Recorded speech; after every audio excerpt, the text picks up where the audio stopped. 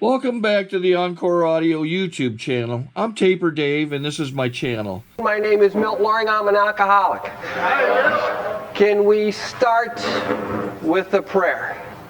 God, open our minds, open our hearts, and open our souls so that we might see what you have for us today, and we might pass that on to others. Amen. Amen. We got to have a couple of ground rules. There's got to be ground rules. First thing is, I ain't no expert. I ain't to be quoted. We're going to go through this together. It's a dumb guy approach, simple directions. That's all we're going to try to stay with is the directions to a simple program of Alcoholics Anonymous. If I miss a direction, I'm open to be told. You're not going to hurt my feelings by saying, hey, you missed that. Or, hey, that ain't what it says. I'm always open to that. This is not authority here, okay? If you're going to quote anything, quote the big book, because we are going to stay right with the big book of Alcoholics Anonymous to the best that we can. There are 1,001 ways to stay sober. 1,001 ways. We're just going to use this way right here, and we're going to use the book as we go along. So if you're going to come to a big book study, bringing a big book is like a good idea. But since we're not really doing a big book study, we're just doing this 12 steps. Bringing a big book is a good idea. We got any questions? Questions are a good thing. We're going to be asked 10,000 times before the next 2 days are over, are there any questions? Because if you walk out of here without knowing what's going on, what good is that? What good is that? Any questions from the beginning? Any questions? Now, we're only questions about the topic in front of us. Okay? The questions are ground rules. That's where we're at. Questions. Any questions on the ground rules? Any? What? No questions. Okay. Now, let's open up our book to page 58. Now, if I was your sponsor, if you want to use that term, if I was working with you, if you were to come to me, what did you say your name was? Morgan. If Morgan was to come to me and say, would you be my sponsor? Would you help me? The fat chance. The first thing I would say to Morgan is, here, Morgan, here's the big book of Alcoholics Anonymous. Read the first 103 pages. The directions for the 12 steps are in the first 103 pages. I advise everybody in this room to read the big book thoroughly and over and many times. I advise you to read the first 164 pages because it's priceless, and the stories afterwards, it's absolutely priceless. But the directions for the 12 steps of Alcoholics Anonymous are in the first 103. And any necessary reading. Does that make sense? Okay. So what's the difference to the wives if you ain't worked the steps? Because to the wives is to who? That's all. What's the difference if you read to the employers if you haven't worked the steps? Because who is to the employer written to? That's it. We're catching on quick here, ain't we? We're doing good. So the directions, I would say to Morgan, read the first 103 pages. Morgan's response would be, fat chance. Well, why would you have me do that? That's a normal question. Right. What? Let's go to page 96. My job as a sponsor. My job as a member of Alcoholics Anonymous who's worked the steps. Page 96. You with me? Second paragraph down. Suppose. You with me? Got it? Suppose now you're making your second visit to Morgan. Right? What was my first directions to Morgan? You got that? Read 100 pages, Morgan. Morgan said, I can do that. My second visit to Morgan now, right? He calls me the next day, said, okay, I did 103 pages. Because you're a bright guy, right? You're a bright guy. You're not, right? Huh? Fat chance. Making our second visit to Morgan, he has read this volume. What does that mean? That's all. That's right. He's read it. He's read it. Because that's what I asked him to do. And in my second visit, according to the Big Book of Alcoholics Anonymous, he says he has read this volume and what? Now that doesn't say anything at all about meetings, does it? That doesn't say anything at all about trash detail, garbage cans, coffee cups, don't have no relationships. That doesn't say anything about 90 meetings in 90 days. What does it say? Well, what if Morgan is only sober a week? Can he be prepared to go through the 12 steps? Yeah. Hell yeah! And he should be prepared to go through the 12 steps if he's sober a week. He should be. The program of recovery, the 12 steps of the program of recovery. Having had the experience myself, experience of what? Wait a minute, let me see if I got this right. If I worked the 12 steps in my first 28 days of, how long is it here, 10 days? If I've worked the 12 steps of Alcoholics Anonymous in 10 days, that means I can sponsor Morgan? Having had the experience myself, having had the experience of what? Well, then I went through them in 10 days. He's sober 3 days. He wants to go through them. Can I direct him through these 12 steps? You better believe it. I can give Morgan what? Oh, man, read the book. Much practical advice. That's exactly right. Much practical advice about the 12 steps. Let him know that I am available if he wishes to make a decision. What step is that? Simple as that. And to tell his story. What step is that? It's as simple as that. That my responsibility to Morgan is to take him and give him much practical advice about what? 12 steps, and to be available to do a third step and a fifth step with them, because that's where you need somebody. And in the third step they say, maybe you don't want nobody. But know that I'm available, but by no means, I should not insist if he prefers to consult someone else. Now do you see why I have done what I have done? Now do you see your job as a sponsor?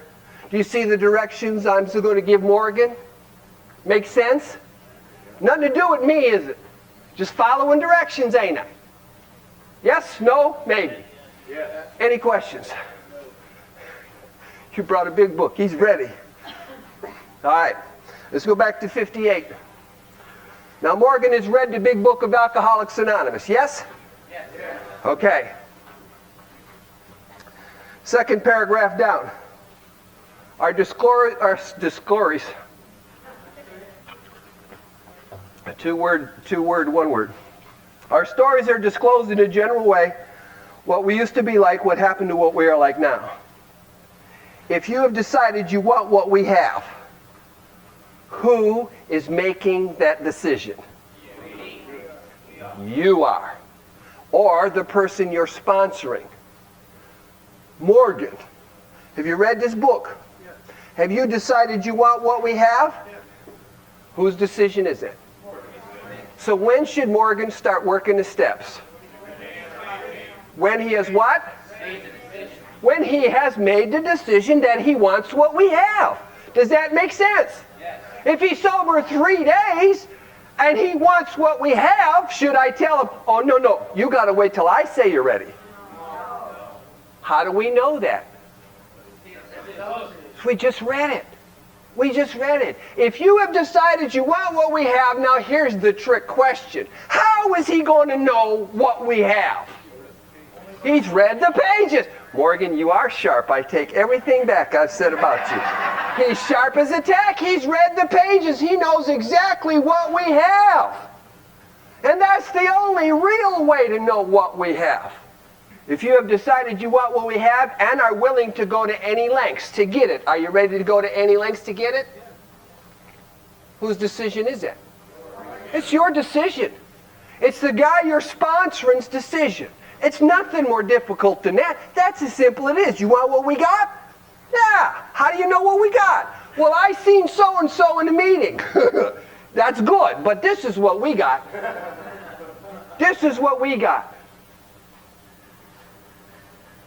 And if you've decided you want what we have and you're ready to go to any lengths to get it, and how does he know what lengths they are?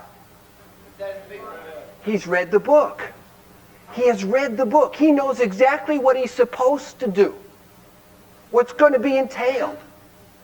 Man, I hate buying a car and then 3 months later find out that the prices just went up. Wait a minute, you didn't tell me that when I bought the car. Well, I should have read the contract. Huh? No surprises. It's got to be his decision. Then if he's decided he wants what we have and are ready to go to any lengths to get it, what is he going to do? How do we know that? Oh, wait a minute. It doesn't say go to 90 meetings in 90 days. It doesn't say get a sponsor. It doesn't say keep your mouth shut, I'll do your thinking for you. It doesn't say no sex for the first year. It doesn't say 90 meetings in 90 days. What does it say? It says then you are ready to take certain steps, Morgan. Any questions? You can't have any, can you? Because what have we done? Read the book. That's all we've done is just read the directions. I haven't even given you an opinion yet. And if at the end of the sessions I have not given you opinion at all, I have fulfilled my task. I have done what I'm supposed to do. Give you facts so that everybody in this room is armed with facts. No smoke, no mirrors, no opinions. Okay? Okay. So it's his decision, he's decided what he wants. It's his decision and he's ready to go to any lengths to get it. Then it tells him what he's supposed to do, take certain steps, go to 59. Third paragraph down, 59.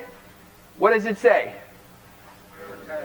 Here are the steps we took. So at the bottom of 58 it says, ready to take certain steps. They alleviate all misnomers and any questions about what steps do they mean. They tell you, here are the steps. Oh, that's that.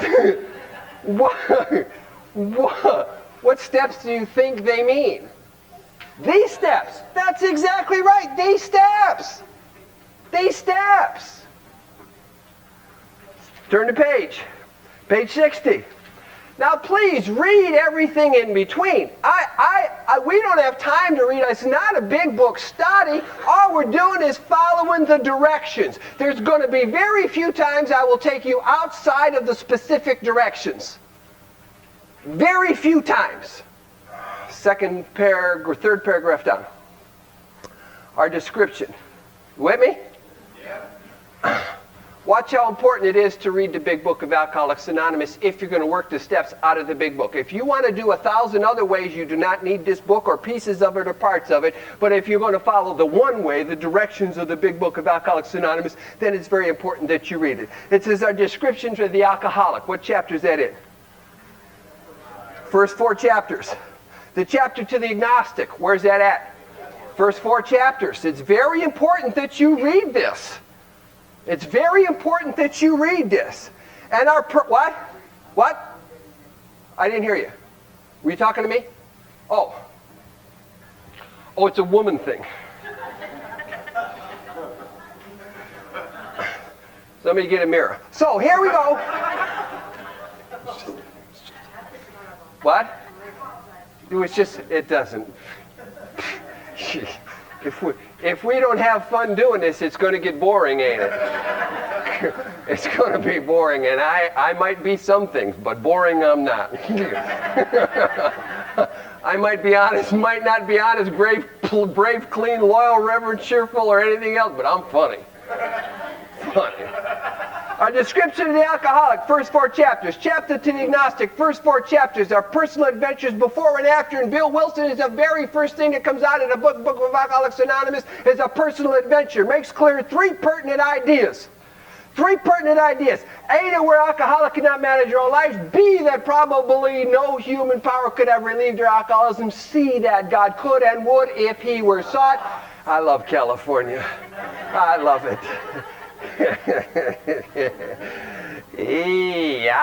Being convinced.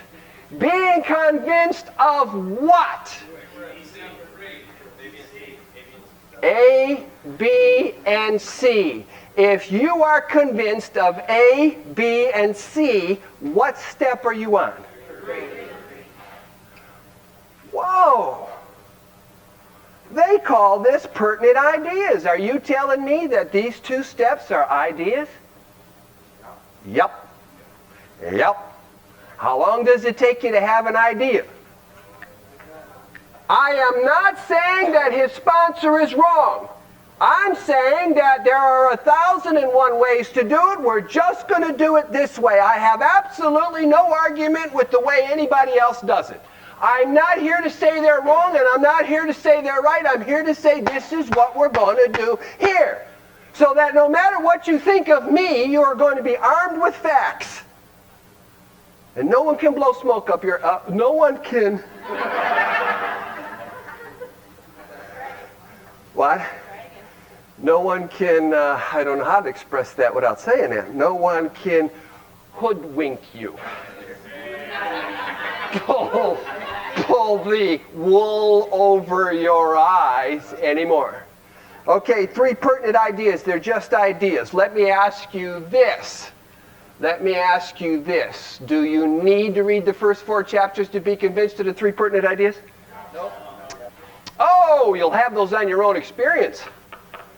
Let's do the first 3. Let's do the 3 pertinent ideas. A, that we're alcoholic could not manage our own lives. A, that we're alcoholic could not manage our own lives. Alcoholic. Let's go to XXVI.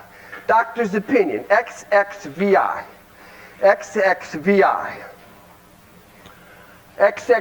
Don't lose the page on 60. XXVI. Because this is going to be the premise for everything that we're going to do. This is going to be the foundation for everything we're going to do. You with me on XXVI, first paragraph? Yes. We believe, and if so suggested a few years ago, that the action of the alcoholic... What? Did I give the wrong number? XXVI. No, I did right. We believe, and if so suggested a few years ago. Now this is, who's telling us this? The doctor. This is a doctor's opinion. Oh, for the non-believers. What kind of doctor? Podiatrist? Optometrist? Delivers babies? What? Gynecologist? Works on your feet? What? Oh, let's go to page XXIII. XXIII. Here's this doctor's credentials. Okay?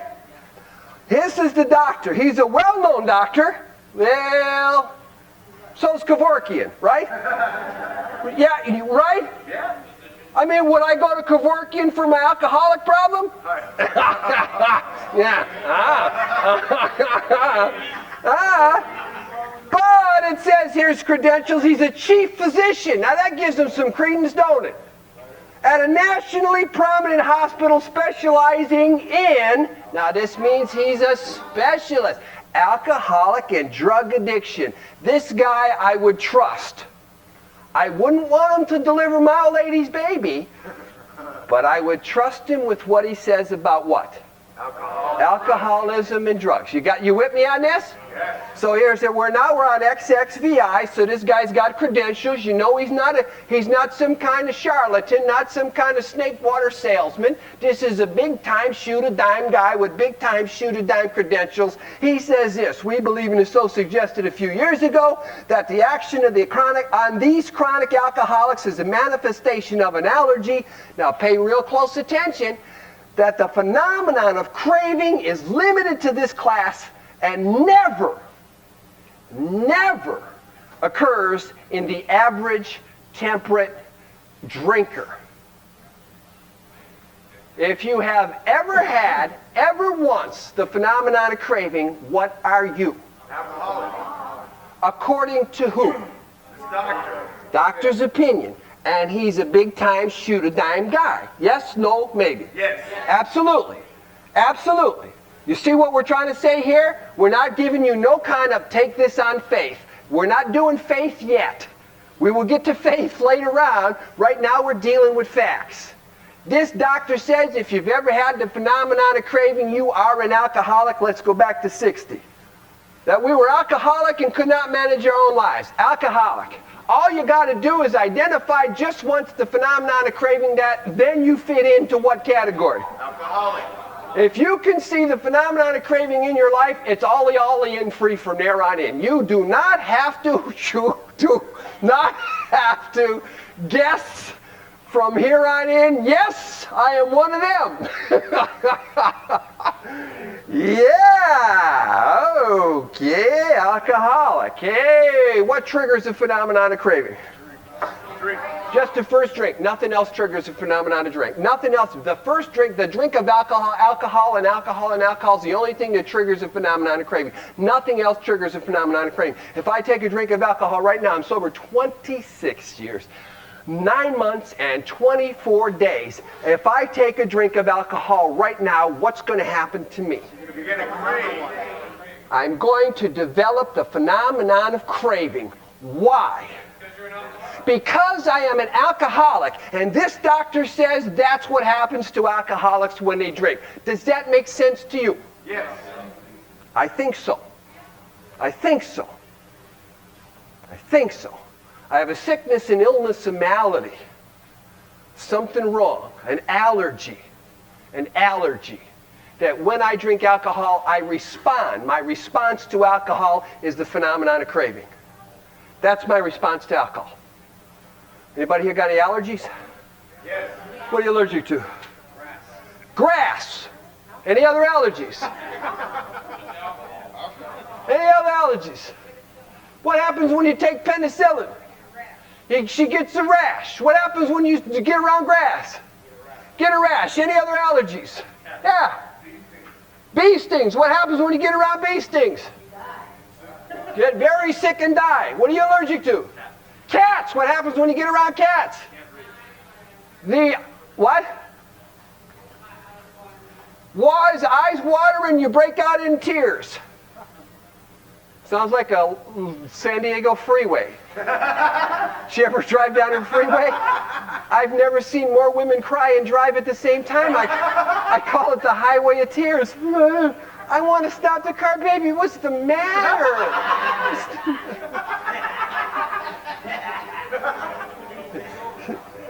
Okay. You have an allergy to penicillin. What is the allergic reaction? You have an allergy to bee stings. What is your allergic reaction? Sick and die. You have an allergy to grass. What's your allergic reaction? You all have alcoholism. What's your allergic reaction? Phenomenon of craving. Phenomenon of craving. Don't forget that. Very important. A, that you're alcoholic and could not manage your own life. How then can you prove to yourself, if you have any doubt, that you are an alcoholic? Who said that? Take a drink. And you will respond differently than the average temperate drinker. Now I ask you this. Do you really need to take a drink to find that out, or have you taken enough drinks? Yeah. Hey, any questions so far? Could not manage your own lives. This can be a little bit difficult. If we were sitting somewhere in Shaker Heights or Youngstown, Ohio, no, not there, or somewhere, San Francisco, but look around where you're at. Have you been managing well? Okay, we're not going no further than that.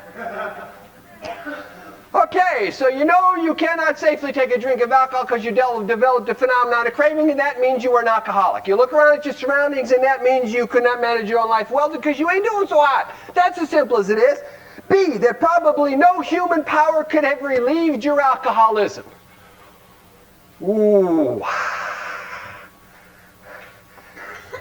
Gonna take the test.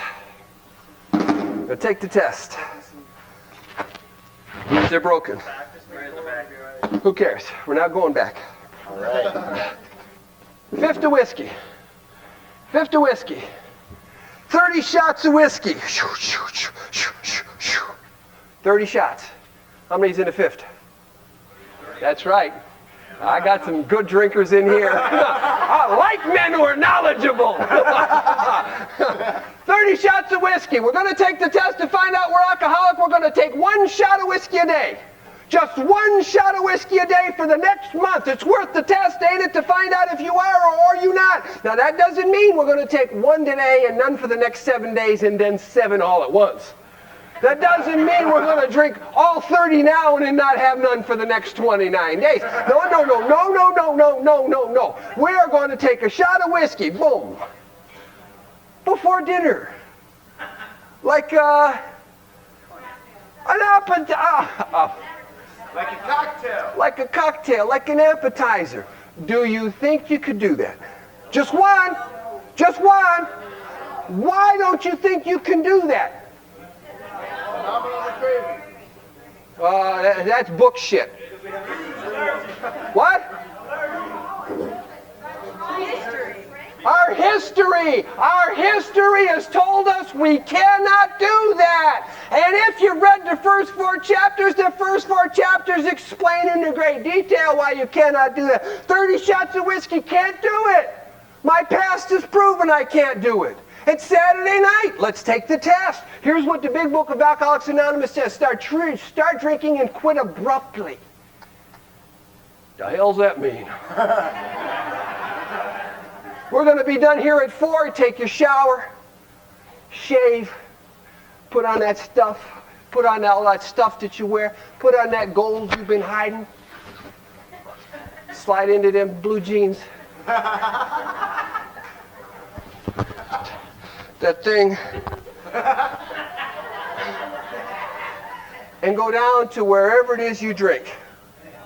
And be there by 8 o'clock. Be there by 8 o'clock. Show up at 8 o'clock. Are you ready? Huh? Man, that stuff on, that gold on, and start drinking. Start drinking. Drink as much as you want. Drink whatever you want. Do whatever you want to do. Shoot the juice. Shoot the pool. Shoot pool. Shuffle puck pool. Play the jukebox. Dance. Do whatever you want. But you're going to have one thought in your mind. I'm going to leave at 11 o'clock and show up for the 11 and show up for the 11 o'clock news. You're going to start drinking and quit abruptly. This is the test. I'm going to start drinking and quit abruptly. I'm going to be home by 11 o'clock. Can you do that? Can you do that? How do you know that? Our past has proven that we cannot do that. Do you agree?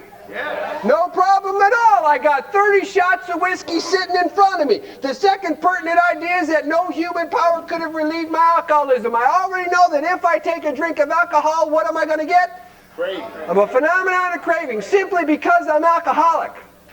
30 shots of whiskey in front of me. No human power. Remember this. 30 shots of whiskey. In comes my ma. She just hit the lottery. $15 million. And she's going, because I'm her baby boy, is going to split it right down the middle with me. There's $4 million in 2 big hefty bags. Here, honey. Can I now safely, not do you want to, can I now safely take the first drink without developing the phenomenon of craving? How do you know that? Our past has taught us that this is true. You with me? Yeah. 30 shots of whiskey, here I am, 30 shots of whiskey. My brother walks in with the keys to a brand spanking new Lincoln Continental 4-door convertible and a tank full of gas. Tank full of gas. And he says, here, brother. It's all yours, free, clear, and paid for. Can I now safely take the first drink of alcohol without developing the phenomenon of craving? How do you know that?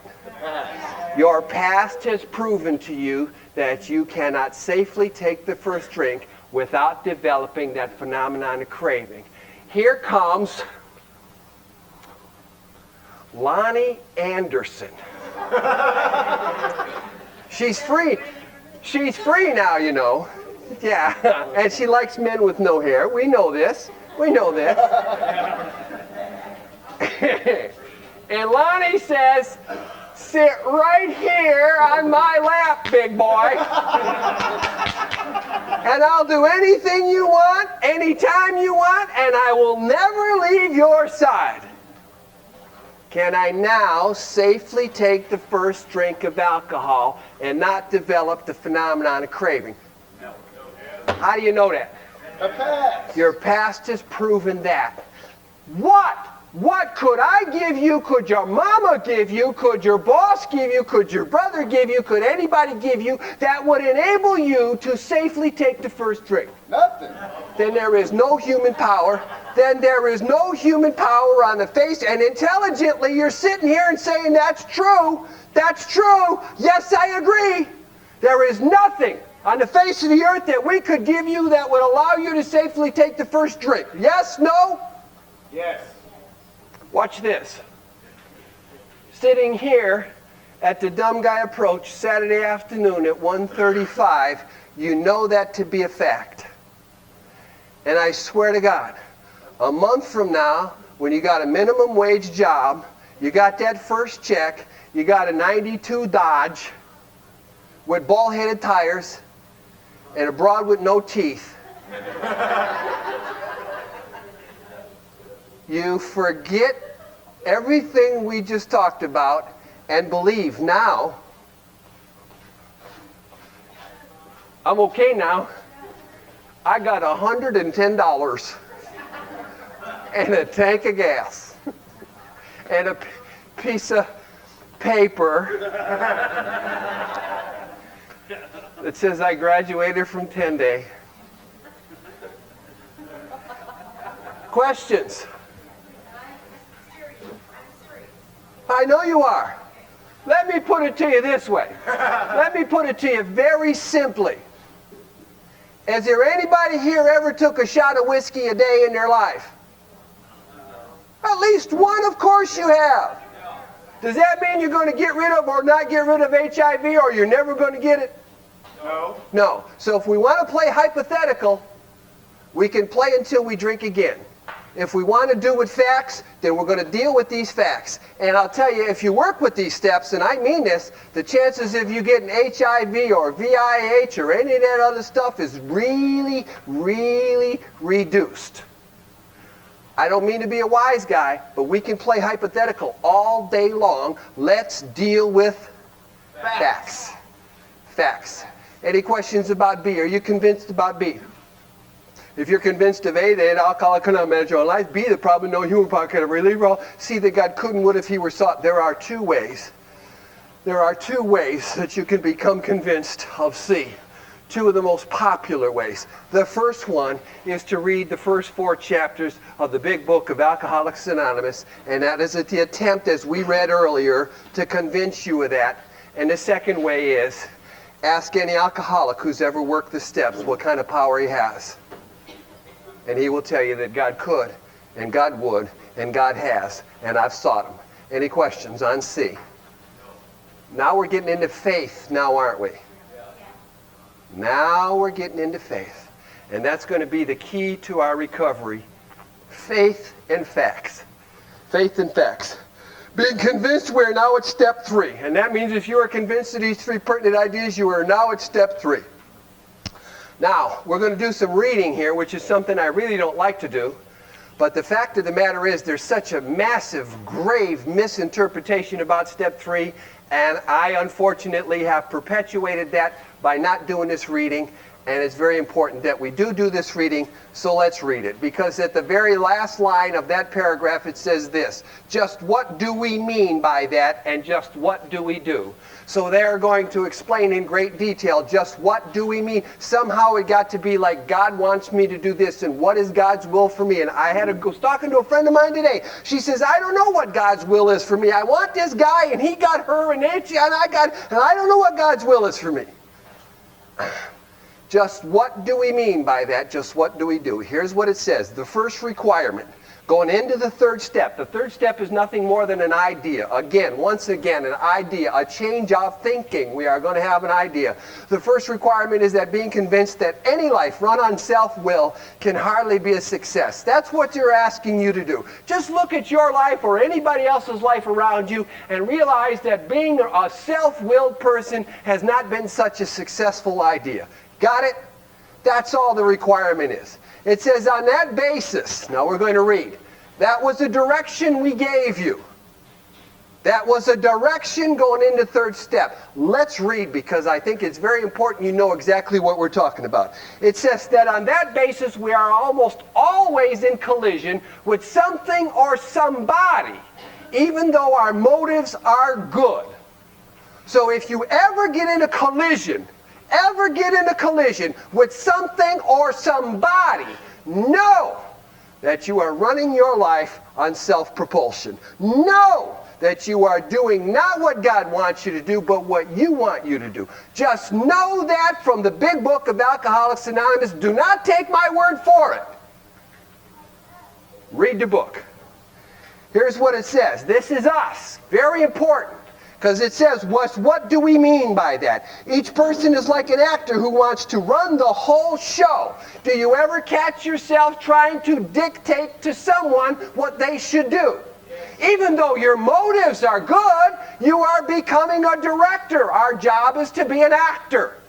We're forever trying to arrange things in peoples and players. And if they would only do what we tell them to do, bing, everything would be fine. Everybody would be happy, including me. Isn't it strange that the advice we have for so many of our friends also includes a reward for us?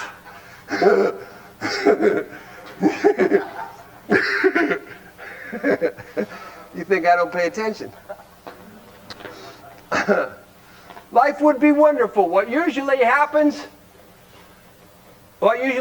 is the show doesn't come off. He begins to feel that life doesn't treat him right. He decides to exert himself. Now remember, we're talking about a third step and God's will. Our job is not to exert ourselves and force anybody to do anything. Do you understand that? They're giving you that. Just what do we mean? We're on the what do we mean part. Just what do we mean? He becomes angry, indignant, and self-pitying. Understand that if you become angry with someone or something, indignant with someone or something, or self-pitying, you are running your life. It has little to do with the power of God and the sun rays coming down and touching your soul and all that other crap. This is action on our part. Intelligent action. Hardly any faith involved here, is there? Yet. Is it not evident to all the rest of the players that these are the things that we want, and does not his reaction make each of them wish to retaliate, snatching all they can out of the show? Is he not, in his best moment, a producer of confusion rather than harmony? And if you can look at your life and see that we do this, whether it's with your kids, your husband, your wife, your neighbors, your friends, there are some people can walk in and cause everybody to want to shake hands and hug and say, I'm sorry. And there's some people who want to walk in a room and everybody wants a fist fight. The choice is yours. But know this, that when you start with this arguing, when you start with this demanding, we are no longer doing what God wants us to do. We're doing what we want to do. That's all we're reading here. So when it comes to turning our will and life over to the care of God, it's that I am not going to guide you, direct you, force you, argue with you. I will no longer push myself upon anybody here. Does that make sense to you? That's why working these steps are your decision, not mine. My job is to make the information available. Here's what it says. It says this, 62. Selfishness and self-centeredness, that we think is the root of your trouble. Now this is at step 3. The trouble that shuts you off from God is selfishness and self-centeredness. That's the root of all your troubles and all your problems. It says, driven by 100 forms of fear, self-delusion, self-seeking, self-pity, we step on the toes of our fellows and they retaliate. And we just read that when they see us being selfish, they want to try to snatch something from the show too. So we're going to stop being this producer of confusion. We're going to stop being that person. And when we see this, selfishness, self-centeredness, fear, self-delusion, self-seeking, self-pity, we must know that this is not God's will for us. This is causing more harm than good. More selfishness than service. Simple, isn't it? Can you understand what not to do God's will? Quit pushing people around. Quit trying to get shit. Quit trying to take shit. Quit trying to be the boss. Here's what it says. It says that sometimes they hurt us. Now this is where we're going into, we're warming into the 4th step now. We're warming into it. Sometimes they hurt us, and that's going to be our first question in the 4th step. Seemingly without provocation. I didn't do nothing. I don't know why they're so mad. I don't know why she ain't called me. I don't know why they ain't talking to me. I don't know why they're picking on me. I don't know why. Seemingly we have put ourselves in a position. But we invariably find, and this is our inventory, that some time in the past we have made decisions based on self, which later places us in a position to be hurt. So our troubles, we think, are basically of our own making. And this is in still step 3, is that we want you to understand that when you push people around, when you're selfish, when you're self-centered, you put yourself in a position to be hurt. And when you put yourself in that position, you're no longer serving God, you're serving who? Yourself. It's as simple as that. This is a lot of reading, a lot more reading than I care to do. But I can't believe how misunderstood this step is. And we're going to spend a lot of time doing it. Here's what it says. It says, they arise out of ourselves. And the alcoholic is an extreme example of self-will run riot, though he usually doesn't think so. Now listen to this. Listen to this. Above everything, this is only the 3rd step. Above everything, we alcoholics must be rid of this selfishness or it kills us. Why does it kill us? Listen to this.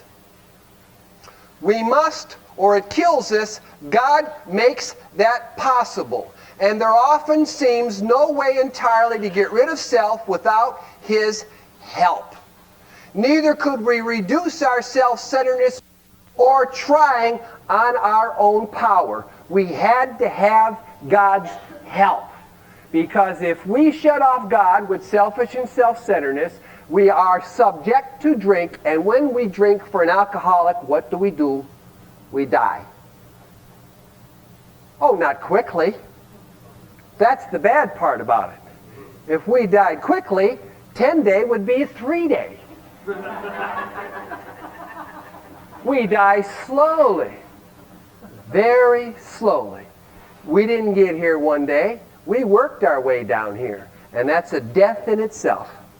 Any questions? Very difficult. It's the first time I've ever done this, but I see the need for it. Is that, what does this mean? And what we just described to you, what our running our life means. With what do we do about it? Well, now comes that. Now comes that. So when you catch yourself doing all of these things, selfish, running your own life, pushing people around, trying to get something from them, trying to arrange and get everything done. Anybody here ever been in the penitentiary? What a dumb question. Recently, last 5 years, 10 years, they have phones in the penitentiary now.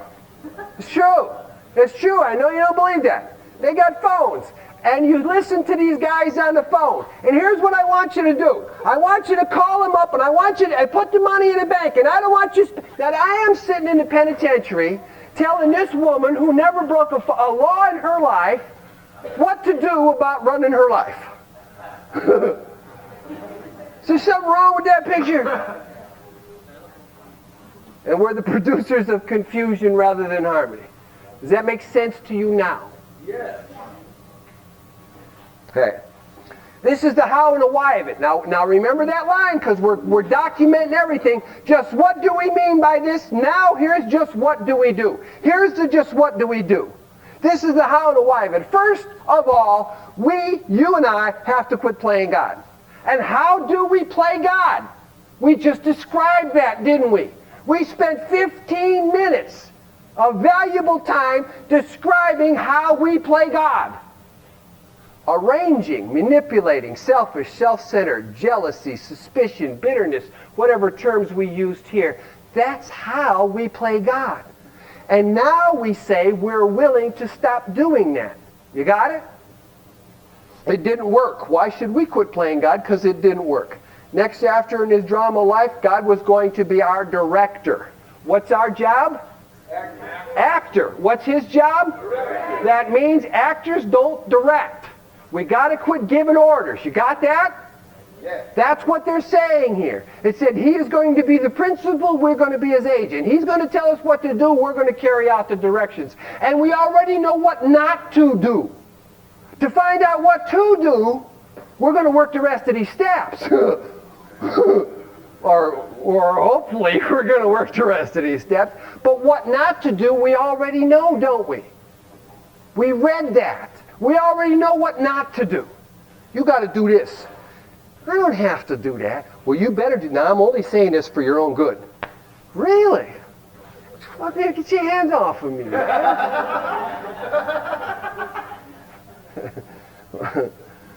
He is the Father, we are his children. And being such obedient children as we have been in the past, we'll have a tough time with that one, won't we? This is a simple idea, and the concept of this concept of God is going to be God, we're going to be the actor. He's going to be the Father, we're going to be the children. He's going to be the principal, we're going to be the agent. That concept is the new and triumphant arc through which we will pass to freedom. And that's why we spent so much time on this today. Because if you do not have that concept, you have not built this arch. If you do not have this concept, you are not going through to freedom. And any dago on the face of the earth can tell you what a keystone is. What's the keystone in the arch? It holds the whole thing together. The whole thing is held together by that keystone. Your whole program is held together by step 3. Your whole program is held together by God is God and I ain't. Your whole program, your whole 12 steps, your whole life, your whole key to freedom is held together by that I am going to do what God wants me to do instead of my doing what I want. Selfishness and self-centeredness has to go. Any questions? Any questions? Pretty simple now, I hope. Like I said, I never did this before, but I see that I've been neglecting that area. Any questions? Any questions? This is the new and triumphant arch, the keystone to where we're going through. For when we took such position, all sorts of remarkable things happened. Now let's go down 63 to the second paragraph. With those thoughts in mind, the directions are really, here's the directions. The first requirement is being convinced that any life run on itself will can hardly be a success. The second requirement is that we must quit playing God. That's the directions. What we read was equally important only because there's such a misconception on step 3 that we missed the keystone of freedom. And I don't want that to happen to anybody here. I'd rather have you stand up and say, you can kiss my ass, I ain't going to work these steps. than to have you stand up and say, I don't understand. You might both get drunk, but one is your decision, and the other is my responsibility. Any questions? We are now at step 3. Many of us said to our Maker, as we understood him. Squiggly writing. Whenever you see squiggly writing inside the big book of Alcoholics Anonymous, that means important, important. If you go to a discussion group and the topic is, God as you understand him, how many times have you heard people say, well, I don't understand him? The big book says, you better. It says, come up with an understanding. I don't care how dumb, how simple, how stupid, how ignorant, how naive, how childish. I don't care what term you want to use. The important thing is that you have a God as you understand him. I go to work on Monday, go to work on Monday, go to work on Monday. Open up my lunchbox, bang, bologna sandwiches. Go to work on Tuesday, open up my lunchbox, bang, bologna sandwiches. Go to work on Wednesday, open up my lunchbox, bang, bologna sandwiches. And I say, I hate bologna sandwiches. The Dago sitting next to me says, hey, why don't you have your old lady pack you something else? And I say, I pack my own lunch. I ain't married. What we're saying here is we don't care what goes into your God. It's not our business, it's your business. What is important is that you have a God. I don't care what goes into your lunch. What is important is that you have a lunch. It doesn't matter what your conception or understanding of God is. Universal power, intelligent force, creator. I don't even care because it's your conception of God, God as you understand him. And we're going to pray a prayer. A prayer. Now understand this, the third step is nothing more than an idea. An idea conveyed in a prayer, expressed in a prayer. What's the idea of step 3? No! Yes! I am going to quit playing God. He's going to be the principal. I'm going to be the agent. He's going to be the father. I'm going to be the rotten brat kid.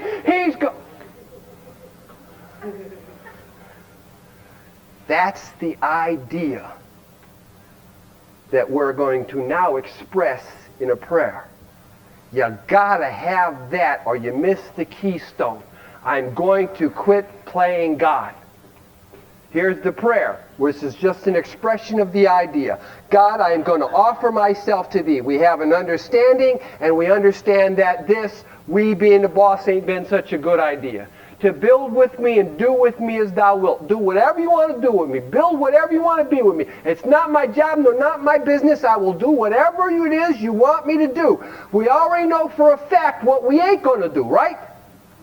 That's the big thing. We got a parameter here. We know what we ain't going to do. We ain't going to be selfish. We ain't going to be self-seeking. We ain't going to try to boss the world. We ain't going to call the shots. We ain't going to push nobody around. We ain't going to arrange to play the scenery ballet. We already know that. What are we going to do?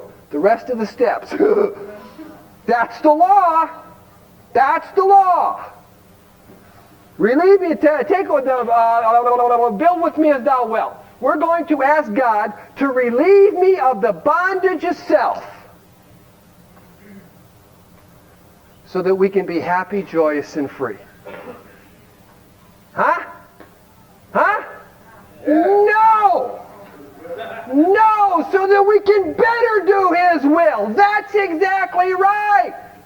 We can better do His will. That's our prayer. That's our change of thinking. I'm going to quit doing it my way. I want to do it His way. And if He relieves me of the bondage of self, which is this problem, root of my problem, then I can better do what He wants me to do because I'm no longer doing what I want to do. Make sense? You with me? Take away my difficulties.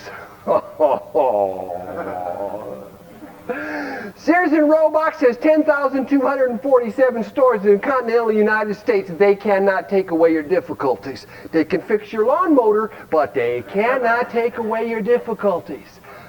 God can, and we're going to ask Him to do this. Take away my difficulties so that now I can be happy, joyous, and free, right? No! You guys are too sharp for me. So that I can bear witness to those I would help. of thy power, thy love, of thy way of life. And we're making a deal with God. If you take away my difficulties, I will be a living testimony to what'd you say your name was? I'm going to be a living testimony to Morgan that God did this for me. See, God could and would, if he were sought, he's going to know that God did this for me. That's my deal in step 3, isn't it? That I am going to serve this power of God. Any questions? Any questions? Yes? Do I see it as a deal? Let me see this. If you take away my difficulties, I will be, that victory over them will bear witness that I would help. You take away my difficulties, I will help people. Does that sound like a deal? Yeah. Sounds like a deal to me. If you give me $2, I'll give you a big whopper. Sounds like a deal to me. Huh? And if I don't give him $2, do I have a right to expect a whopper? Well, what's the deal? Same thing here. If I don't quit being selfish and self-centered and help other people, do I expect to be happy, joyous, and free, stay sober, and live in love and all that other stuff? If I do, I've got unreasonable expectations. I'm once again being selfish and self-centered, and I'm mom's favorite. You gotta like me too. Oh, women like me because I'm cute. God don't think you're cute. Now, here's what it says. It says, thy power, thy love, and thy way of life. And here's what we want to do. We want to do as we'll always, and we already know what we're not going to do, right? Very important. The keystone to the archway of freedom. We're not going to be selfish. We're not going to be self-centered. We're not going to manage, direct, or give orders. Got it? Any questions before we go on? Because we're getting heavy now. Now this is probably the heaviest part of the big book of Alcoholics Anonymous. Heavy. Capital H. Okay, here's the next line. We thought well. We thought well before taking this step, making sure we were ready. And they're not telling you to rush into this like a fool. They're not telling you to listen to somebody else. They're telling you to what? Think well. They're telling you to think it over. Are you ready to do this? Are you ready to let God run your life? If you're not, please, get out of the chair, go down the street, and run your own life the way you want to run it. And if you can stay sober and be happy in your heart, God bless you. I ain't got no problem with that. But if you can't, then you better think well. Because here's the solution out of this book. It says, think well. Make sure that you are ready before taking this step. The last, abandon yourself utterly to God. What do we know for sure you're not supposed to do at this point? Selfish, self-centered, bossy, giving orders, making demands, manipulating people. That we know for sure. Yes? What's to come after that will only be revealed in step 10 and 11. It will only be revealed in step 10 and 11. What's my job as a sponsor? Help you out. Offer to do 3 and 5. Here's what it says. We found it very desirable to take this spiritual step with an understanding person. I, who have had the experience of the steps, have offered to do this with Morgan. This big book says you should do this with somebody, such as your wife, your best friend, or your spiritual advisor. Show me sponsor. I like that better. I like that better. I like that better. I like that better. Best friend. But the choice is yours. It is better to meet God alone than with someone who might misunderstand. But as Morgan's sponsor, I have already offered to do this for him and with him. But it's his choice whether he does it with me or not. Yes, no? Yes. Absolutely. Absolutely. The wording, of course, was optional. Voicing it made effect. Sometimes a great one was felt. Okay, now we're done with step 3. Watch this. How long has it done us? How long has it done us? How long? What a Pollock. How long has it taken us? How long has it taken us to get to step 3? An hour and 5 minutes. We spent 5 minutes giving directions. 5 minutes giving guidelines, rules at a clubhouse. I ain't God. I'm a drunk. That's the rules of the clubhouse. Don't quote me. I make mistakes. I'm just a human being. I'm working this. That's the rules. 5 minutes. It took us 1 hour. Can you believe that? How long are you sober? If you are convinced of 3 pertinent ideas, and if you are convinced that any life run on self-will can hardly be a success, and if you are convinced that you no longer want to play God, the question I have for you is this. Can you now do the 3rd step? Yes. Is there anybody here who wants to do the 3rd step? Let's do it. I know no more understanding people than the people in this room. We got the 3rd step in front of us, honey. And if you ain't convinced and don't want to do it, don't do it. Go ahead, baby. Read it right out of the book. You ain't got no book? Read it right out of the book. 63. Do the prayer. God, I offer myself to Thee, to do with me and build with me as Thou wilt.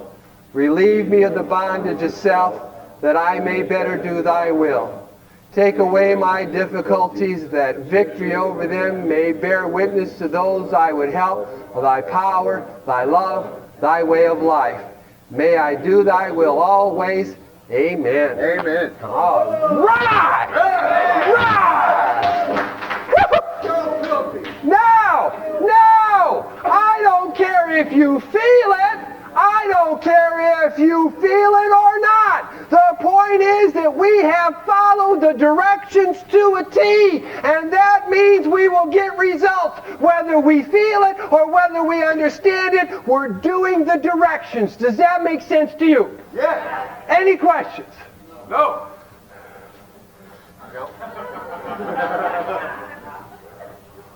All right, let's get rid of the smoke and mirrors. Now that we're done with step 3, how long do we wait before we go to step 4? At least a year.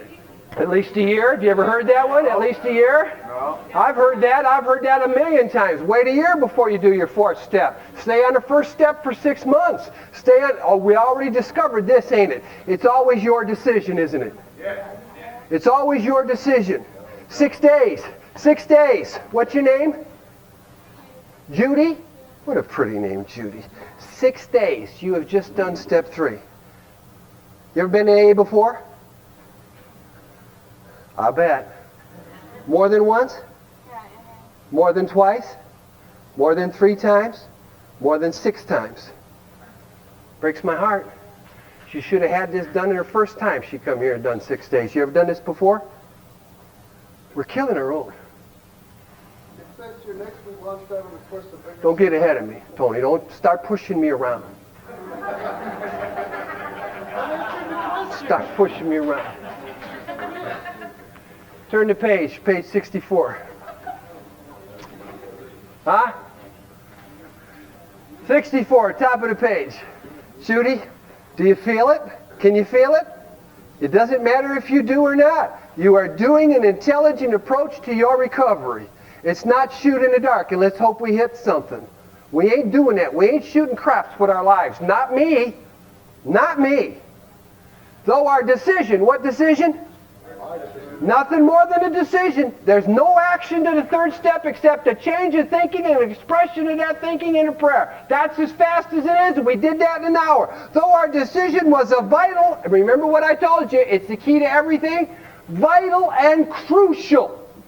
That's how important step 3 is. Vital and crucial step. It would have little permanent effect unless at once, followed by a strenuous effort to face and get rid of the things which are blocking us from this power of God, the sunlight of the Spirit. Alcohol is but a symptom of the problem. Let's get down to causes and conditions. How long after we do step 3, Juju, do we do step 4? At once. Say at once. At once. Yes!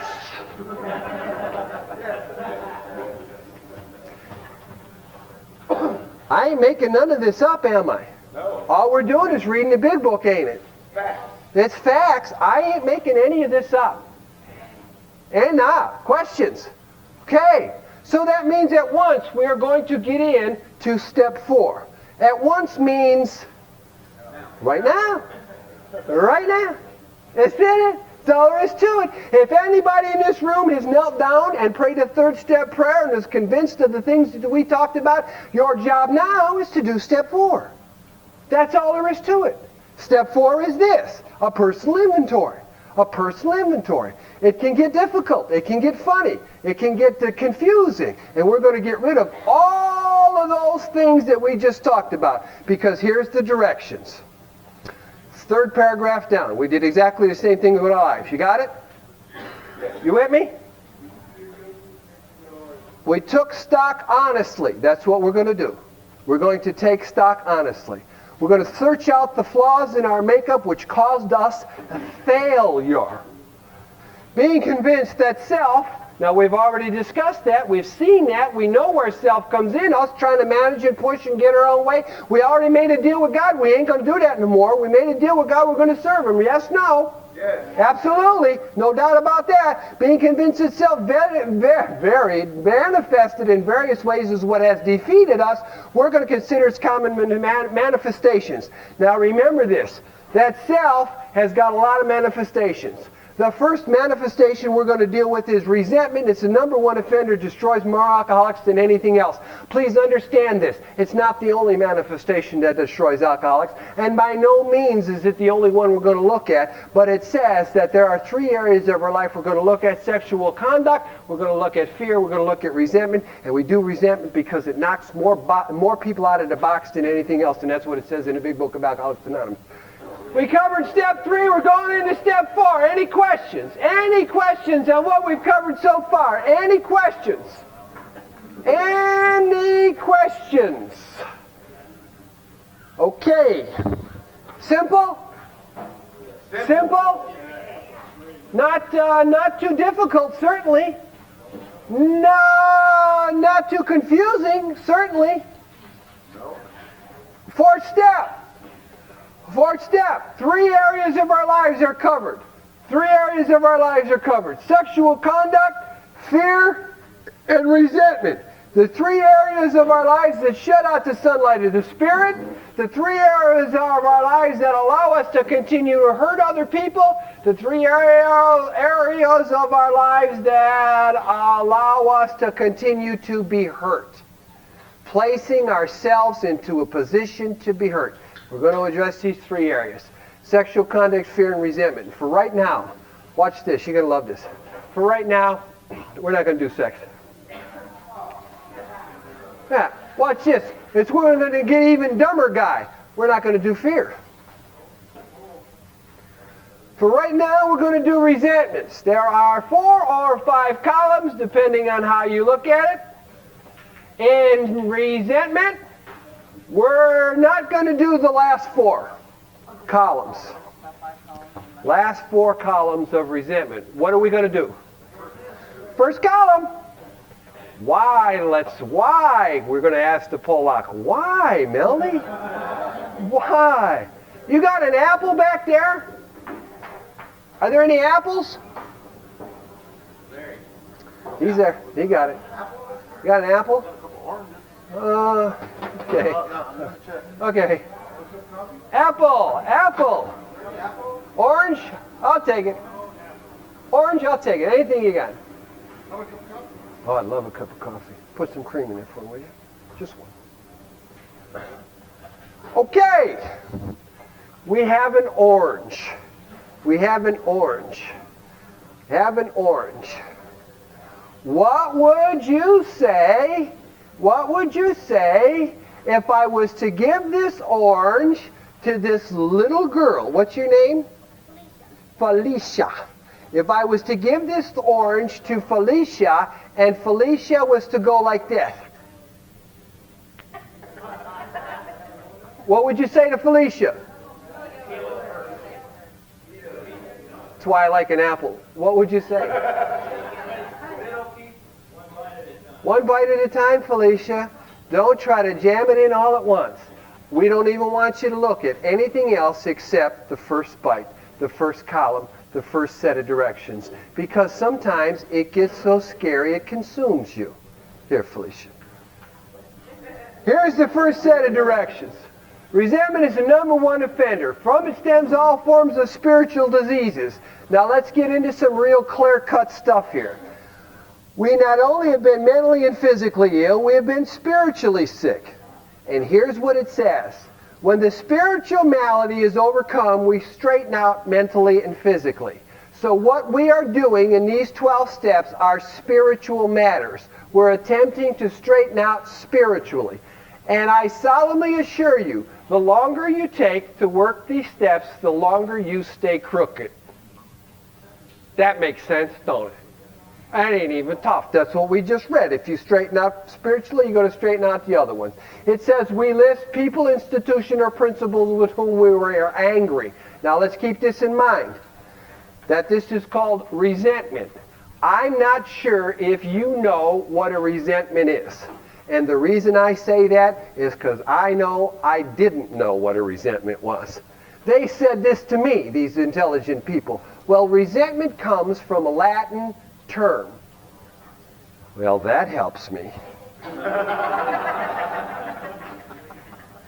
E pluribus unum resentatoris hemorrhoides. Oh, well, that makes it clear now. What it says is, it says this. It says this.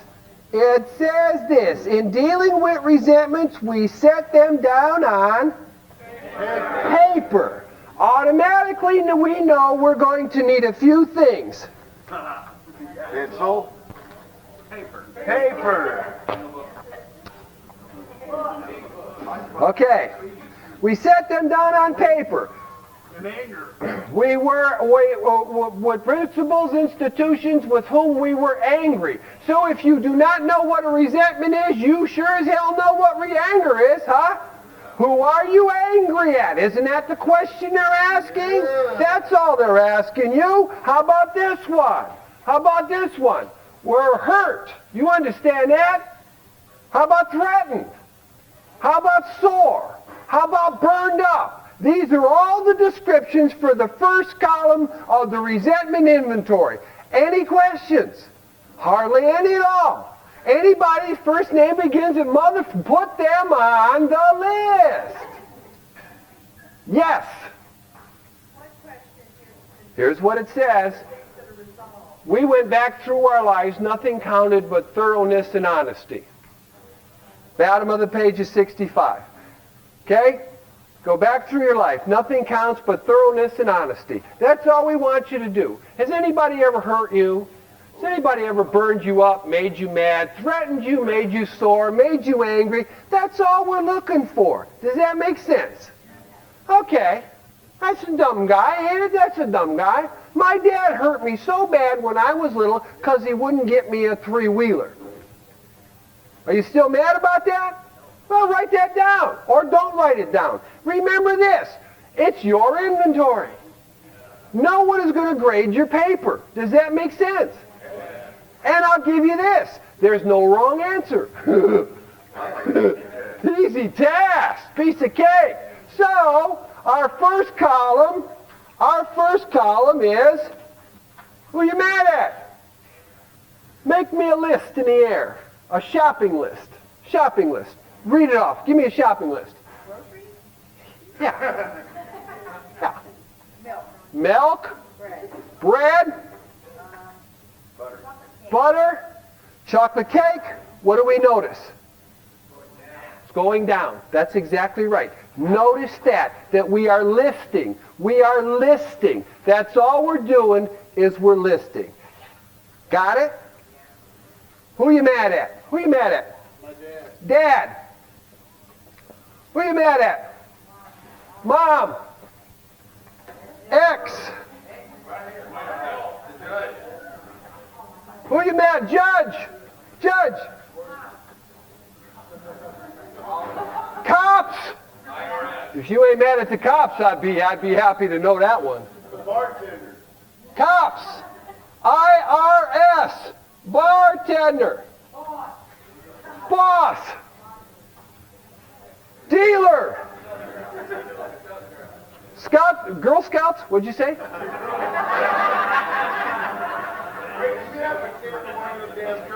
Any questions? Any questions? And the Girl Scout too, no doubt. Any questions? We're done. That's it. First column's done. We are 1/5 done with our inventory. Hey, that ain't too bad. Hey, what the hell? I can do that.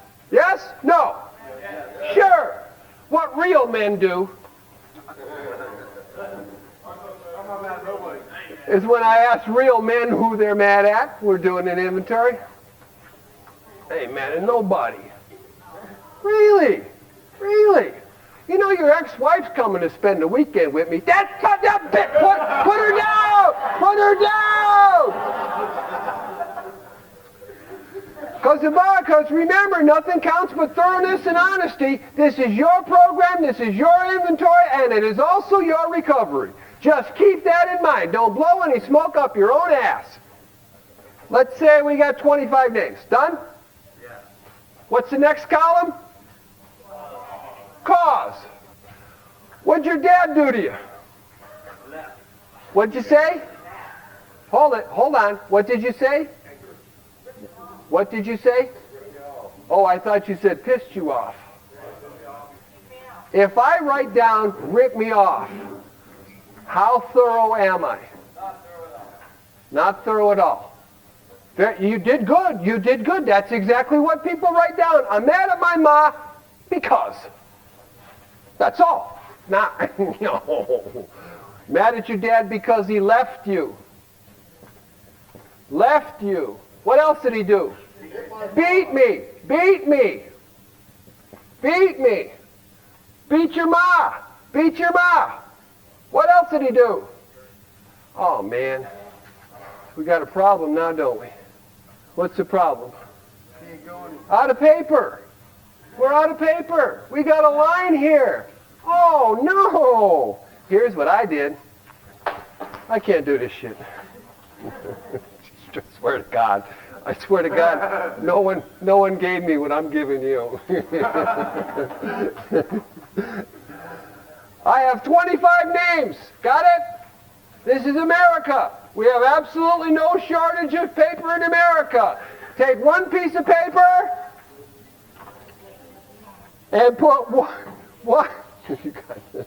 put one name at the top. This is very dumb guy. Very dumb guy. My dad. And cause. Now I have all kinds of paper because people been stepping on me since I've been little. But they ain't stepped on me since I got big enough to step on them. Real He-Man. I love that. Any questions? Now we got plenty of room, right? Want to know the best part about the first column? It's a no-brainer. Takes absolutely no brains. We don't have to figure nothing out. We're taking it from here and putting it here. That's the nicest part about the first column. No brains involved. Quite possibly, if you've ever done time, you've already told everybody in prison that you could talk to about them. Them no good, them rotten, that dirty, the judge, that mother, the IRS is, or in sitting in these jitter joints here, you do the very same thing. Yes, no? Okay. No brainer. Second column, cause, very same thing. It's a no-brainer. You already know what they did to you, ain't it?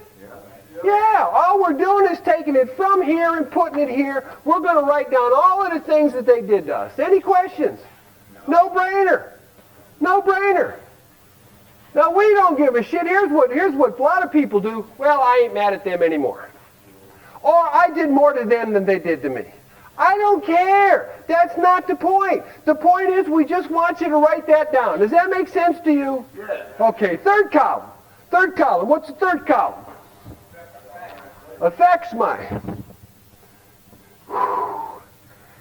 Now we got to use the old bean box. Now we got to do some thinking, but we got to come up with 2 and 2 to make 4.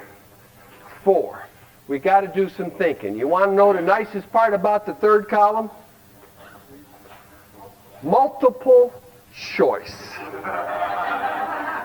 Multiple choice. They give you 6 or 7 things to pick from. Now I know this doesn't make sense to you. You got a disease that's killing you. People have never told you this in all those years you've been in and out. Your whole life is down a shithole, and you're saying to yourself, what has this got to do with my alcoholism? Probably not much. What has this got to do with your relationship with God? Probably everything. You with me? It's like making a pineapple upside down cake. Can you do that? What do you got to have? Just directions, that's all. If you got the directions, you got a cake. You ready? Yeah. All right. Well, wait a minute. If it's a pineapple upside down cake, then the top is on the bottom and the bottom is on the top, then it can't be a cake. It's got to be a pie. I don't know what. No. Just follow the directions. Are you ready? Yeah. All right. But wait a minute. If it's upside down, then the bottom. No. We're not asking you to understand the results. We're just asking you to understand the directions. And I solemnly assure you, if you follow the directions off any cookbook for pineapple upside down cake, what do you think you're going to get? Pineapple. Yes! And what are we going to do with it? Eat it. No! We're going to give it away! That's not 12 step! Come on! What are we doing here? What's our deal in step 3? What are we doing?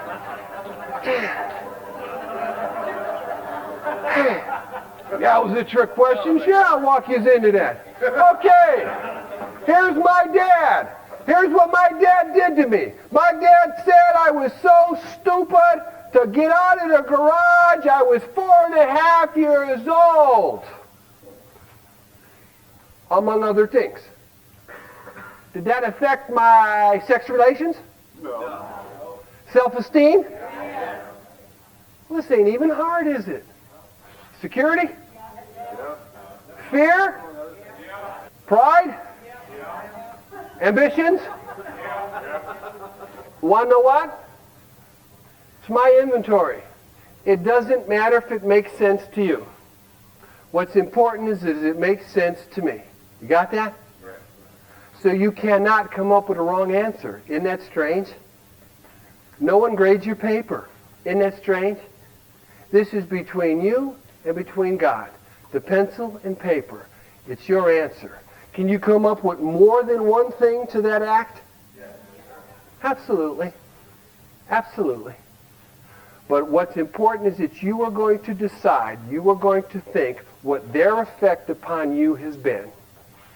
It's your call. There is no wrong answer. Don't dance with it. Don't be afraid of it, and don't be confused by it. So if I have 29 things that my dad did to me, I'm going to tag every one of those things with a tag. One of these in this last column. Not even tough now, is it? Any questions? Whose definition of security is it? It's yours. Do you feel secure when your old lady leaves you? You might very well feel angry, but do you feel secure too? Then put them both down. And you got to look inside yourself to see this. I can't do this for you. Maybe my definition of security for you is not your definition of security for you. Or something like that. The camel that broke the straw's back. You understand that? I'm not being rude. But you must know that it's your inventory, it's your decision, it is always up to you, and it's your definition. Third column, done. Any questions on the third column? All you're doing is taking a multiple choice, tagging their actions. You're tagging your response to their actions. Does that make sense? Yes. That's all that is. You cannot come up with a wrong answer. You just can't. You cannot put too many tags down. But what you are going to do is be thorough and honest. Remember that. Thorough and honest. That's your job. Thorough and honest. No questions. Let's go to the next page, 66. Here's what it says. It says this. To conclude that others were wrong was as far as we ever got. See, so what we've done so far is to conclude that others were wrong. We've done this many times. They did this to me, they did that to me, and this is what they did to me, and here's why I'm mad. Because resentment is nothing more than a manifestation of selfishness and self-centeredness. Does that make sense to you? Yeah. Yeah. Absolutely. Everything we're dealing with here is us playing God. If we stop playing God, we start to live the way this book says, and resentment will disappear, will melt, will go away, or we'll have a solution for it.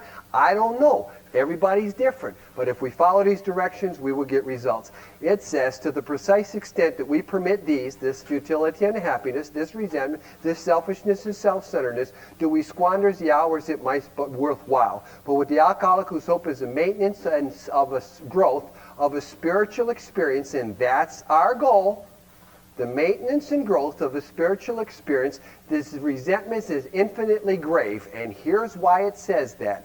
It is fatal, and here's why it says that. When you harbor such feelings, this resentment, we shut ourselves off from the sunlight of the Spirit.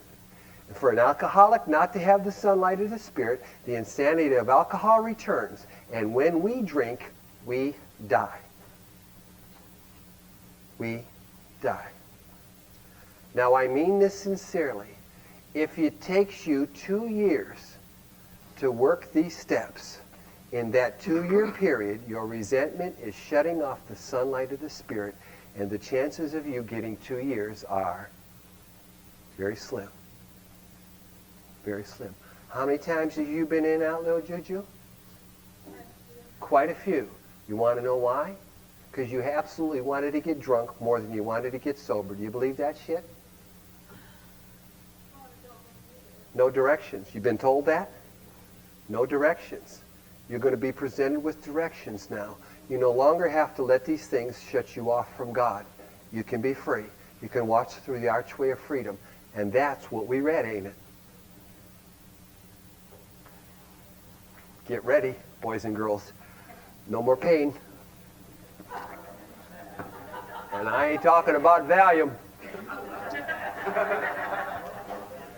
If we're to live, we have to be free. Routes in the brainstorm is not for us. So we turn back to the list. Bottom of the page, 66. We turn back to the list. We've got lists, right? We turn back to the list. For it held the key to the future. That's where we're going now. Key to the future. We're prepared to look at it from an entirely different angle. Look at what? The list, what we've got written down. We're prepared to look at it from an entirely different angle. We began to see that the world's people really dominated us in that state. A power of wrongdoings of others, key word here, fancied or real, because a lot of the things they did to me, I made that shit up. Fancied or real, had the power to actually kill. Why does it have the power to kill? Because we get resentful. We get resentful, we shut off the sunlight of the Spirit. We shut off the sunlight of the Spirit, we drink. For us to drink is to? That's why. Does it make sense now? Yeah. And I believe that if you take a drink now, you're not going to die, but you're going to get deader. You're going to get deader. What, honey? Oh, I thought you said better instead of deader. Oh, no, deader. Deader. This was our course, because we're going to master these resentments. This was our course. We realized that the people who wronged us were perhaps spiritually sick. Here's what we want you to do. We want you to look at the people who, if you have on this column, these 25 names on 25 pieces of paper, and realize that they are spiritually sick. You got that?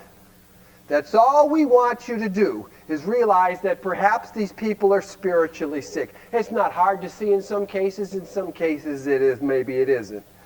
Though we don't like their symptoms, and that's true, we don't like what they did to us, yes? And the way they disturbed us, yes? Key phrase here in your thinking, these people are just as sick as I am. Whoa. Whoa. Puts a whole new slant on the list now, ain't it? They, like ourselves, are sick too. Now this is the fourth column. It doesn't call for a list. It's the only thing I add to the big book of Alcoholics Anonymous, and it's this. Just a check mark to indicate that you have prayed the prayer that we are about to read. Okay?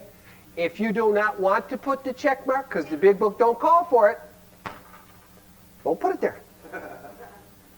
That's all. Simple. Here's the prayer. The prayer is this. This is our prayer expressing a change of thinking, looking at these people as sick people. This is our prayer. We ask God to help us show them, these sick people that hurt us, that we don't like their symptoms, that are sick just like us. We're going to ask God to help us show these people patience, tolerance, and pity.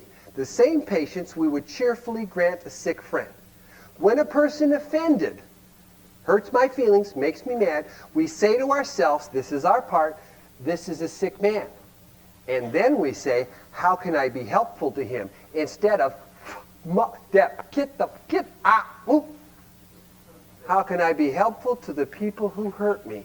What a unique way of thinking, isn't it? And then it says, God save me from being angry, thy will be done. I have 25 names on this piece of paper. I'm going to look at my dad as a sick individual, as a spiritually sick person.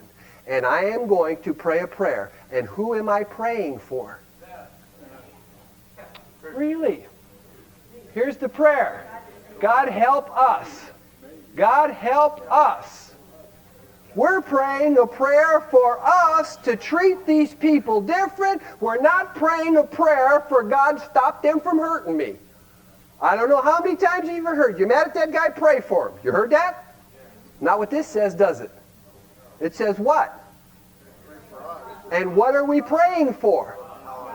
Patience, tolerance, pity, praying that we can be useful, praying that we can help the people who hurt us, praying that God saves us from being angry. It's a whole new ball game, boys and girls, ain't it? And if you're going to pray for them, make sure it's 2 prayers. God help them to get well and help me be part of the medicine.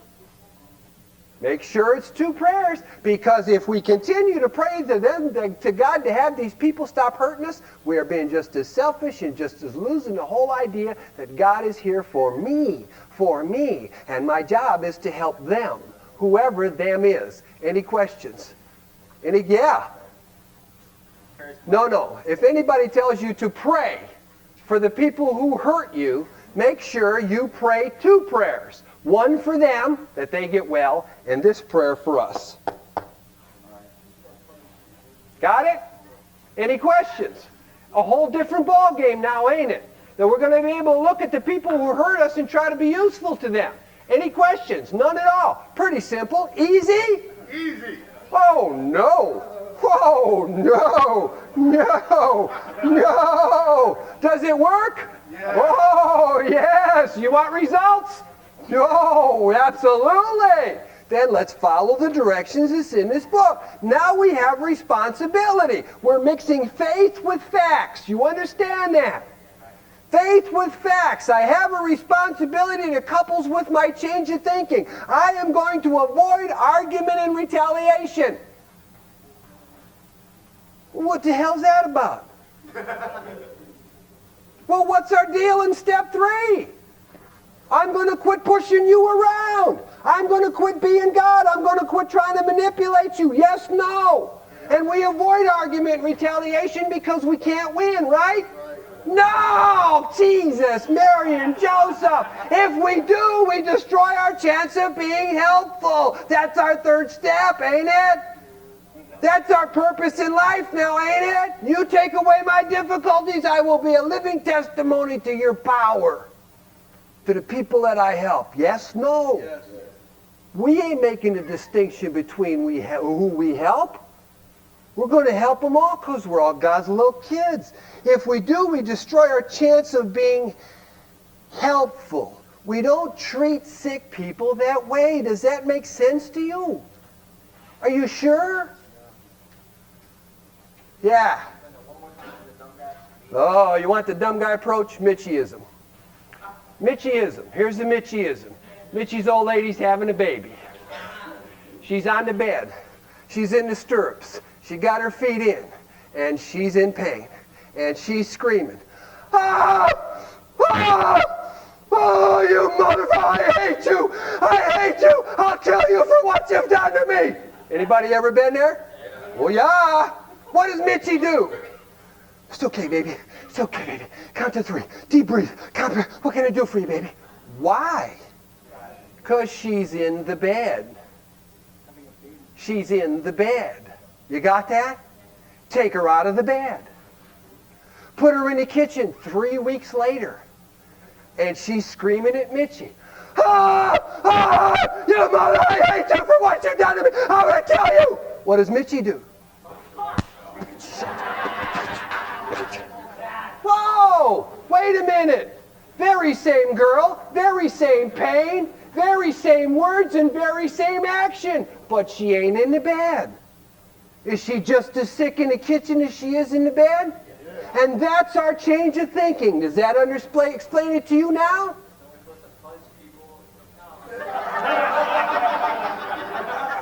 Choice is yours. If you've done a third step and want to serve the power of God so that He can remove your difficulties, then you will look at these people as sick people and you will avoid argument and retaliation simply because you don't treat sick people that way.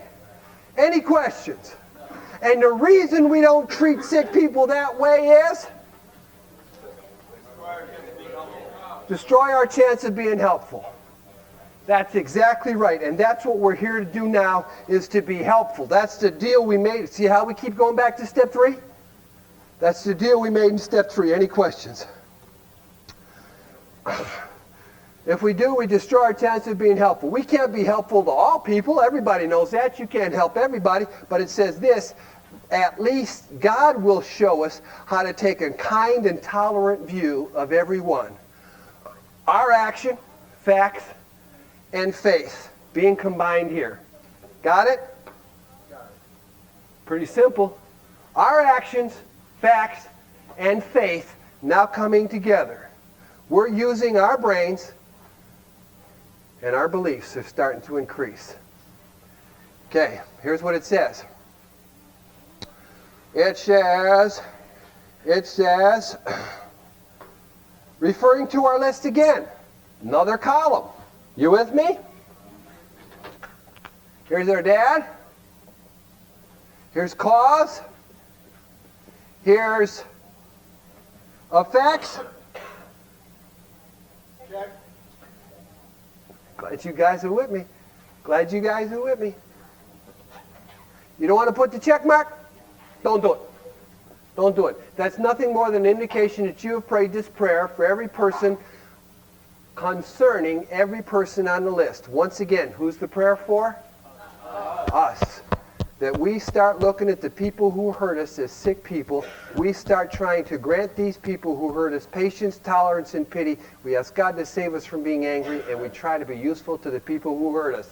There's the key to freedom coming on now, ain't it? It's coming on strong now. You don't own me. You don't own me. And if you don't own me, you cannot make me mad. I am not shut off from the sunlight of the Spirit. If I am not shut off from the sunlight of the Spirit, I will not drink. If I will not drink, I will not die that god-awful, painful, alcoholic death. Any questions? Referring to our list again. Putting out of our minds the wrongs others have done. We resolutely look for our own mistakes. This is us now. The next column. Our mistakes. Okay? Okay? Our mistakes. What did you do to the people on the list? And remember this, boys and girls, we have discovered earlier that we placed ourselves in this position for them to do these things to us, almost invariably. You with me? Okay, here's my dad. Here's my dad. My dad, when I was 4.5 years old, said I was too stupid to get out of the garage. It affected my self-esteem. What did I do to my dad? What did I do to my dad? Punched him. Punched him? Stop it. These guys are too far ahead of me. What did I do to my dad? Disobeyed him. What did I do to my dad? Took his what? Took his tools? My mother, yeah. What? Come out of the garage. Watch this. Watch this. Watch this. Putting out of our minds the wrongs others have done.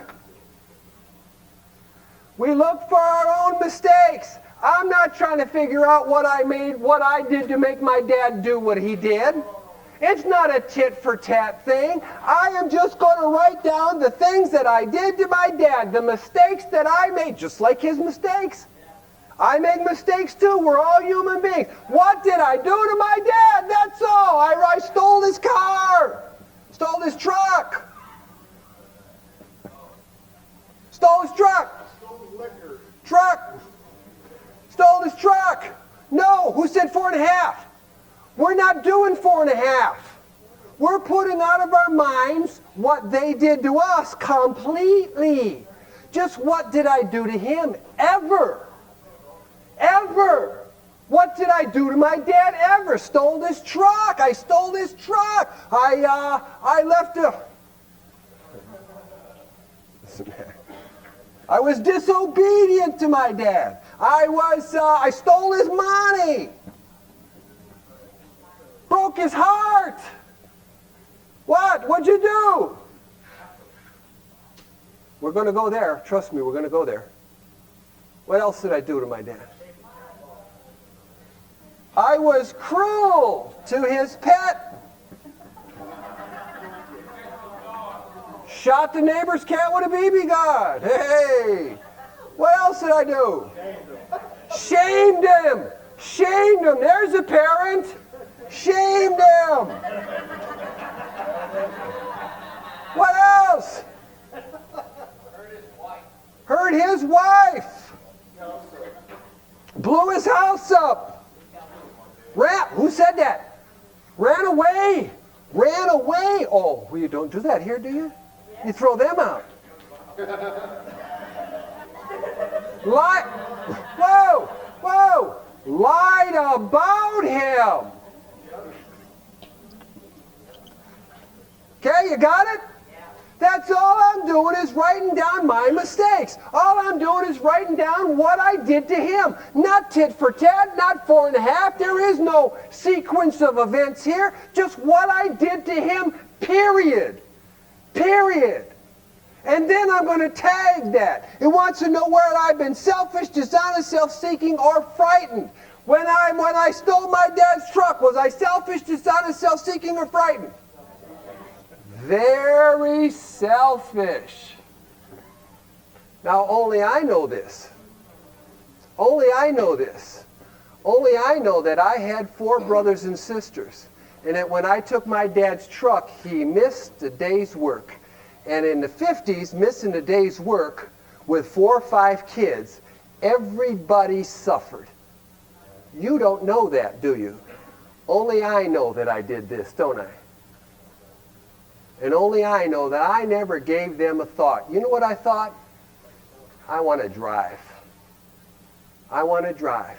Yes, I was selfish. You know what I realized with this very first column, with this very first list, this very first section? Jesus, I was not a good deal as a kid. And I never got that. I thought he was the bad guy. I thought it's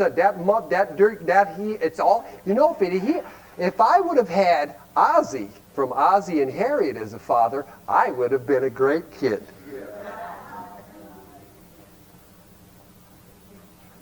I'm finding out truths and facts here. My relationship with him is this. I was selfish, I was dishonest, I was self-centered, I was self-seeking, and I certainly was frightened, because I wrote that down over here, ain't it? I found all of these things out right here, and I ain't even but into my inventory on resentment yet. Yeah. You got to come up with that answer for yourself. There's a lot of times I will give you money. Money. That's not selfish, right? What am I giving you money for? Self-seeking. All we're doing is what's on this list. He's screwed a lot of people over that he ain't mad at. Who said that? 8th and 9th. We're going to get him. We're going to get him. We're going to get him. Any questions so far? Now you're starting to look a little puzzled. You're starting to look a little quizzical. Don't do that. Ask some questions. Somebody asked the questions in the back over there, now they shut up. Bring the question out. What did I do to my dad? I'm angry at my dad. What did I do to him? Now we're getting to that question. I was pretty much innocent. I did nothing. Is that the question? Yeah? What about I did nothing until after the fact that they did something to me? What about after the fact that they did something to me? It doesn't matter about the fact. We're just looking at what we did to them. Does that make sense? If we're going to rationalize it, we'll come up with some real rationale. Hell, he stepped on my shoes, Your Honor. I did this. I told the cop. He said, well, how could you beat a guy that bad? I said, he stepped on my shoes. What if he stepped on your shoes on purpose? What's the point? What I did to him. We're leaving this out completely. It's what I did to him that we're dealing with. Okay. This is a good one. What? Go ahead. Watch this. Okay.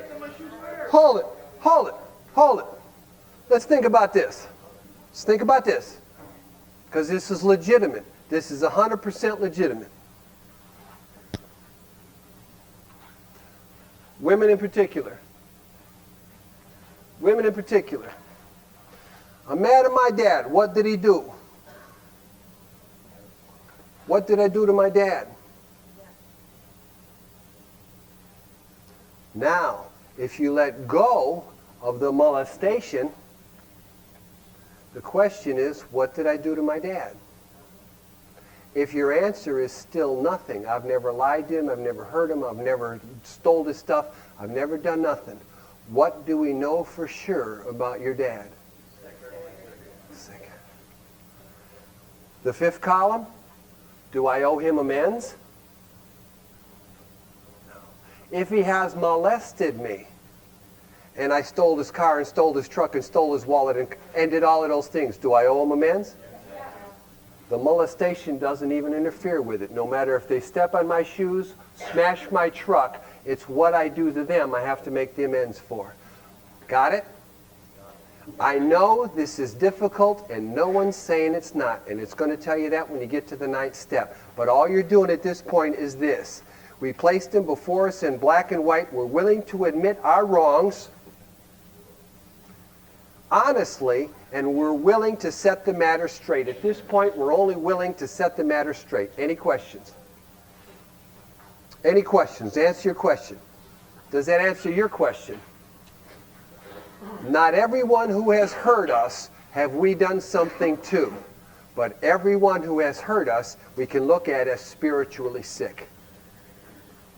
Want freedom? This is it. You want to know what's strange? It does not ask us to pray for love.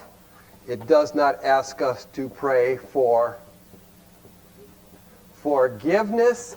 All it asks us to pray for is patience, tolerance, pity, service to the person who harms us, and save us from being angry. I'm almost forced to believe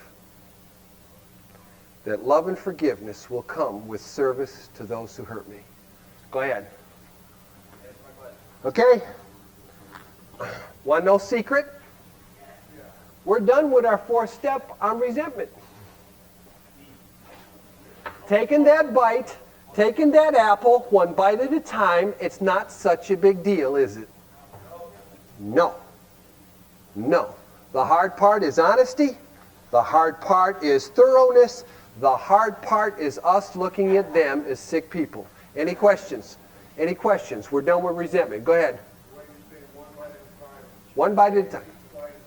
Each bite is a column. That's exactly right. When we do this, because if we do it across, this is my experience. This is my experience. I'm trying to do an inventory. I'm mad at my dad, and here's what he did to me.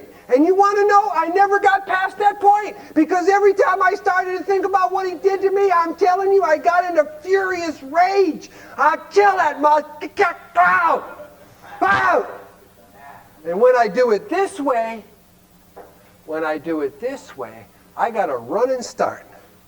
And every time I write something down, my faith increases. I trust God and these steps more. Any questions? Yeah? On the column, red one column. No, those are tags. We're going to tag our actions. We're going to write down our own mistakes and then tag those so that we see our relationship with them. We've already got their relationship with us, ain't it? In that third column. Now here's our relationship with them. And these are the things, by the way, we're going to ask God to remove. In that seventh step, these are the things we're going to make the amends for. In that ninth step, these are the things we're finding out honestly. This is what I am. And this is what I want to stop being. That's our third step. This is identifying the symptoms of selfishness and self-centeredness, the results of selfishness and self-centeredness in our lives. Any questions? Fear. 45 more minutes. Fear. If we can get through this fourth step in 45 minutes, I'll have set a record. But you know what? We spent so much time on 3, and I've never done that. But I see that I wasn't reaching nobody. I mean, it was like, no, I'd like to say it's California. Well, I would love to agree with that, of course. But I find out that that's not true. I have the same problem with my guys down at Goostown. They missed it completely. Jeez Louise. Fear. Notice that the word fear. Notice fear. Fear is an evil and corroding thread. The fabric of our existence is shot through and through with it. Fear. Bracket alongside difficult. Notice that the word fear, evil and corroding thread, sets into motion. Now listen to this once again. Remember what I said. These 3 things that we're doing, shut off the sunlight of the spirit, fear, sexual conduct, and resentment. These things set us in a position to be hurt and a position to continue to hurt other people. These 3 things, these 3 areas of our lives. Notice that the word fear, it sets into motion trains of circumstances which brought us misfortune we felt we don't deserve. Remember that. These people are hurting me and I ain't done nothing. Were you frightened? Well, yeah.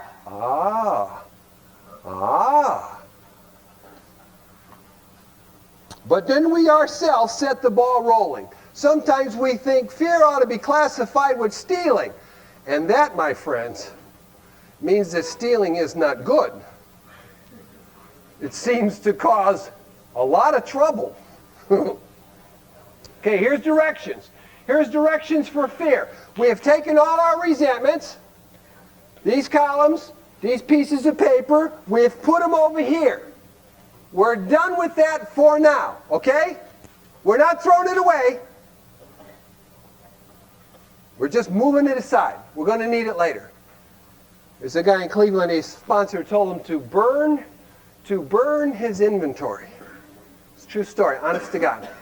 He said, and as the smoke goes up to heaven, offer all of these things to God. God, that shit sounds great, don't it? I mean, really, doesn't it sound great? So he got the inventory, went to the Metro Park system, started a little fire. The smoke was going up. The wind come and blew the papers into the grass. The grass caught on fire. He started putting the grass out. He caught on fire. They had to airlift this guy to the Metro burn unit.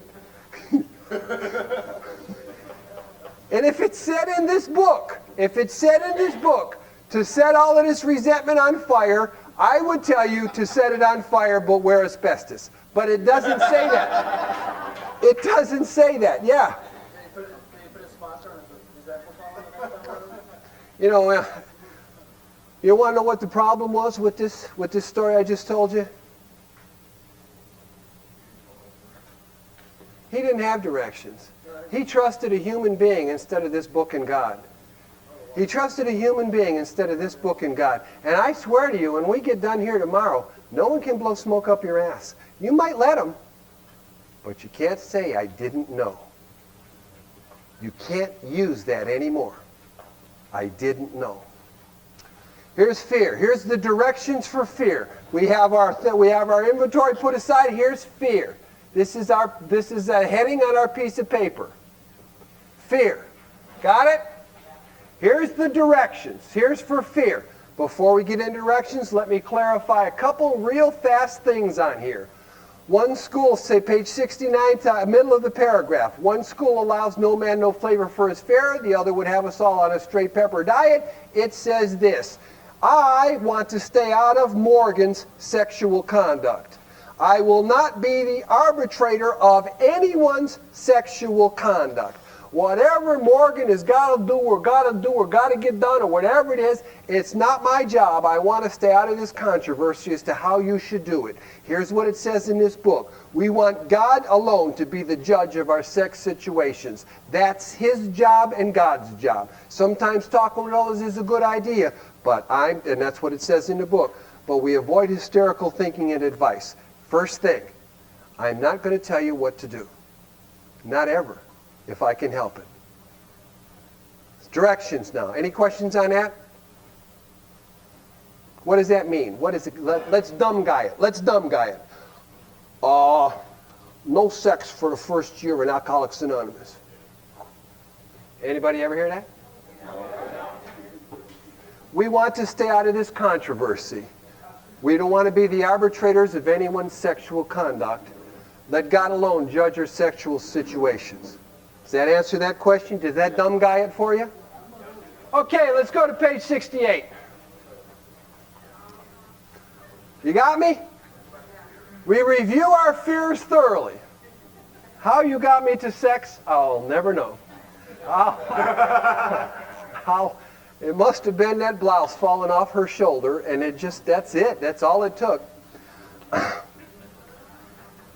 We review our fears thoroughly.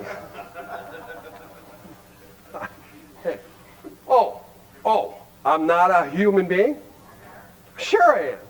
We review our fears thoroughly. The directions for fear. The directions for fear. We review our fears thoroughly. We put them down on paper. What do we know for sure now? We have to have paper. We have to have pencil. And we're no longer doing. What are we doing? Just reviewing them. That's all we're doing. No more columns, none of that other stuff that we've already done. That's a done deal. We're just going to review our fears, put them down on paper. Any questions? Piece of cake now, ain't it? Hell yeah! We review our fears. We review our fears and put them down on paper. Okay. But we did our resentment and we already got fears written down, don't we? In our third column and in our fifth column, we got fears written down.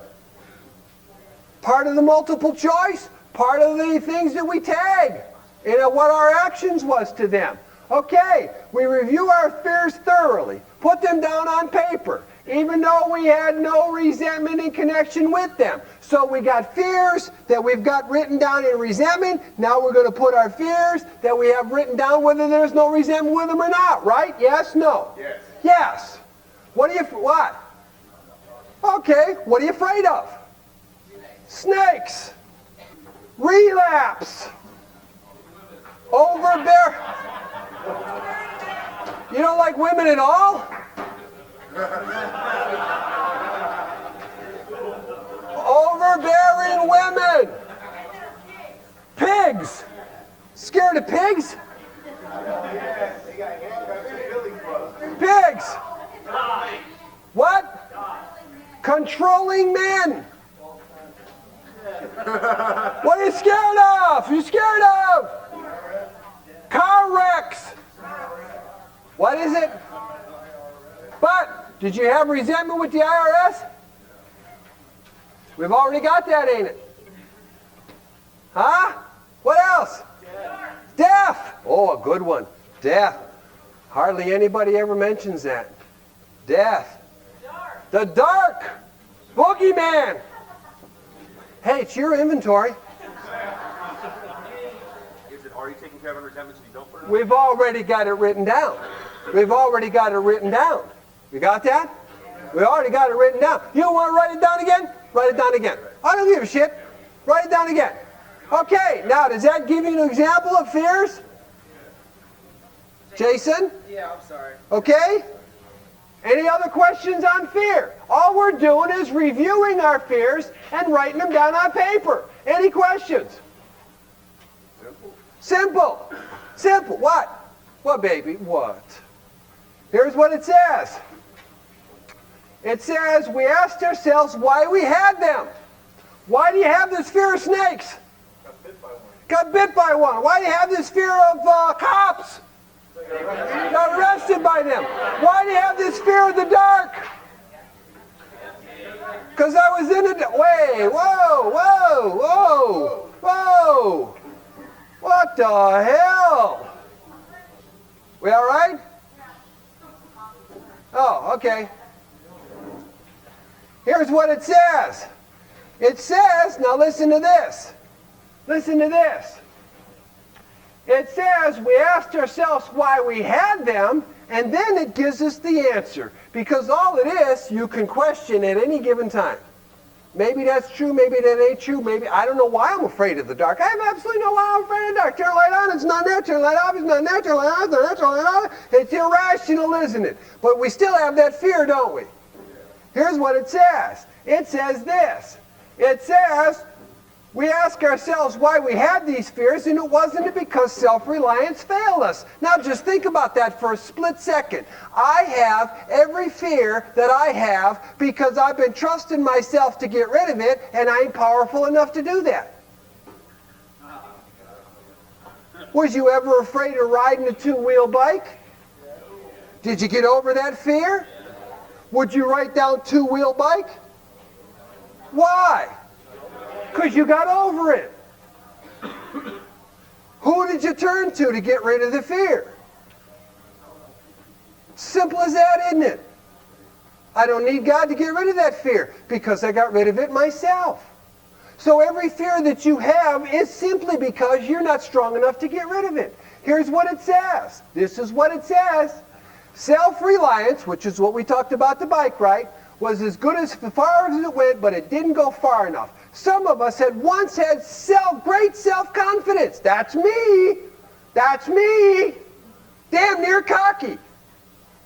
But when it fully didn't solve the fear problem, or any other, when it made it cocky, it made it worse. That's me. That's me. Does this make sense to you? The reason you have every fear is because you're not powerful enough to get rid of it. That makes sense. Watch this. It says this, we are now on a different basis, the basis of trusting and relying upon God. Where do we get on that basis? Third step.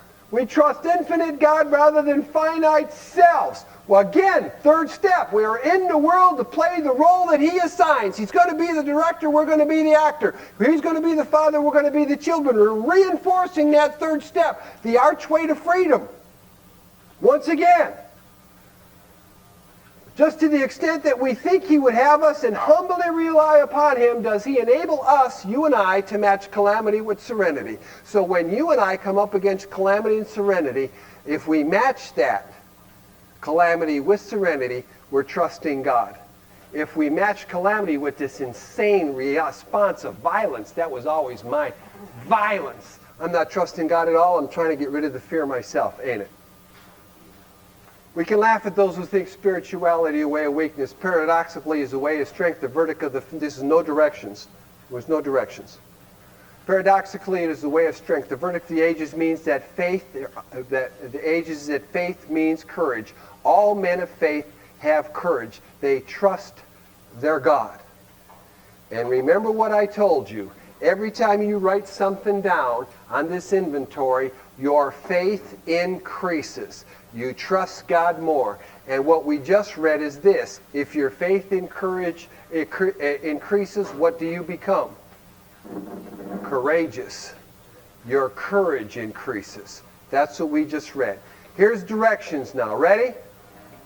We have this fear, all of these fears written down, and we realize, once again, it's to the intelligence and the faith. We're going to the facts and the faith.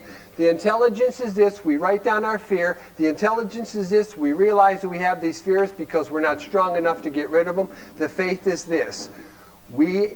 Instead, we let him demonstrate to us what he can do. We ask God to remove all of these fears that we got. Direct our attention to what he would have us be. You want to know what happens when that happens? When we do this, at once we commence to outgrow fear. Any questions? That's the end of the fear inventory. Isn't that just so simple? It's unbelievable. I write down the fears that I have. I realize that the reason I have these fears is because I'm not strong enough to get rid of it, powerful enough to get rid of it. If I have done a third step, I am now in the business of trusting God instead of me, then I will just go ahead and ask God to remove the fears, and at once I'll commence to outgrow them. Does that mean the fear is going to go away? Does it mean it's going to get smaller? It means I'm going to get stronger. I will outgrow these fears. Just as I outgrew them little U.S. kids when I was 5. They didn't get any smaller, did they? No, what happened? I outgrew them. It's as simple as that, and it's the same way with fears. Any questions? Any questions? This is so dumb, isn't it? And it's just like the little dumb guy approaching. Do you see where that come from? Does that make sense to you? You damn right. Any questions? What? Any questions? No questions.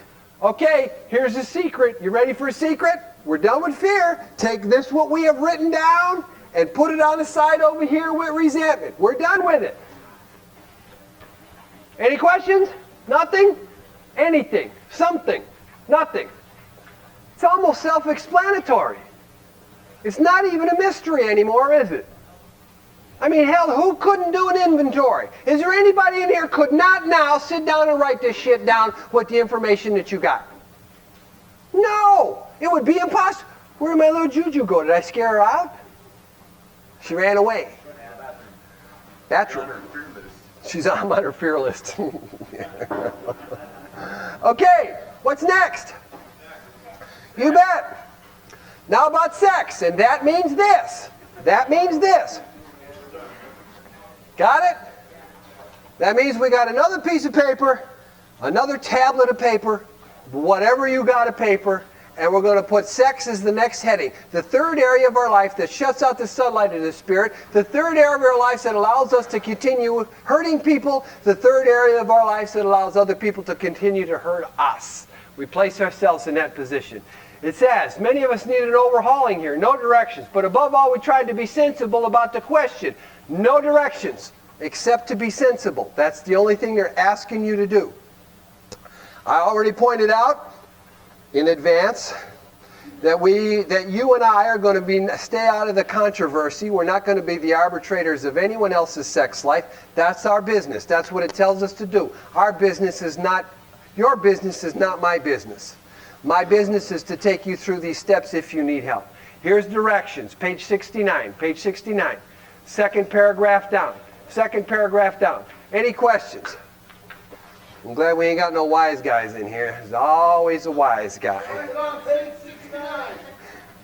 Oh, we do have wise guys. Okay.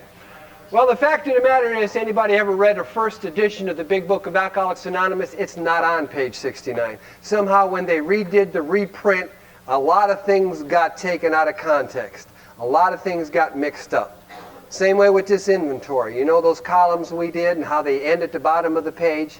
I firmly believed that one time that was the inventory.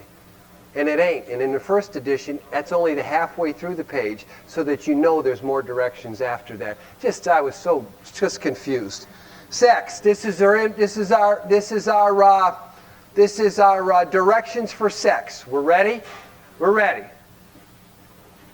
Be prepared, because this is possibly the longest part of our inventory. Our longest part of our inventory. We review our conduct over the years past. Okay? We're going to review our conduct. No more columns, right? We're done with columns. We're not doing any columns. We're not doing any listing. We're going to review our conduct over the past. Ah, Susie Q. Susie Q. Me and Susie Q had sex. Alice. Me and Susie Q had sex. Oral sex. Anal sex. Sandra had sex. Oral sex. Anal sex. Group sex. Now, I'm giving you extremes. Maybe none of these things happened, okay?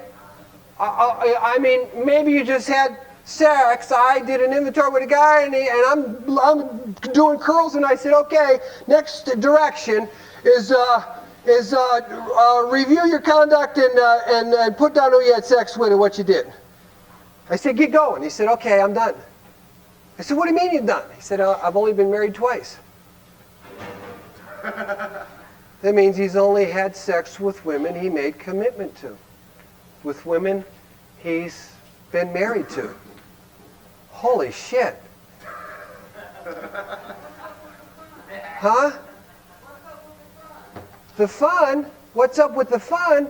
The guy doesn't have the problems that I had. He avoided hurting thousands.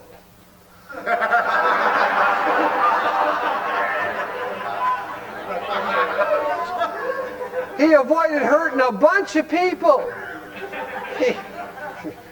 Juju, that's the first time you've laughed all day. Busy girl. So you see what we're doing. We're reviewing our conduct over the years past. Is there any questions? What if you don't remember what? If you don't remember who, I strongly advise you not to write it down.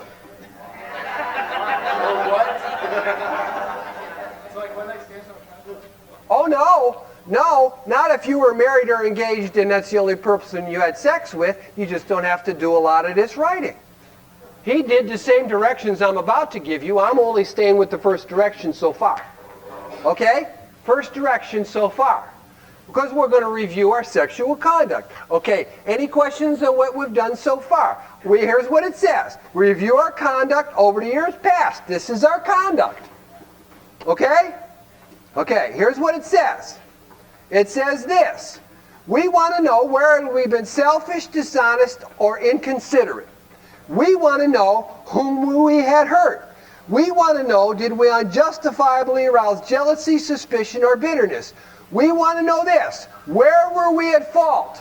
We want to know this. What should we have done instead? And here's what it says. You with me on these directions? We got this all down on paper and looked at it. And that means we are going to write this down. We're not going to play with this. We're not going to play with this. You want to know why you have so much trouble in relationships? Maybe we'll find out here. And maybe we won't. But the chances are real good that we will. And even if we miss something, we can always come back and do it again and again and again if we have to. But I solemnly assure you, selfishness and self-centeredness is the root of our problem. Okay, we're gonna do Susie. Oh, what a girl. Here's Susie. Was I selfish with Susie?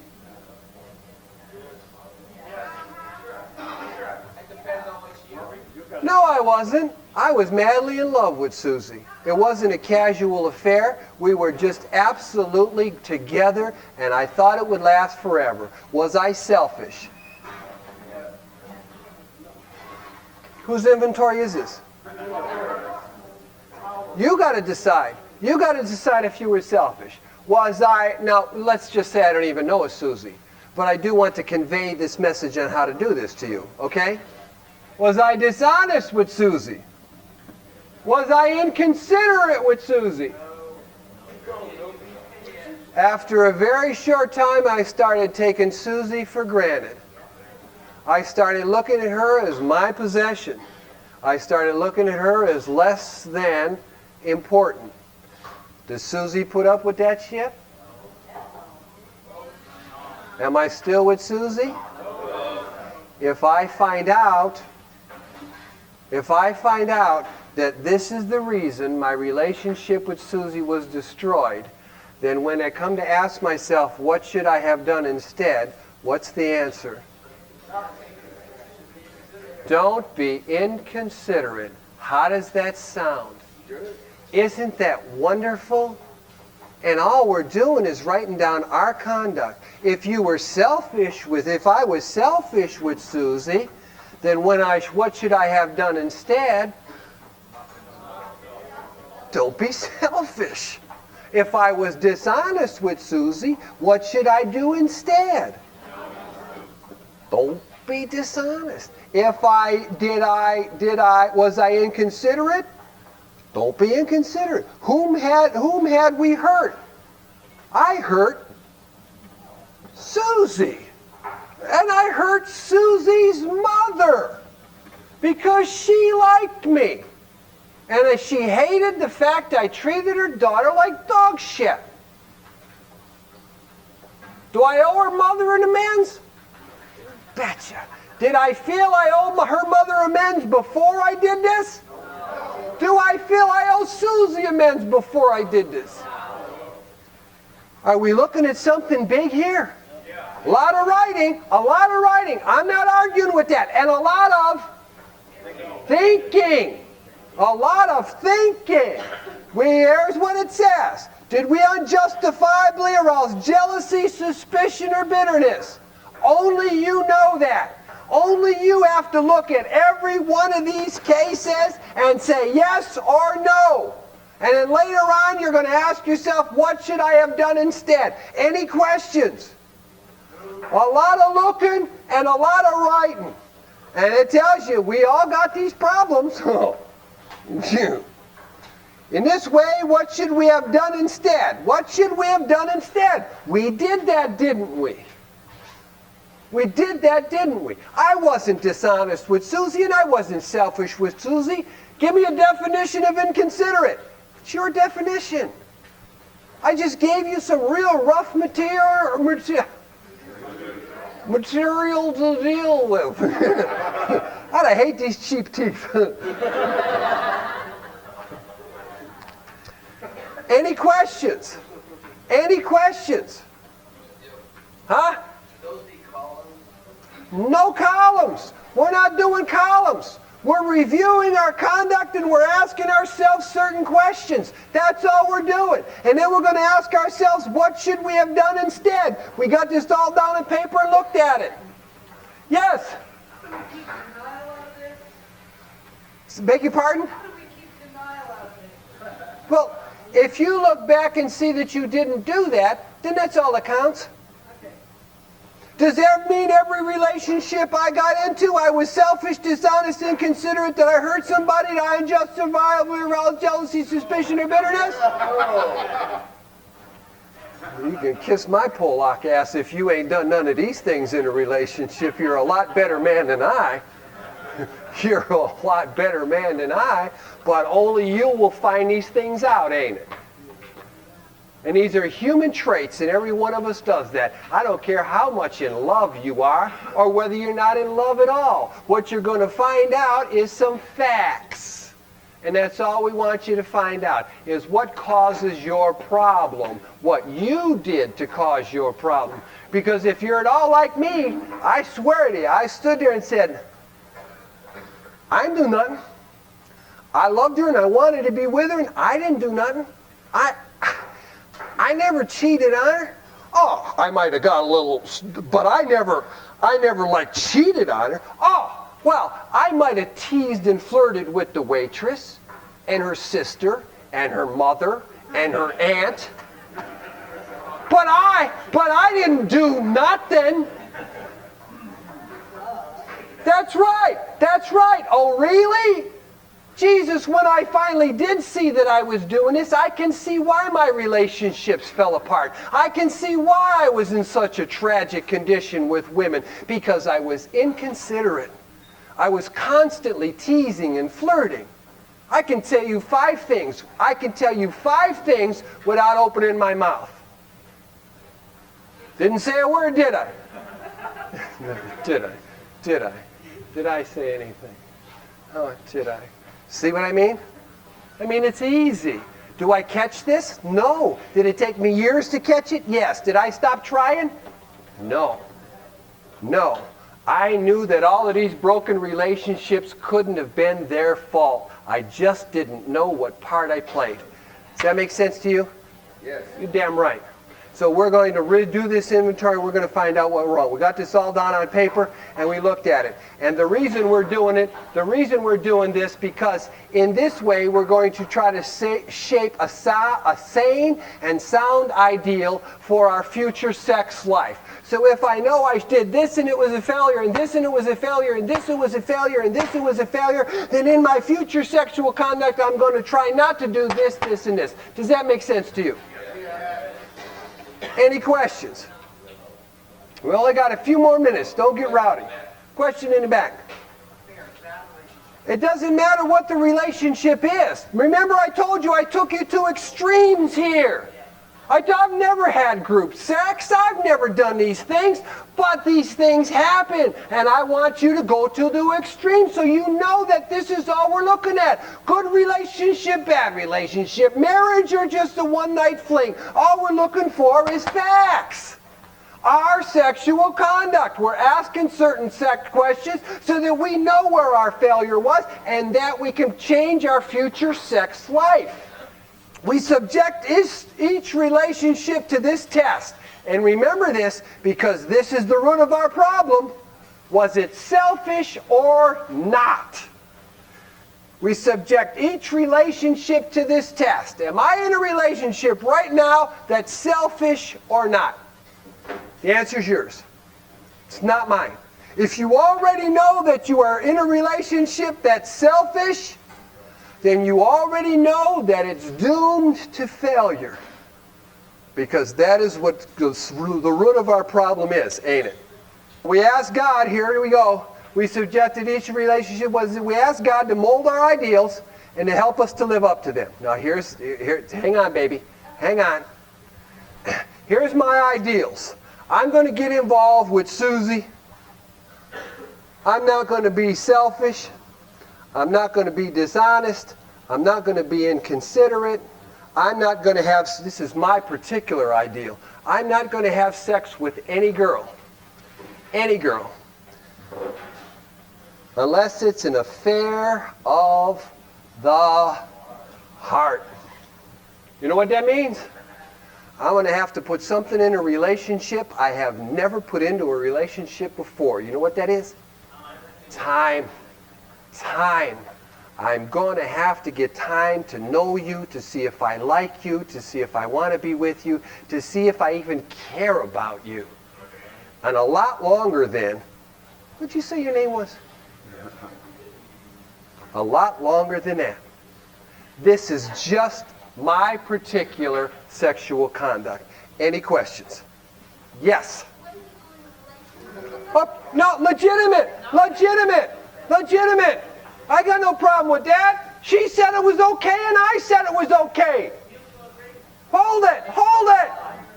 God alone will judge our sex situations. I was in Los Angeles last year, and I got done doing this group, and some little cupcake come up to me and she said, I don't want to date you, I don't want to marry you, I just want to, can we go up to my room? True story, swear to God, can we go up to my room? And I said, you know what, honey? Let's see what God's got to say. Let's kneel down right here and see what God has got to say. And if he says yes, get that bathing suit off and let's go. And you know what she said? Oh, forget it. Because she knew what her motives were. She knew what she wanted. And if I depend on her to say yes to my sexual conduct, I'm in deep shit, ain't I? Because if you're like me, 1 out of 2,000, you run into that sick one, and she says, call the police, he made me do it, oh, help, help, help.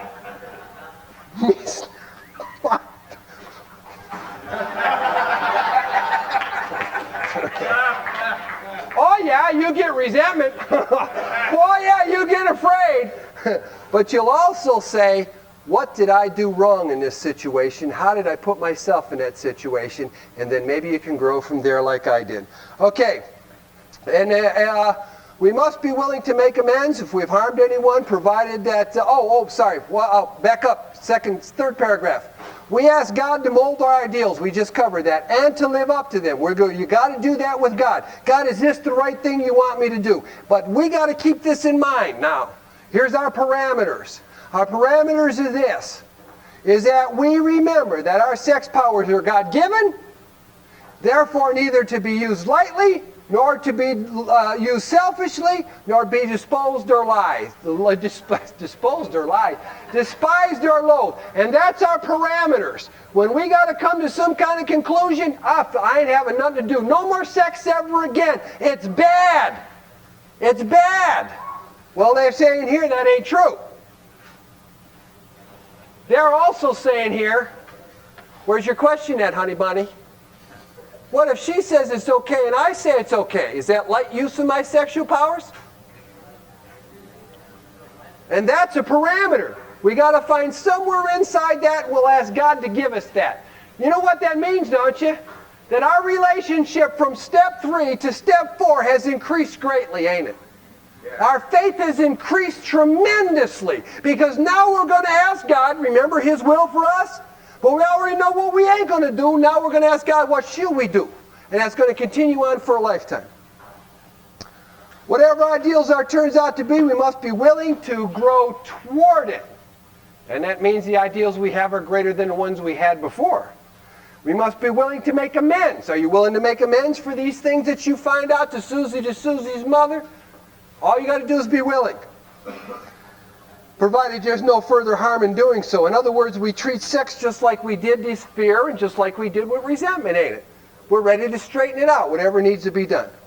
The right answer will come if we wanted to. God alone will judge our sex situation.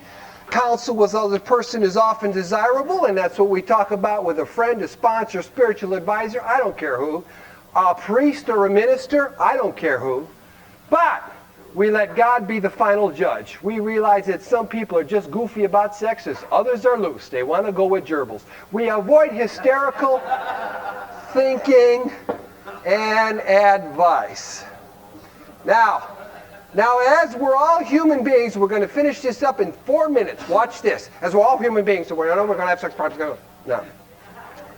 It says, suppose we fall short of the chosen ideals, whatever the chosen ideals you and God came up with, okay?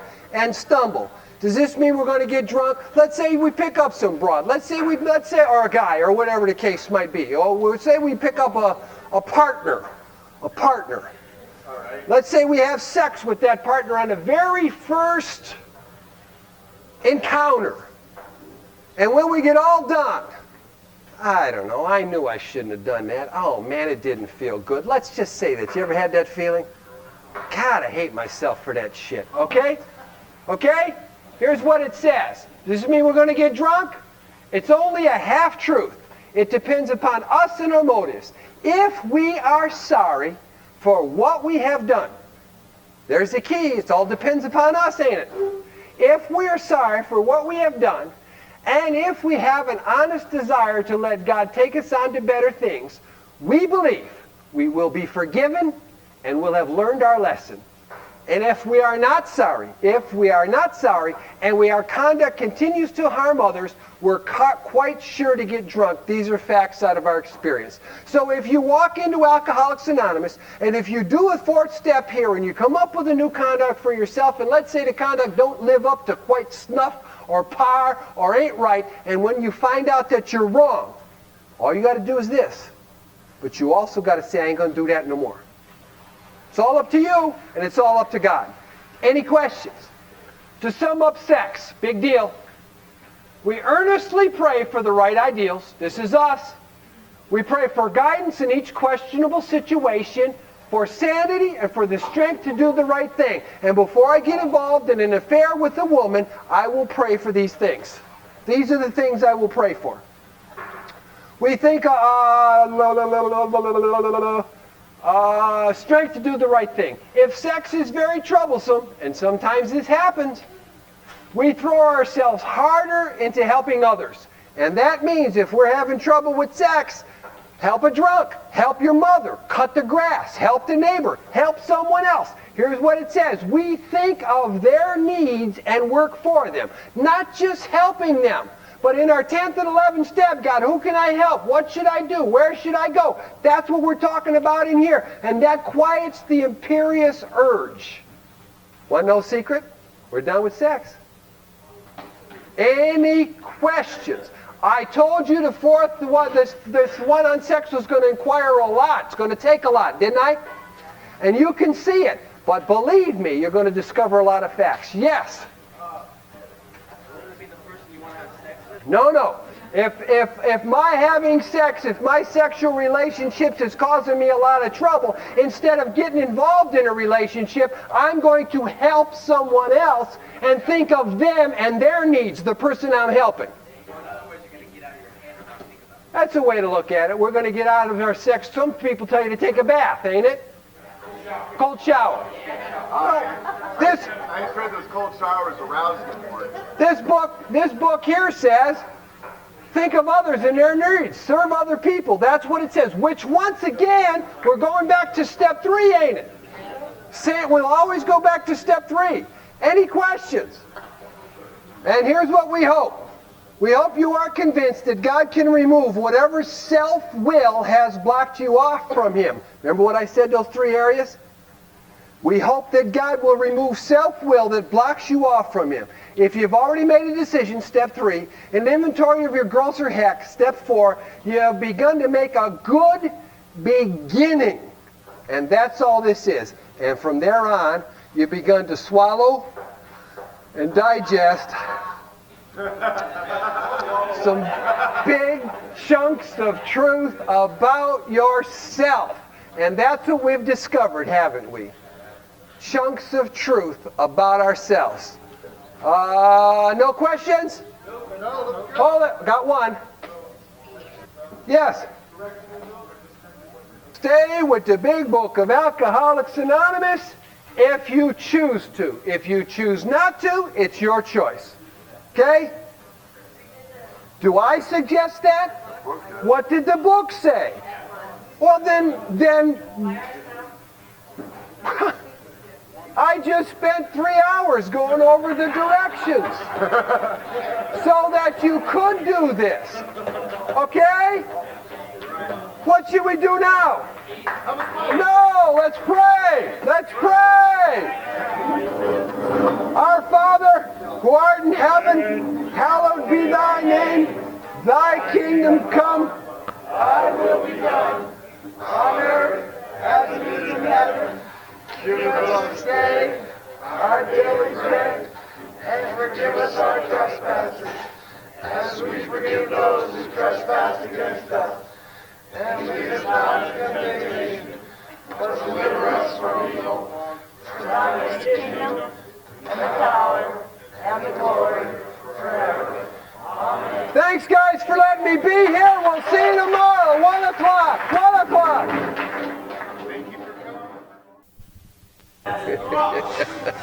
What should we do first? What should we do first?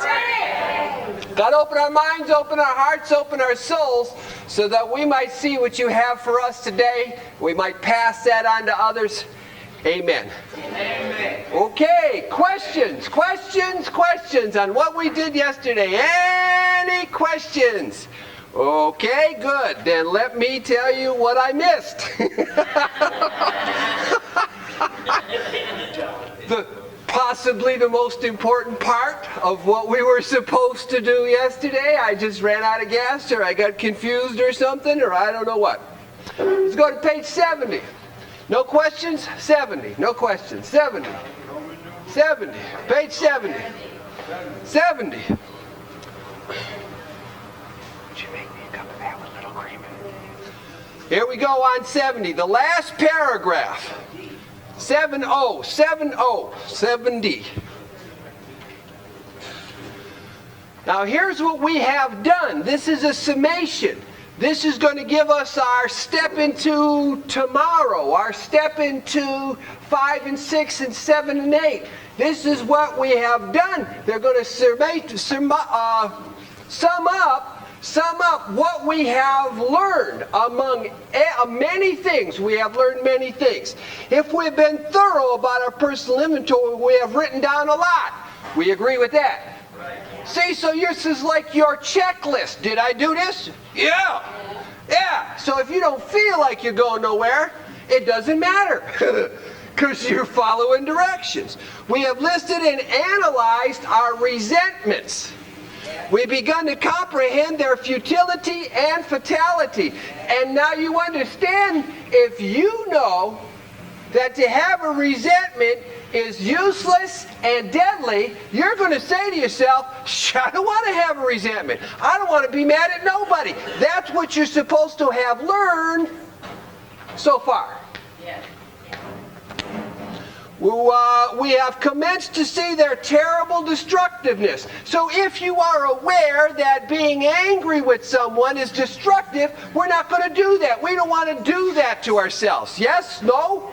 Absolutely, we don't want to do that. We might be dumb, but we ain't stupid. That's all. We don't want to do that to ourselves. We've begun to learn. Now listen to this. This is that prayer. We've begun to learn tolerance, patience, and goodwill towards all men, even our enemy. For we look on them as sick people. Remember the prayer?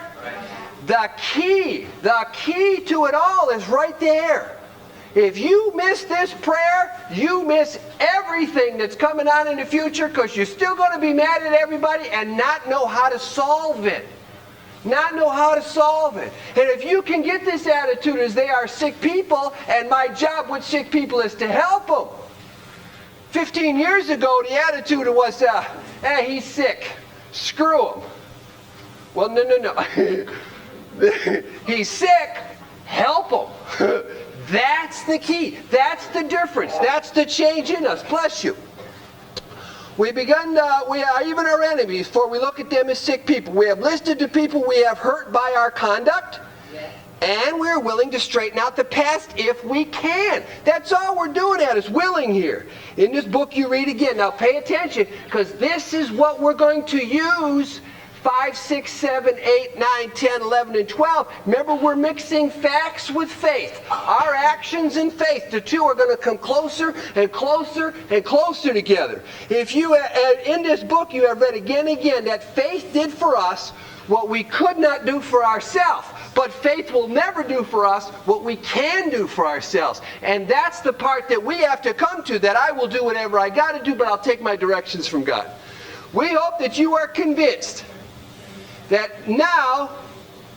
now that God can remove whatever self-will has blocked you off from Him. And this is very important in what we're going to do today, or what you're going to do for the rest of your life. If you've already made a decision, we hope you are convinced now that God can remove self-will has blocked you off from Him. And this is what self-will does. This is that third step. See how we're going back to that third step? Again we're going back to that third step. That we block off God. We block off God by our self-will. Not what our dad did to us 10 years ago. Not what happened at the treatment center.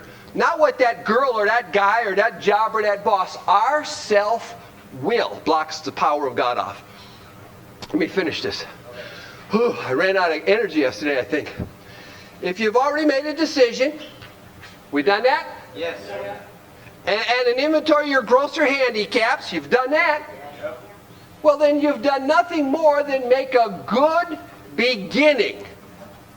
So now you're saying to yourself, wait a minute, I busted my hump on all of this stuff and it's nothing more than the beginning? You betcha. You betcha. If that being so, you've swallowed and digested some big chunks of truth about yourself. Do you understand this inventory as our inventory? You've understood, you've digested, you've come to some terms about what you are in your relationship to the world and the creator of your own trouble and how much we need God. Now, go ahead. I'll take something at the bottom. In this book you read again and again, faith did for us what we could not do for ourselves. Yes. And then you said something about faith will not do for us what we can do. Can you explain that? Oh, sure. Hell yeah. Hell yeah. I didn't explain that. I ain't got no problem with that. God, I don't know if I can step through this door because I'm too afraid. What do we do with the fear? I beg your pardon. Say that again, Stevie, a little louder. Ask God to remove it, and whatever fear remains, we ask to give us the... You got that? We ask God to remove the fear and direct our attention to what He would have us be. God, help me to walk through this door. What's the door? 5, 6, 7, 9. Whatever. Job. Relationship. Kids. Ooh. Huh? Kids? Nothing. I got 3 of the best kids. I just love my kids. Oh. Okay, you got it? So I'm going to ask God to give me this. God can do this for me. I cannot do that. All right? Over here is responsibility or growth or change, whatever it is, and I just don't want it. I don't want to go through that door. I don't care what. I don't want to help drunks. This is a big one, 12. I don't want to help them. They take my money. They take my time. God can't get me through that door because I have the power and the will and the desire to not do that. Self-will. It's exactly. God will not do for me what I can't do for myself. Any other questions? Oh, yes. How sober do you have to be to take the fourth step? How long do you have to take the fourth step? Was that the question we decided that you were going to ask? Yeah, that's what. Okay, wait, no. How sober do you have to be? Yeah, how much time do you have to have? How long should it take? Oh, how long? That was the question. How we were doing this yesterday. We had questions that I knew I'd never remember. How long should it take to do a fourth step? How long should it take to do a fourth step? How long? Now, what? As long as it takes. Now. As long as it takes gives everybody a lot of room. As the decision to do it is a lot of room. Okay? Now, we did the fourth step yesterday, right? Yesterday. Right? Were you here yesterday? Did you hear the fourth step yesterday? Yep. Have you done a fourth step yet? I started it last night. Oh. He started it last night. How long did it take you? Not that long. Already halfway. Halfway through, how long did it take you? A few hours. Few hours. If you're 3 months still on a fourth step, I would say maybe you're not excited about it. I mean, here's a guy really wants it. You follow what I'm trying to say? Where's Juju at?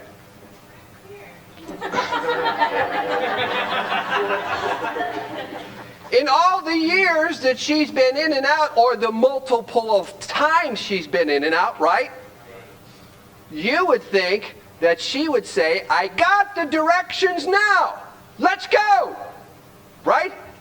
Because we know if we don't do this, we're going to come back again and again and again. Your pastor, yeah, see what I mean? So how long does it take, really, intelligently, if you approach this with the idea you're going to do it, it shouldn't take you. I mean, Bill Wilson did it in a couple of days. The whole 12, the whole program. Still in a hospital. Someone asked here in 10 days, can I do that? If Bill was here in 10 days, he'd already be in 10, 11, and 12.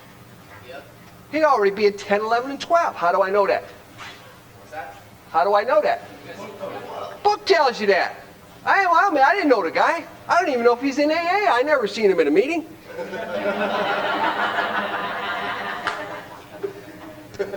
Any other questions? There was one more question. What was the other question? I asked you it. That was the other question. How do you have to have some specific time in recovery to take the fourth step? Oh, I thought it was how long to do the fourth step. Both of those, and there's another one you can remember. I just escaped me. Well, anyhow, any questions now on 1, 2, 3, and 4? Any questions now on 1, 2, 3, and 4? 1, 2, 3, and 4. I think we did a pretty dumb guy approach, a very simple approach. Let's go to step 5. Turn to page 72. 72. I'm missing something, Marty. Something is getting right by me. Something is getting by me. 72. We on 72? Okay. Now remember, all we're doing is following directions. All we're doing is following directions. If you don't read this book, you miss a lot. Please read the whole book. Please read the whole book again and again and again. I don't care what it is. It's only 103 pages. And I got some news for you. After you get done with the first 4 chapters, it's only about 50 pages. You know what I'm saying? I mean, read the whole book. Please do that. But there's so much in between that's invaluable. Chapter 6, top of the page, into action. Having made a personal inventory, we did that. What shall we do about it? Now listen to what they're saying here. Because if you think you're here to get sobriety, if you think sobriety is the goal, here's the goal. What we have been trying to get is a new attitude and a new relationship with our Creator. And the reason we're doing this 4, 5, and 6, and 7, and 8, and 9 is to discover and get rid of the obstacles in our path. We've admitted certain defects, yes. We've ascertained in a rough way what the trouble is, yes. We've put our fingers on the weak items in our personal inventory, yes. Now these are about to be cast out. So how much recovery have we got in the first 4 steps? Hardly none. Hardly none at all. The best you can hope for, as we just read, is we got a better attitude about our enemies. We got a better attitude about the people who hurt us. But recovery is yet to come. Now starts recovery right here. That was the other question. So if you stop at 4, yeah, you really know a lot of people have been crapping all over you. That's about it. No news here. No news. Go down to the second paragraph. Halfway through the second paragraph, at the second paragraph, this is perhaps difficult. They know that the 5th step is going to be difficult, especially discussing your defects with another person. They know it's going to be difficult. We think we have done well enough admitting these things to ourselves, and that might be true, but in actual practice, we usually find a solitary self-appraisal insufficient. Many of us thought it necessary to go much further. We will be more reconciled to discuss ourselves with another person when we see good reasons why we should do so. So you might balk at this, and they tell you it's going to be tough. They know it's going to be tough. It could be difficult. But they tell you this, the best reason for doing the 5th step, the best reason first. If we skip this vital step, you may not overcome drinking. I don't need any more prompting than that. I don't really need another, well, yeah, but what about a car? You understand that if I got to do this to overcome drinking, yeah, you see what I'm saying? Then hell, let's do that. We're on the assumption that lack of direction sometimes is the most important thing or the most necessary, or the most, well, anyhow. If we skip this vital step, we may not overcome drinking.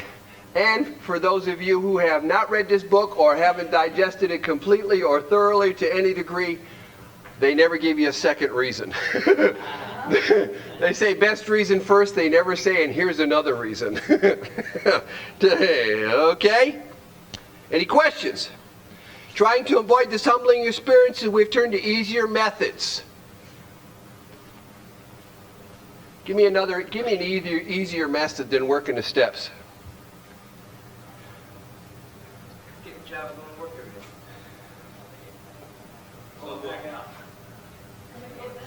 What? Becoming codependent. Joining a monastery. Joining a monastery. Getting a job. Joining the Navy. All those are pretty drastic. How about, like I say, I'll just go to meetings. And if I'm feeling bad, I'll go to more meetings. And if I'm feeling even not so better, I'll go to more meetings. I don't care about the wife, the kids, the family, the job, or anything else. I'm just going to go to more meetings. Why do steps? I go to meetings. Okay? You with me? That's another method. Not going to do methods. We're going to do directions. Agreed? Invariably, they got drunk. Having persevered with the rest of the program. Now we need directions. This is very important. They took inventory all right, but hung on to some of the worst items in stock. They only thought, squiggly writing, very important, that they lost their egoism and fear. They only thought, squiggly writing, very important, that they humbled themselves. They humbled themselves just by doing an inventory and maybe even the rest of the steps. They only thought that. But they had not learned enough humility, fearlessness, and honesty in the sense that we find it necessary until they told someone else, squiggly writing, all of your story. You're going to tell someone all of your story. And when you tell someone all of your story, this is what you're going to get. Humility, fearlessness, and honesty. That's what you're going to get when you tell someone else all of your story. Here's the directions. Here's the directions. It says this. It says that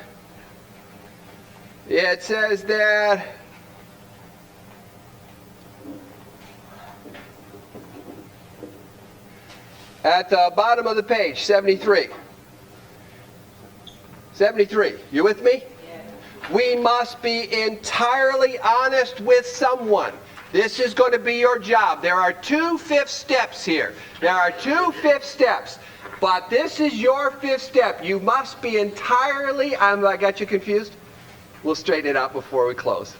You must be entirely honest with someone if you expect to live long and happily in this world. So you're going to tell someone all your story. You're going to be entirely honest with somebody. Rightly and naturally, now here's your 5th step. Rightly and naturally, you think well before you choose the person or persons with whom you're going to take this intimate and confidential step. Who is doing the choosing?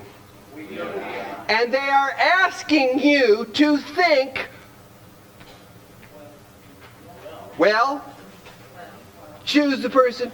Take this intimate, rightly and naturally you think well. We want you, this book wants you to think well about who you're going to choose. They say here that if you belong to a religious denomination that requires confession, you must go there. And of course you will want to do that. And if you don't, you might want to go to these people anyhow. You might want to go to these people and talk to someone and establish religion, for these people are quick to see our problems. But if you cannot or would rather not, if you're Catholic and don't want to take a confession, then don't do that. Then don't do that. They're telling you, if you cannot or would rather not do the search, this is your job. Don't blame nobody for the bad guy you picked for your 5th step. We search our acquaintances. This is your job to find someone who's closed-mouthed, understanding friend. Perhaps your doctor, psychologist, attorney, probation officer. It was a joke. All right, just checking. Just checking, see if you're awake. Doctor, psychologist, wives, friends, families. Here's what it says, though. It may be one of your own family, but we cannot disclose anything to our wives or our parents which will hurt them or make them unhappy. Remember that if you're going to do an inventory with someone, make sure that what you tell them will not hurt them or make them unhappy, because we have no right to save our own skin at another person's expense. Remember that. So if I'm doing a 5th step with my woman, if I'm doing a 5th step with my dad, if I'm doing a 5th step with my cousin or something, then I am going to tell them my whole 5th step except the part that's going to hurt them or make them unhappy. That part I will tell to someone else, and that's what it says. Such parts of our story we tell to someone who will understand yet be unaffected. The rule is we're hard on ourselves but always considerate of others. Any questions? Does that mean we can do a 5th step with more than one person? Really? How do you know that? We just read it. We just read it. That's exactly right. We just read it. We just read it. And it's our job to pick the closed mouth and understanding friend. Notwithstanding the great necessity of discussing ourselves, it may be so situated that these are directions, you see. We're just doing directions. If you can't find nobody that you can think of at the time, maybe the guy's in prison, you're waiting for him to get out, this step may be postponed only if we hold ourselves in complete readiness to go through it at the first opportunity. And what do we know for sure? If you don't do this, you're going to get drunk, so we don't want to postpone this any longer than necessary. Do we agree with that? That's what we just read. It is important, now remember this, it is important that the person you're picking is able to keep a confidence, that he fully understands and approves what you are driving at, that he will not try to change your plans, but we don't use this as a mere excuse to postpone. We're going to find somebody. We're going to find somebody. When we decide who's going to hear our story, once again, it's our decision. Don't forget that. We waste no time. We have a written inventory. We got that? Here we are using that inventory that they told that guy to burn, and we're prepared for a long talk. So whenever I do a fifth step, I sit down and I'm prepared for a long talk. I've done 3 days of inventory. I have done 3 days, guys and girls, both 3 days. How could you have that much to say? I used to think it was a woman thing, but I had a guy. 3 days. Well, maybe, I don't know.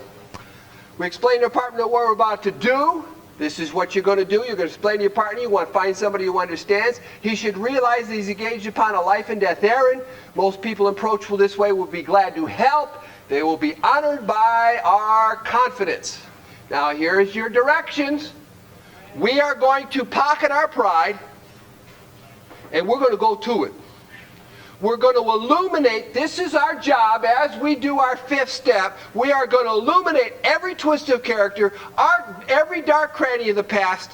Once we've taken that step and we're going to withhold nothing, we will be delighted. Now we're going to stop here. We do want you to, in a way, over here, if you're going to stand up and you know what I'm saying? No, we're going to stop here. We're going to stop here. We're going to stop here because now it's the time for the telling. Okay? The time for the telling. Telling. You're going to be doing a fifth step with somebody. You're going to be telling them what? All your life story, every nook and cranny of the past, every dark secret, every, give me another description of our job. Withholding nothing, entirely honest with somebody. Yeah, Stevie. So what we do is go through and actually read our fourth step we brought to it. Go through the fourth step, and then afterwards, if there's stuff that's not simply written in the columns or in the writing, we add that in. Ah, very good. Here's the deal. Here's the deal. The deal is this.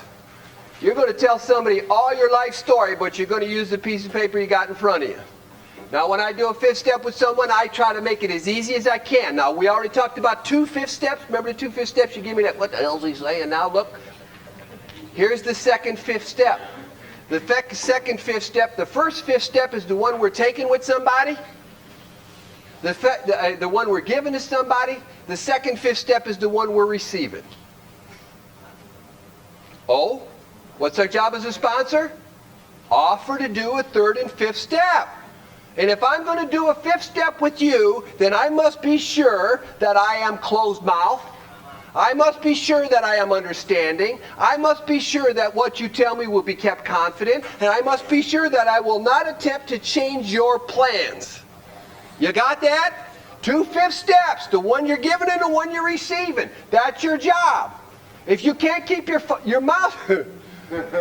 your mouth shut, if you can't keep your mouth shut, then please ask God to keep it shut. Don't deny yourself this pleasure of seeing another human being grow. I just can't tell you. Any questions now? What was your question? So when I do a fifth step with someone, when someone is talking to me about a fifth step, I try to put them as at much ease as I can because I understand what they're going through. I've had the same experience. I try to explain to them if you've got it written down, and they should have. If they don't have a fourth step written down, I will not do a fifth step. Or you can bullshit with me and you can talk my ear off. I don't care. But if you want to do a fifth step, you got to have a fourth step. Okay? I'll agree there's a lot of times just talking to somebody helps, but don't call that a fifth step. Okay. So if I got this written down, they got this written down, here's what I say to them. You can do this a couple of ways. You can read me your inventory and fill in your life around your inventory. Or you can tell me your whole life and put the inventory into pieces. So if you want to talk about your dad, you can tell me your whole story about your dad and fill in the resentments and the fears and all the stuff you got. And if you want to just tell me about your whole life, fill in your dad is just part of it. Just whatever's best for you. Whatever's easiest for you. Whatever's most comfortable for you. That's my job as a sponsor, to help that person, because I've had that experience myself. So it's the sponsor that you do this with? Oh, no. No. As a sponsor, I offer to do it. It's your choice as to who you do it with. It's your choice as to who you do it with. I have done hundreds of fifth steps. Hundreds. Poor Marty. Now that he's gone. Poor Marty come over to my house on vacation, come up to Cleveland, thought he was some kind of, I don't know what, California guy, I don't know. Come down to the basement, let's see this AA. I said, okay, here's an AA. Do the fifth step with this guy. What the hell? but they was both junkies, so it worked out really well. And I'd done the fifth step with this guy 2 or 3 times because he's been out in and out for 10 years that I've known about. But he would never make amends. He can't stay sober if you don't do it all. Okay? So Marty got there in Cleveland a couple days, got to do a fifth step. That's Alcoholics Anonymous. It's little to do with meetings, does it? That has little to do with meetings. If our purpose to go to meetings is to get help, we are misusing Alcoholics Anonymous, because if our purpose to go to meetings is to help others, we are using it properly. Yes? Giving a fifth step is having them read their inventory to you, and receiving the fifth step is talking about it. No. Right? No. If I'm going to give a fifth step, I'm going to take my fifth step with him. With him. I'm going to tell him what my whole life is. All the darks and nooks and crannies of the past. His job is keep his mouth shut. Not try to persuade me from going on. Go ahead. Receiving the fifth step is keeping your mouth shut. Yeah. No. Okay? Any questions? Morbid? Oh, Morgan. Oh, you want Morgan to be my guy. Okay, Morgan. Morgan's going to do his fifth step. Morbid Morgan. Morgan's a hero.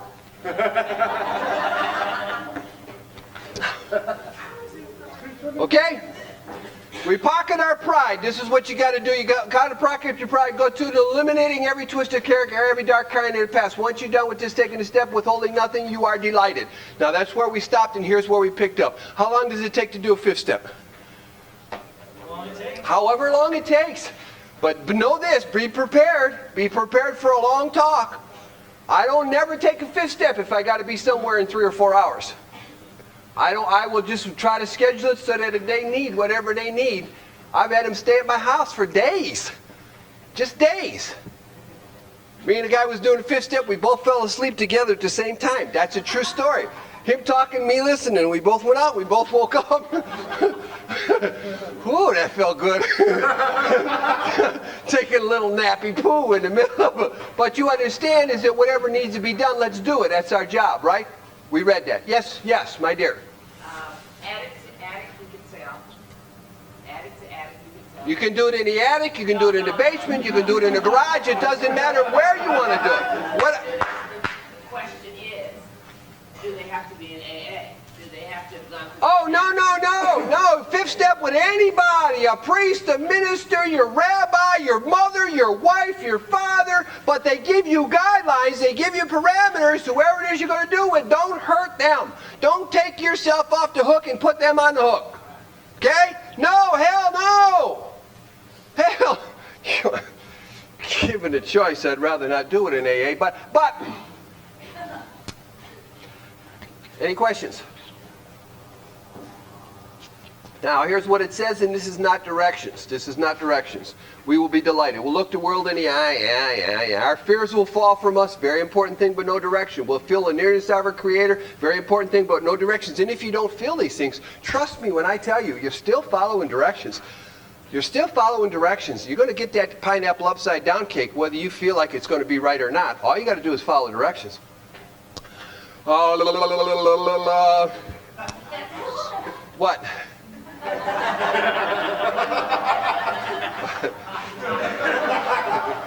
I don't even have a zipper. Let's go down. Let's go down to 75, last paragraph. Last paragraph. More directions for the 5th step. Last paragraph. More directions, okay?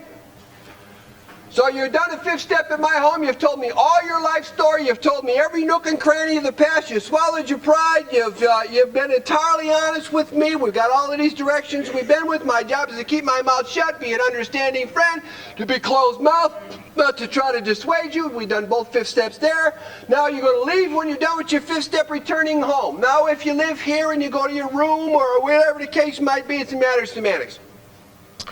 We find a place where we can be quiet for an hour. So they're suggesting to you, the directions are that you sit quiet for an hour. This is part of the 5th step. That you sit quiet for an hour and you carefully review what you have done. Do you notice how important your thinking is in all of this? Your thinking, as wacky as it might be, trust me when I tell you that the desire to work these steps to get closer to God, to serve Him, is much more important than efficiency, than accuracy. The willingness to swallow pride or do whatever it is to get close to God is much more important than accuracy. And if you can do this, the faster you do this in your recovery, the closer you get to God, quicker. That just makes sense, doesn't it? So, well, I'll be more honest at a year than I will at three days. That's true. No one's denying that, but we are learning a procedure that we are going to be able to use later on for the rest of our lives. And we have done the procedure here, and that's all we're looking for. When you return home for an hour, carefully reviewing what you have done. Here's what you're going to do. You're going to review what you have done. We're going to thank God from the bottom of our hearts that we know Him better.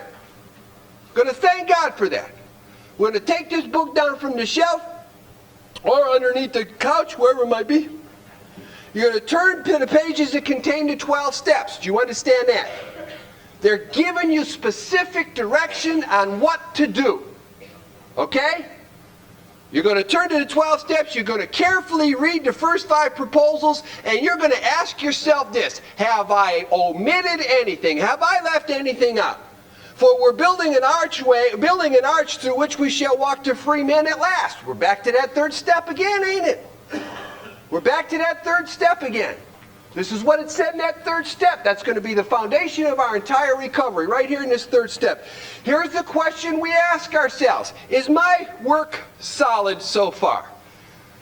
In Cleveland, we refer to this in the tie-in section, but I guess it doesn't matter out here. Are the stones properly in place? Have we skimped on the cement put into the foundation? Have we tried to make mortar without sand? This is the questions we're asking ourselves. Have we done these things? This is our questions. Any questions about the questions? It's so simple, isn't it? If you just take it one little direction at a time. Like the girl with the apple. Now, when you've asked yourself these questions, if you can answer to your satisfaction, then we're at step 6. Simple as that. Nothing done. Nothing big deal. Any questions on 5? We've just done 5. We have went into great detail and great specifics on the directions for step 5. They're really very simple. The hard part, again, is in the head and in the heart. That's the hard part. That's where the work is. Here's what it says. With step 6, anybody questions? Nothing? 4, 5, 3, 5, nothing? We have emphasized willingness as being indispensable. Where Have we emphasized that as being a necessary requirement?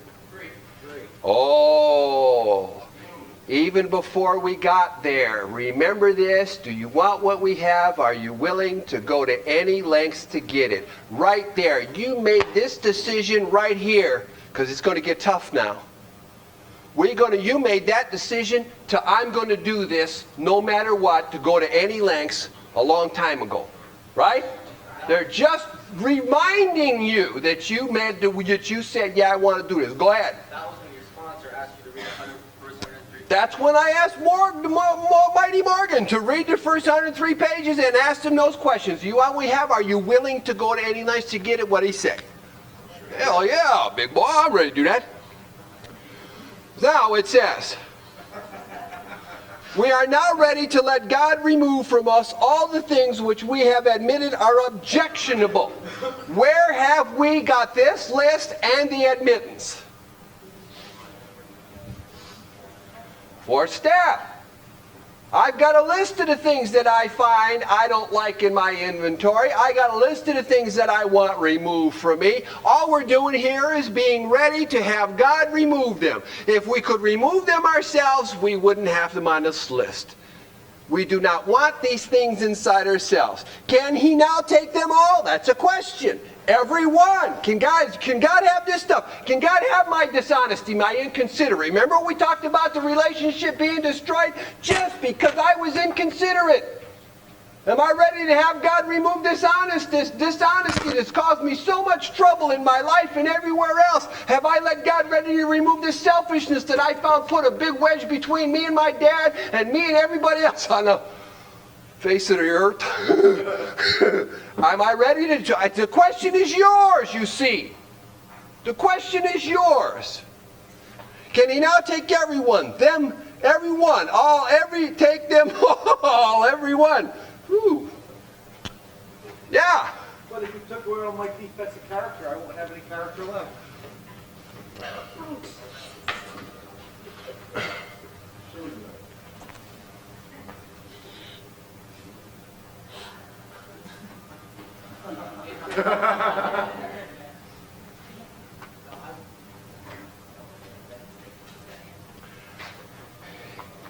If right now I could get rid of the defects of character that I know about, because I got them.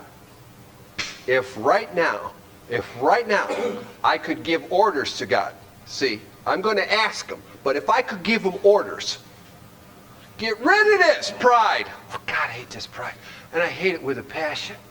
I hate this filthy mouth I get sometimes. I hate the snide remarks I'll shoot at somebody sometimes. I hate it when these drivers get in my way and I get so impatient. I mean, I take steps to contradict it. If God could remove all of these things that I know about, yes? Yes.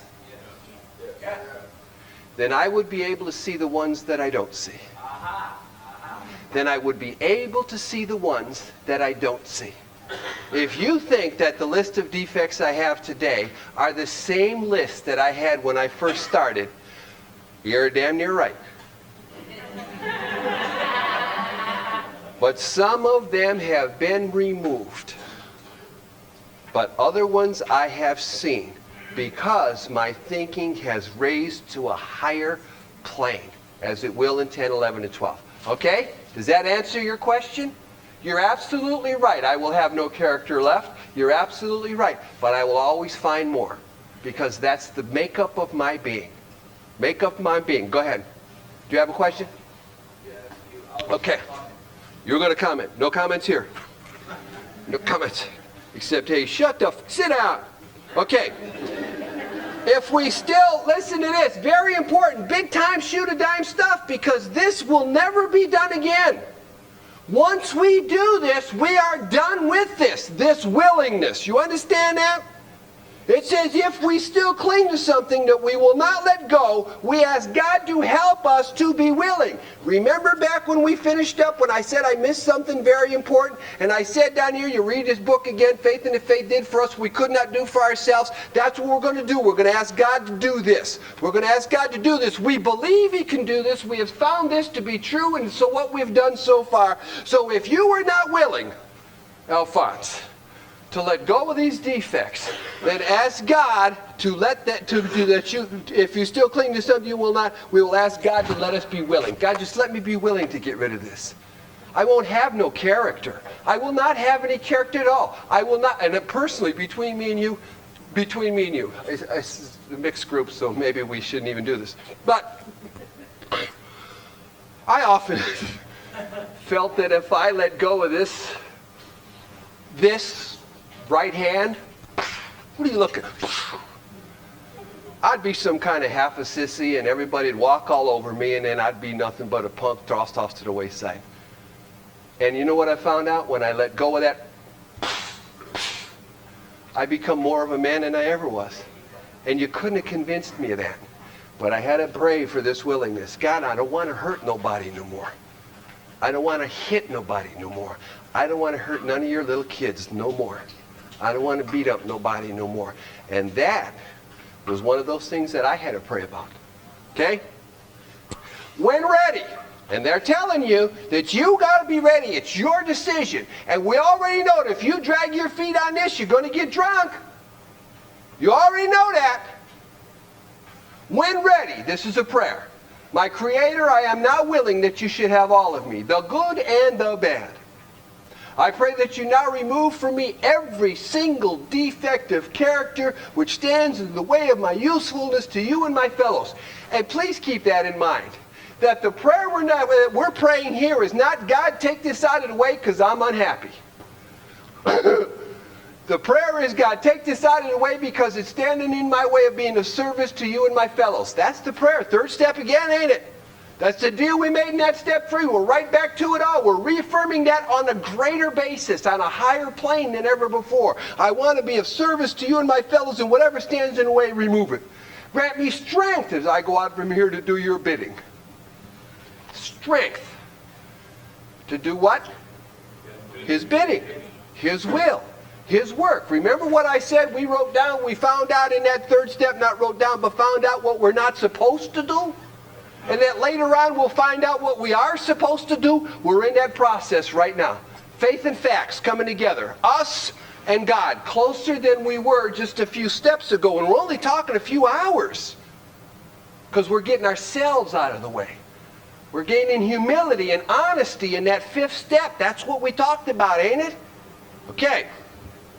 Any questions? We're done with 7. Done with 6, done with 7. 6 and 7 then actually is a change of thinking once again, a change of attitude once again, getting rid of ourselves once again. It's hardly any work, but it's crucial to what we're going to do in the future. Huh? Crucial.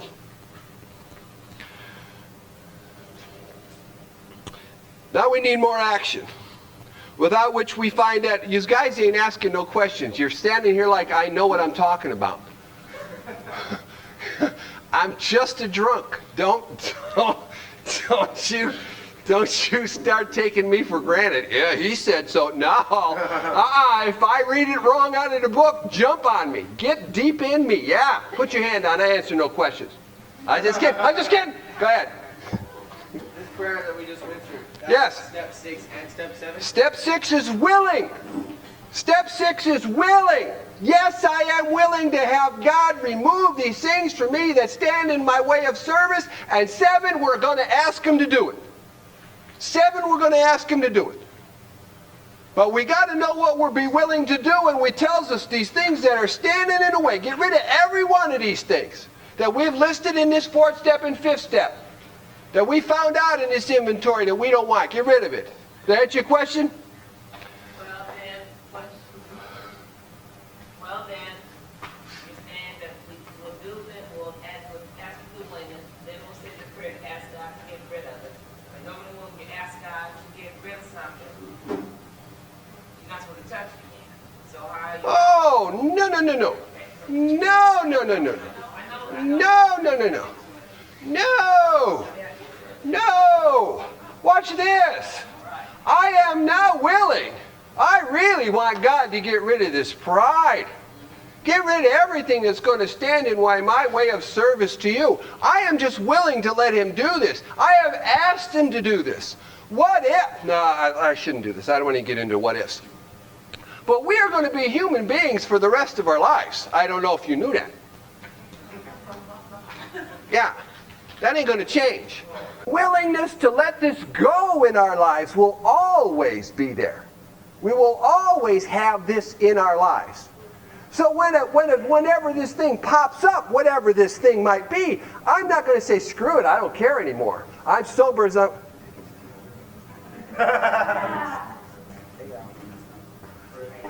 you know what? I changed cars.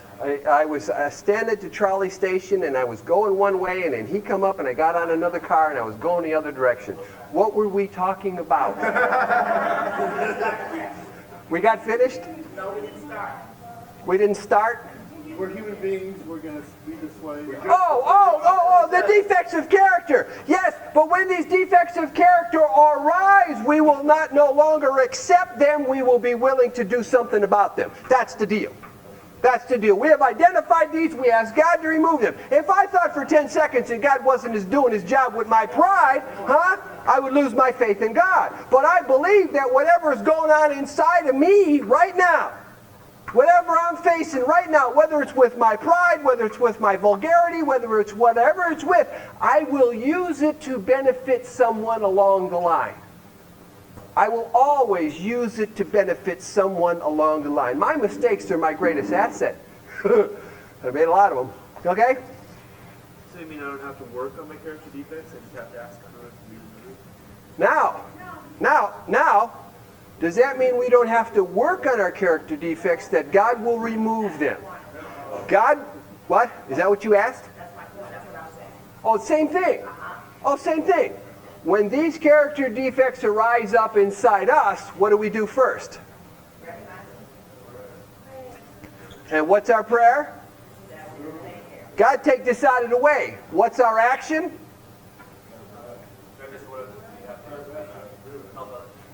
We are going to no longer argue. We're no longer going to fight. We're going to have, well, how do I know that? We cease fighting everything and everyone. That's coming. See, what we're going to do about what we're praying is coming very quickly. Where does that come? 10. Where else? 11. That's exactly right. So if you stop here, you're hanging out in the wind here. Just a guy. You're hanging out in the wind. You have to continue on further because they're going to give us specific directions what to do about these things that interfere with God. Does that make sense? Why, sure. Hanging here, yes. Well, 10, 11, and 12 is going to tell us that. Let us get there then, okay? Let us not get too far ahead because I love 10, 11, and 12. Oh, I love 10, and I love 11.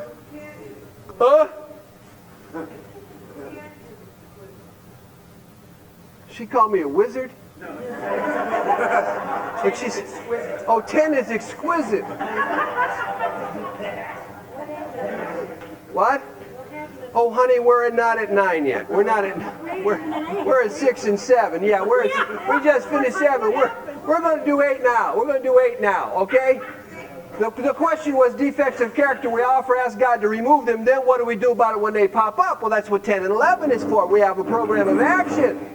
Program of action. Okay, 8 and 9. We now have a list of all persons we've harmed and who we're willing to make amends to. Where'd we do that? Fourth step. Simple as that.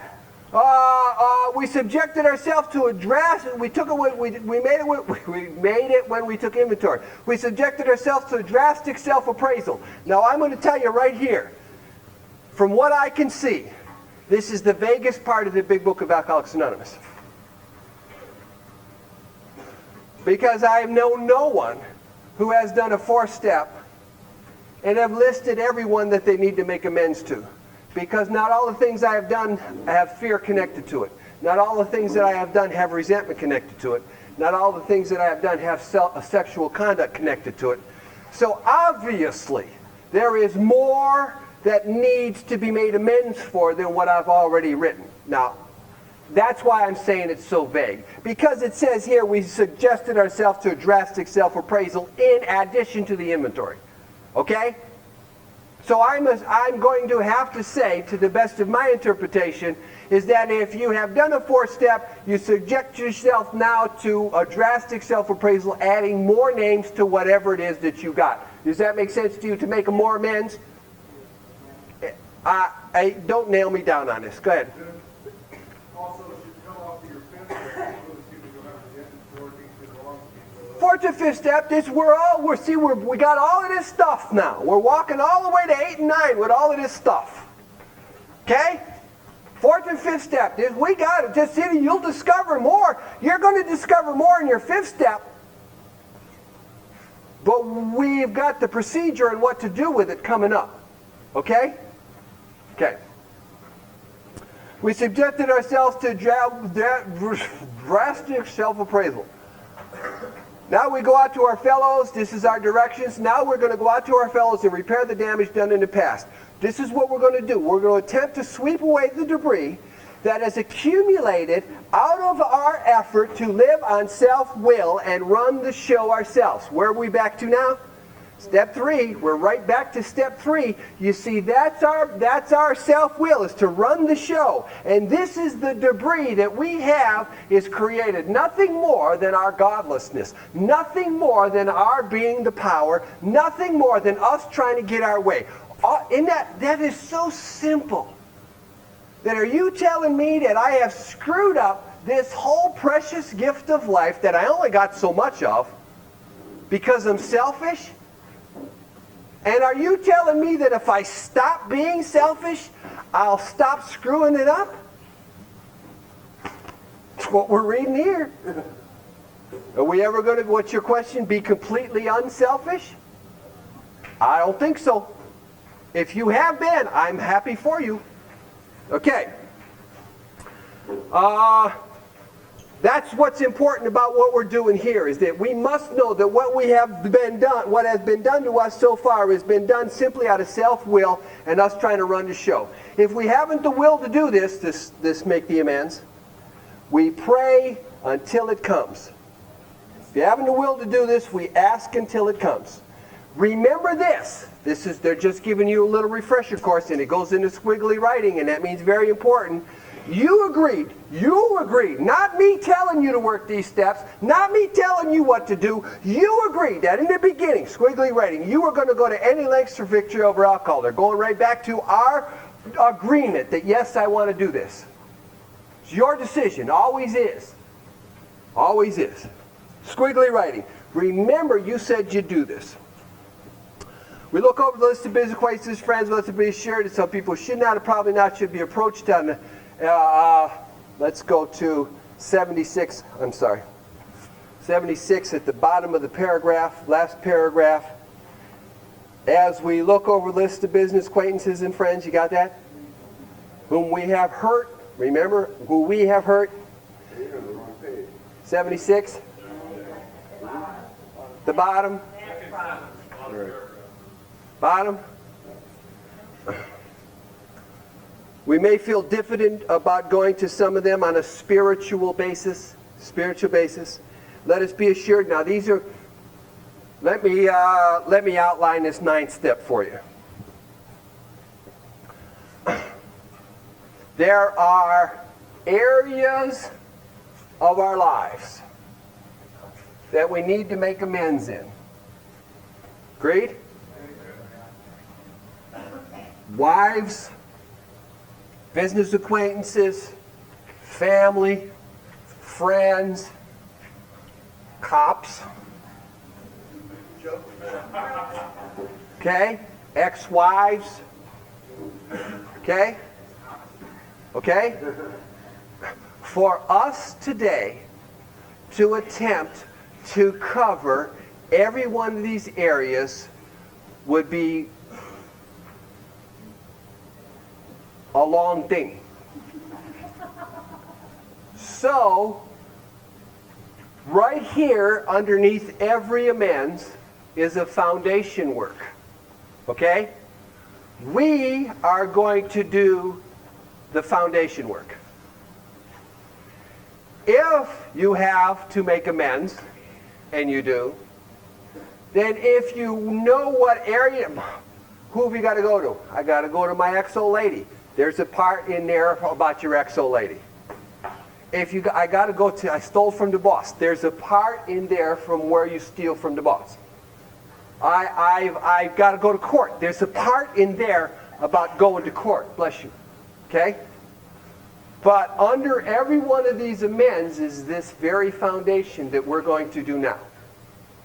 A guideline, if you will. Okay? Are you with me on that? Am I making it clear? So for us to try to do every one of these areas, it would take too long. So we're going to do the foundation work, and then when you go to make your amends, look in that book in that area. Yes? No? Maybe? Okay. Okay? You with me? No? Okay. Whew. Here's foundation work. This is foundation work. You may feel funny about going to these people on a spiritual basis. Be assured that on some people that you're going to call up, that you not need stress to emphasize the spiritual feature on your first approach. That doesn't mean you're not going to stress the spiritual feature. That means you're just not going to call a guy and say, I have found God, and I want to talk to you about that money I stole and your wife, by the way. I don't think so. Why? Why?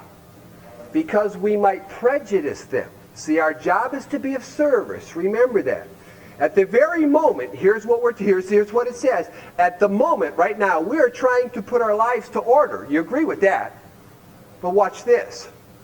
But this is not the end, not an end in itself. Our real purpose, this is our real purpose, is to fit ourselves to be of maximum service to God and to the people about us. It is seldom wise to approach an individual who still smarts from our injustice and announce that we've got religion. Because we might spoil the chance to help that person. Not because they won't accept the amends, not because we won't get it out of the way, because we still have a purpose to be of service, to fit ourselves to be of service. That means we're going to use our brains now. How can I best make amends to clean this up and help that person? Okay?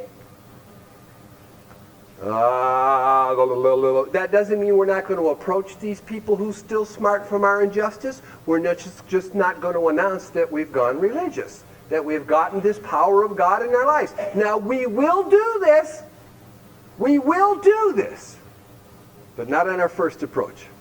Why lay ourselves open to be branded fanatics or religious bores? We may kill a future opportunity to carry a beneficial message. Do you understand that? Directions out of the book. Our job is to try to help everybody, everywhere, everything that we do and everywhere we go. Yeah?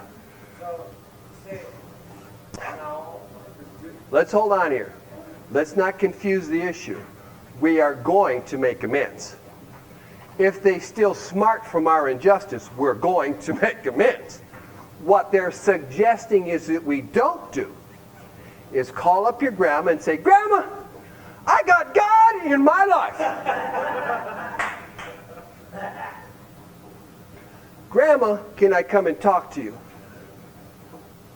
And when we go there to Grandma, you know, Grandma, I'm a sober member of Alcoholics Anonymous, and I live by spiritual principles the way God wants me to live.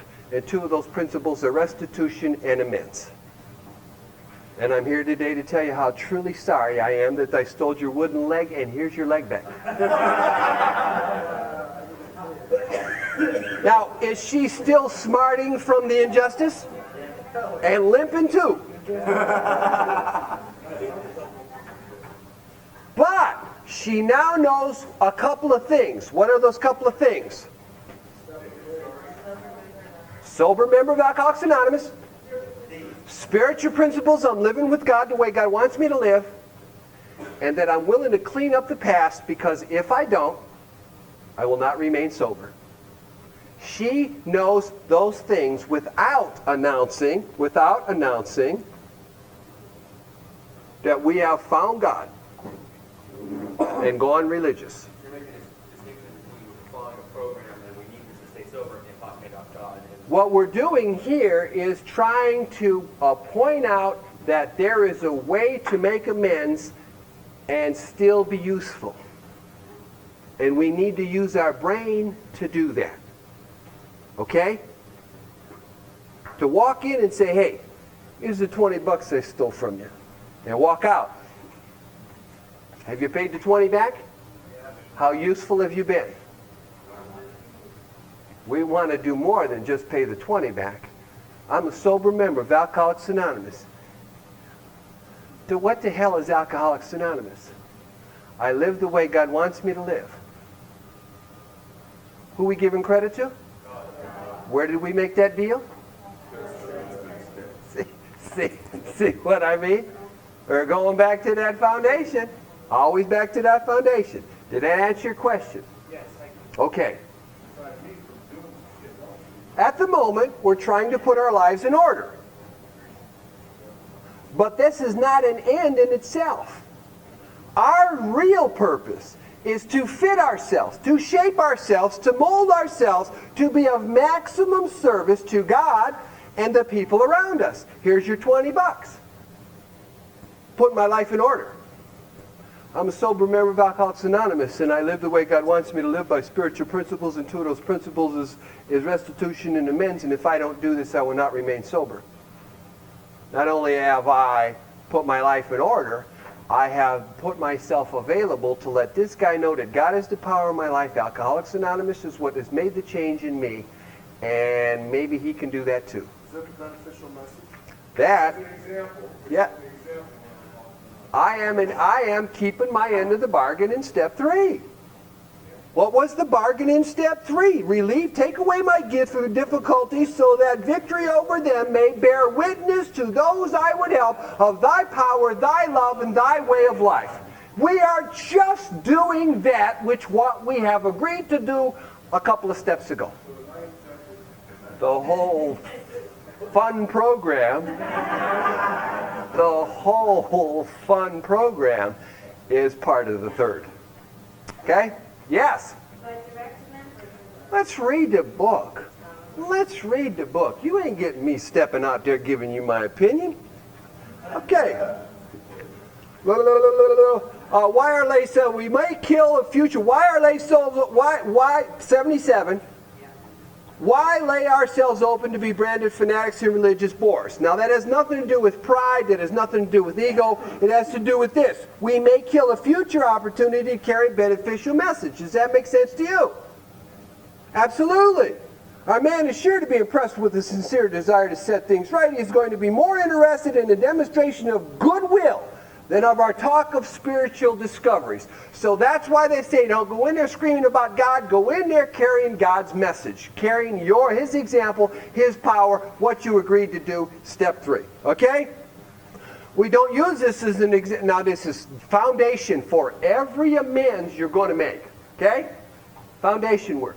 We don't use this as an excuse for shying away from the subject of God when it will serve a good purpose. We're willing to announce our convictions with tact and common sense, which is what we talked about using our brains, and we even gave an example of how to do it. The question of how to approach a man we hate will arise. It may be as that a lot of this is us. It may be this guy has hurt me more than we have hurt him. Hurt me more than we have hurt him. Though we may have acquired a better attitude, which is what we did in step 4 in that prayer, we're still not too hot about going to this guy and admitting our faults. Nevertheless, with a person we dislike, we take the bit in our teeth. It is harder to go to an enemy than to a friend. But we find it much more beneficial to us. We go to him in a helpful, this is a foundation, you're going to do this with every amends you make, a helpful and forgiving spirit, confessing our former ill feelings and expressing our regret. Every amends carries that. That's a foundation. Another foundation thing. Under no condition do you criticize a person or argue. Do not get in a pissing contest with the guy you're going to make amends with. Do not simply tell them that we will never get over drinking, which is what we covered in this little summation with this guy in the 20 bucks, until we have done our utmost to straighten out the past. We are there to sweep off our side of the street, realizing nothing can be accomplished until we do. Never trying to tell him what he should do. Foundation stuff. Never get in an argument with these guys. Never trying to tell him what he should do. His fault's 78 now. I'm sorry, I got going so quick I forgot to turn page. 78. His faults are not to be discussed. Do you understand that? We stick to our own. Here's how you make amends. If your manner is calm, frank, and open. Calm, frank, and open. We're not going to discuss his faults. We're not going to argue. These are foundation things for every amends we're going to make. These are foundation things. Got it? Got it. Now, most alcoholics owe money. See what I mean? Now, perhaps we've committed a criminal offense. Very same page further down. See what I mean? Got it? Got it. How about the wives? Next page, 79. Got it? How about the next page? 80. A guy who's just a gossip and a snitch and a liar. Got it? So if you have any questions about these areas of your lives, where should you go? This section of the book. Keep this in mind. Very important that you keep this in mind. It's very important. Very important. If we page 78, the end of the third paragraph, we must lose our fear of creditors. This is foundation work. No matter how far we have to go, for we are liable to drink if we are afraid to face them. You must lose this fear of creditors or you're liable to drink. Foundation work. You must face these people. I don't care if it's 10 bucks or 10,000 bucks. I don't care what it is. If you don't face these people, you're liable to get drunk. Any questions? Thanks for the IRS.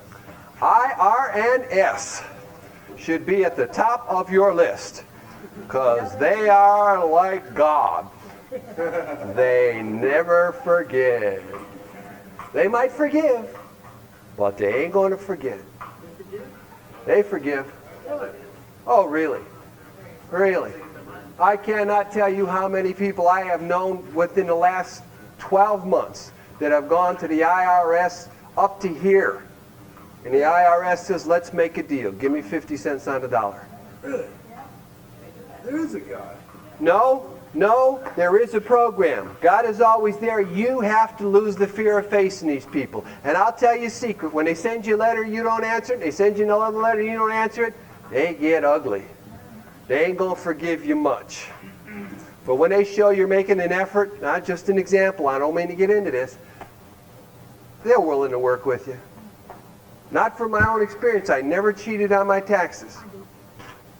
Not from my own experience. I never got caught cheating on my taxes.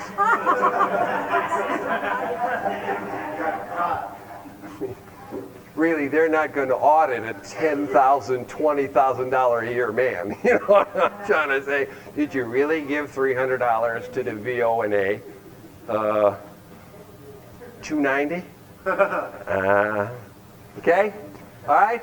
The important thing we make fun of it, but the important thing is you lose your fear of these people or you're going to get drunk. The important thing is that you face these people and let them know that God is doing this. The important thing is that you do not knock them out of the box right away, spoil a chance of being useful by announcing I have found God. Okay?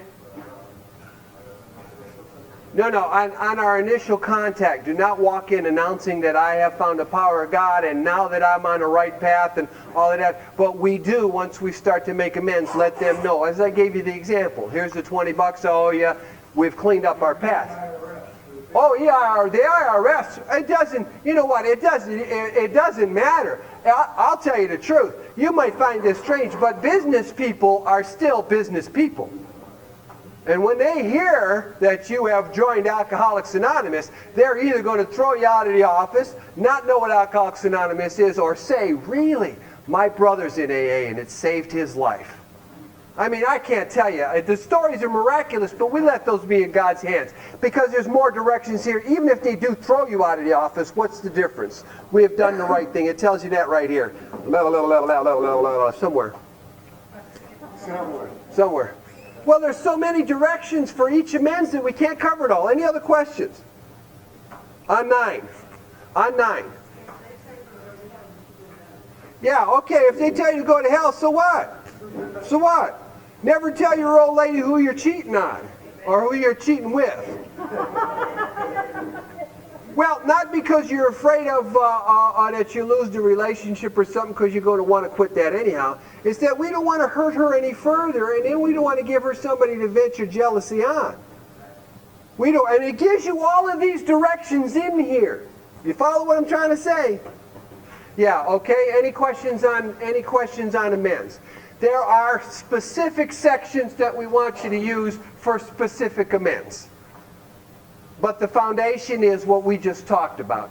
Don't ruin the opportunity, bless you, by going in there and saying, I found religion. But please let them know that God is the power in your life. Okay? Let know you gotta lose your fear of facing these creditors or you're going to get drunk. Okay? Let them know that you must do this in order to stay sober. Okay? Yeah. What if the person that you're talking to goes back to their idiot? Watch this. All we're doing is our end of the deal. We don't care what they've done, what they think. We do care what they feel. We don't want to hurt them any further. But our job, what if she's an atheist? I like that question. Can you imagine an atheist taking an amends from a bitterly hated rival and having that bitterly hated rival say, God did this for me? Would that get him thinking? Whoa!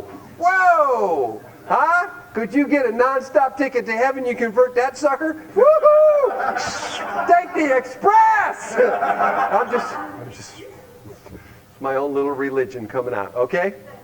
Okay? Does that make sense to you? It doesn't matter. We know what we're supposed to do. Remember foundation work? We're going to do this foundation work with every amends. If they're atheists or if they're not atheists, that's not the question. Is this. This is what we're going to do, no matter what. And this is what we're not going to do. They always give you the parameters. Okay? Any questions on 9? Let's go to 10. Any questions on 9? Nothing. No questions on 9. Let's go to page, there's a little bit before 10. She asked a question before about, do we have to see the person in front, face to face when making amends, or? Who asked that question? Somebody over there, I think, asked. You asked the question, was it, did I brush you? Did I really brush you? Oh, we did that when we were doing 7 and 8. No, when you make amends, you have to do it in person. We must lose our fear of facing these people with creditors, and we must face these people who we have harmed. If you cannot do that, we still have to do something about this. Phone call? If I can talk to them, maybe I can visit them. That's what I love about convicts. I wish every convict in the penitentiary would hurry up and get to this point, because they can send them letters out because they can't see them, you see. But try to get them to do that. There ain't no way in the world. No way in the world. I don't care how you do it. Face them when possible. 2 good reasons. First reason is we will gain humility. And when we get rid of self, God gets in closer. Okay? Got that? And the second reason is that we are more beneficial to the people we're going to help. Not in the amends, but in our approach and our wording about God is doing this for us. Okay? You got a question back here first. Okay, question back there. Do you have to go back to that person and make amends again and tell them why you're doing it? Well, probably you want to get back together with them, but you have to examine your own your own little sneaky motives and what it is you want from that poor guy who you have already ruined. Female. Oh, the question is this. The question is this. Are we going to do what we're supposed to do, or are we not? Simple as that. Are we going to do what we're supposed to do, or are we not? The question is yours. Remember, at this point in your sobriety, everything from here on in is going to be your spiritual growth. Everything from here on in is going to bring you closer to God and a more value to your fellow man. You got that? Okay. So if you've already straightened out a mess, do you want to straighten it out again? And if you want to straighten it out again, what's the reason? What's the motive? Okay? We're using our brain now. Oh, put some cream in the way. No more. You understand that? We're using our brains. Now, there's many amends I've made that later on in life I realized I didn't do it as good or as thorough or as useful or as possible, and I went and straightened that out. But it wasn't the big crucifix that it had been the first time around. Because we know this ain't going to be easy. Does that make sense to you? In other words, Okay, if all I stole was money, what have I got to do? If I have swindled them and deceived them to get the money, what have I got to do? Pay the money back and apologize for the lie and the deception and the harm. Okay? Procter & Gamble don't give a shit if you swipe $300 or not, to tell the truth. They don't care if you found God or not. They might not even want the 300. You follow me? I've seen many amends where they say, we don't want the money, get the hell out of here. We raised your insurance rates a long time ago. We got that money back a long time ago. In that particular case, you understand, we're not going there to bring God to them and to be useful to them. We are then, in that case, going there to what? To put our lives in order. Okay? But we're going to do this to everybody. Does that answer your question? are we going to go that far in our meds? Oh, you got to decide that. I'll tell you the truth. I think everybody in AA should at least do a year or two. Yeah, I know. Those who haven't been there think not, but those who have been know that when you walk out of the joint, man, I have paid my debt to society. You can kid. Yeah, I am just clean. Oh yeah, there's not one time I walked out of prison didn't feel clean. And the next time I went back, I felt even cleaner. But you got to decide that. This is all in your hands now. Do you notice that? This is all in your hands. It's between you and God. I've seen many people afraid to face prison. And had they not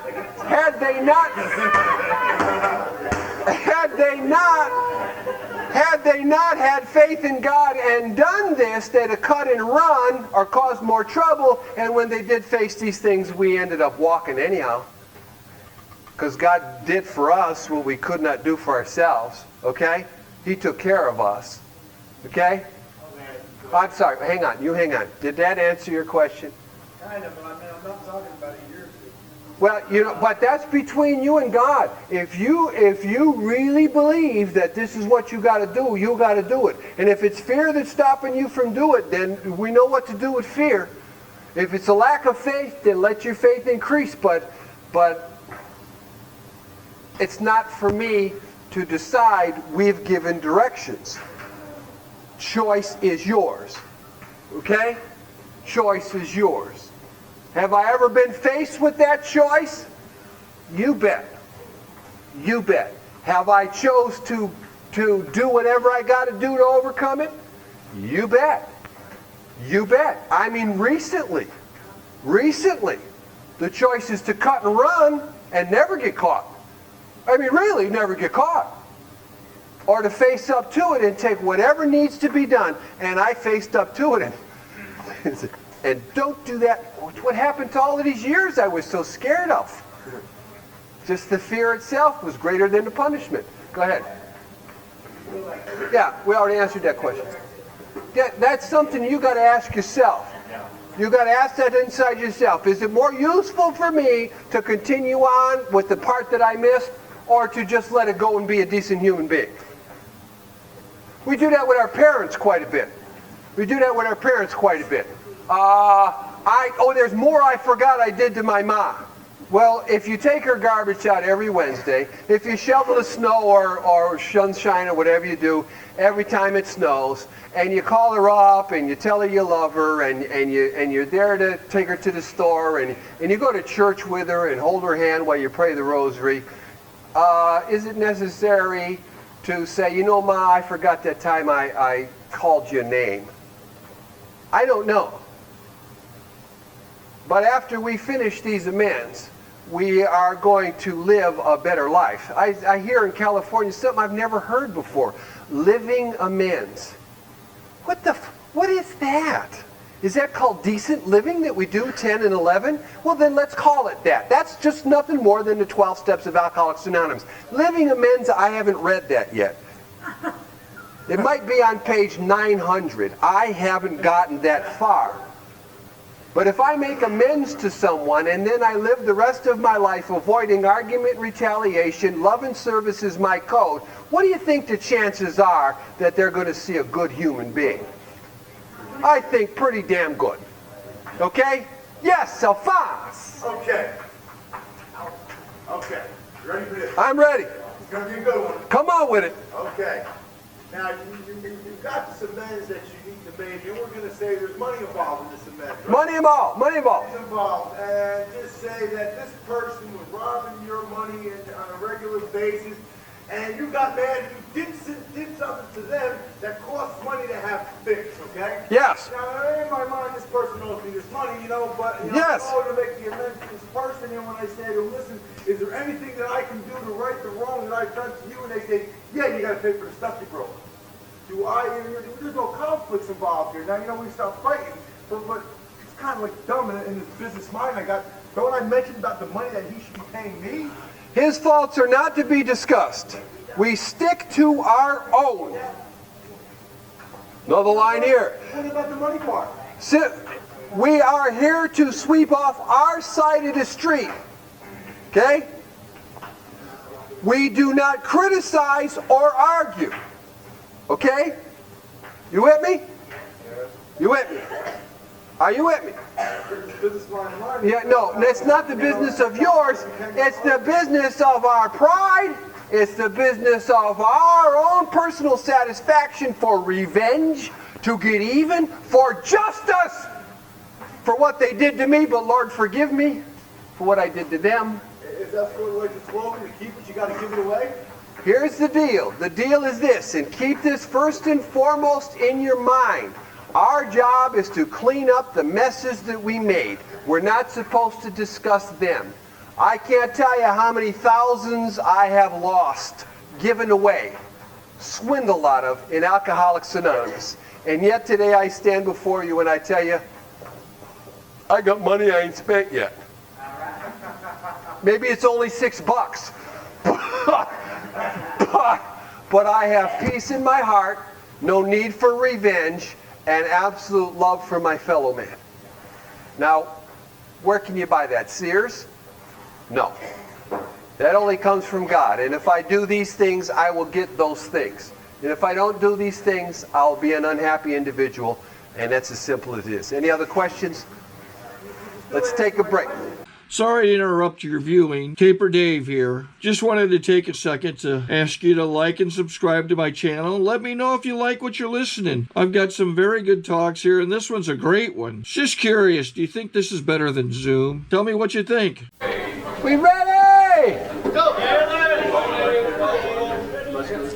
To answer all questions, to sum up step 9, to answer all questions on page 76, the end of the second last paragraph, it says this: remember, it was agreed at the very beginning you would go to any lengths for victory over alcohol. Not my decision. If you caught yourself in that agreement, Blame yourself. I didn't get you into it. Okay, 9 is done. Let's go to 10. Let's go to 10. Page. What? 84. Okay, let's go to 9. 82. 82.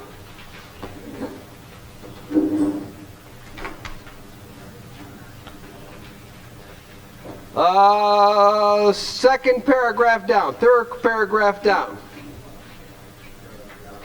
If, you with me? Let's go to the next sentence. Sometimes, you with me? Sometimes.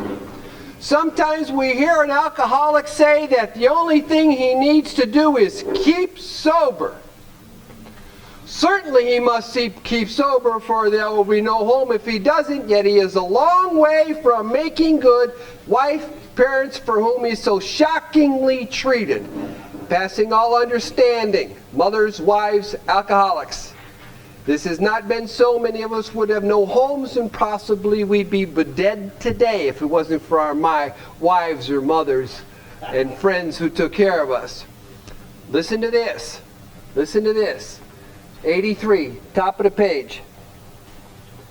There is a long period of reconstruction ahead. We must take the lead. Our remorseful mumbling that we are sorry will not fill the bill. Here's what we ought to do. This is still step 9. We ought to sit down with the family. If you have a family, if you have friends, if you live in a halfway house or sober living or whatever term they come up with now, we ought to sit down with the family and carefully analyze the past as we now see it, being careful not to criticize them. Their defects may be glaring.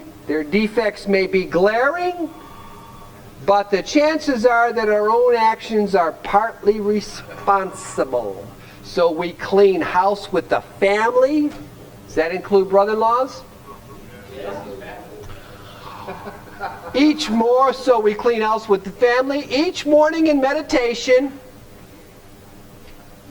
we ask each morning in meditation that our Creator show us the way of patience, tolerance, kindness, and love. Now, are we doing something about those defects that we talked about? What if they pop up? Does it mean I'm taking it back? What should I do? Here's what we should do. Each morning in meditation, we ask our Creator to give us patience, tolerance, kindness, and love. The spiritual life is not a theory. We are now into a spiritual life. It doesn't matter if you feel spiritual. You have followed the directions. You are living a spiritual life. Okay? We have to live it. All right? Any questions on that? Okay. There may be some wrongs we cannot fully right. Next paragraph down. We don't worry about them if we can honestly say to ourselves, we would right them if we could. Anybody got any examples of that? Huh? What? That's my girl. That is my girl. I want to make amends to my dad. I'm going to go to the cemetery and I'm going to write a letter and I'm going to put down. I'm not saying don't do that. All I'm saying is this. If he were alive, would you straighten it out? Yes. Then you're, as far as this book is done, you're done with it. If it makes you feel better to put flowers or write a letter, sing songs, I don't care. As long as you'd be willing to straighten it out, okay? Some people cannot be seen. This was an answer to one of the questions. We send them an honest letter. There may be a valid reason for postponing in some cases, but we do not delay if it can be avoided. These are what? The foundations. These are the foundations that we're going to follow forever, okay? We do not delay if it can be avoided. It will be sensible, tactful, considerate. This is us now. This is us. We should be sensible, tactful, considerate, and humble without being servile or scraping. More people concentrate on servile and scraping than they do on sensible, tactful, and considerate. But that's not my business. As God's people, we stand on our feet, we don't crawl. if we've been painstaking about this recovery, and then they give you a bunch of little promises, and it's all so nice. And they said it might come true, and it will, and if we work for it, and all of that's good. We love the promises, don't we? We read them at every meeting to where they're boring and insignificant. So here we go now with step 10. The thought brings us to step 10.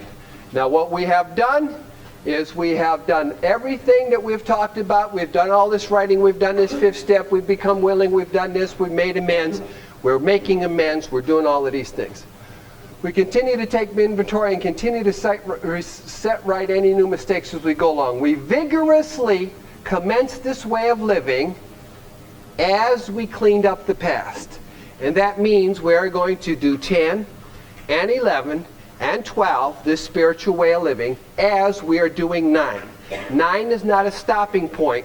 9 is nothing more than I'm going to make amends, start making your amends, and that night, you pick up your book and do 10 and 11 and 12. Are you with me on that? Okay. We have entered the world of the Spirit. Our next function is to grow in understanding and effectiveness. Up until this point, I have told you, and as the book has told you, just follow the directions. Now you're going to get understanding of what the hell you've done. Now you're going to get to be effective in giving this away, okay? This is not an overnight matter. It should continue for a lifetime. That means what we are about to do now, we are going to continue for our lifetime. We are going to continue to watch for selfishness, dishonesty, resentment, and fear. Are you with me on that? This is going to be our job for the rest of our life. Every day I'm going to wake up and I am going to read this. I am going to read that this is my job. I am going to continue to watch for selfishness, dishonesty, resentment, and fear. When these crop up, these are your directions. This is you now putting your actions into play here, your work. When these crop up, I'm going to ask God at once to remove them. Not if they crop up. I solemnly assure you that they are going to crop up. I'm going to ask God to at once to remove them. We're going to discuss them with someone immediately and make amends quickly if we have harmed anyone. Those are our directions for this day. Then we're going to resolutely turn our thoughts to someone we can help. Love and tolerance of others is our code. And that, my friends, is the first time love has been brought into this picture. Because now we have patience, tolerance, pity. We have save me from being angry. How can I be useful? The results is love. We are now at this point in our life. And here's some more directions that are equally important. We have ceased fighting anything or anyone. And that means if you have gotten into an argument or a pissing contest with anyone, not what this step says, is it? This is what we're supposed to keep on guard for. Okay, now let's back it up. Let's back it up. We're going to continue to watch for selfishness, dishonesty, resentment, and fear. Remember what I said about procedures earlier. We are going to establish procedures in these steps that we are going to use for the rest of our lives. Where have we learned to identify selfishness, dishonesty, resentment, and fear? Step 4. We are doing step 4 on a daily basis when we do step 10. You with me? Yeah. When these crop up, we ask God at once to remove them. Where have we learned to ask God to remove our defects? Step 7. So if we do this on a daily basis, we are doing step 4 and step 7. We discuss them with someone immediately. Where have we learned to discuss? 5. So we are doing 4, 5, and 7 on a daily basis if we do step 10. And all we're doing is the procedures. See, we learned the procedures. We don't have to write all this stuff down. Oh, I got a resentment. Let me write it down. Let me do the columns. Wait, was it the columns or was it the reviews? Wait, was it the reviews or was it the columns? No, we have already got this down, ain't we? They're telling us exactly what to do. Make amends quickly. Where have we learned to do that? 9. So we're doing 4, 5, 7, and 9 on a daily basis. If we do step 10, all the procedures we learned. Then we resolutely turn our thoughts to someone we can help. 12. Which is what we're going to do right now. Right? Love and tolerance of others is our code. What is our code? Love and tolerance of others. What's so difficult about that? Do you know how mad this guy makes me? Do you know how he sticks in my throat? I hate that shirt like you just can't believe.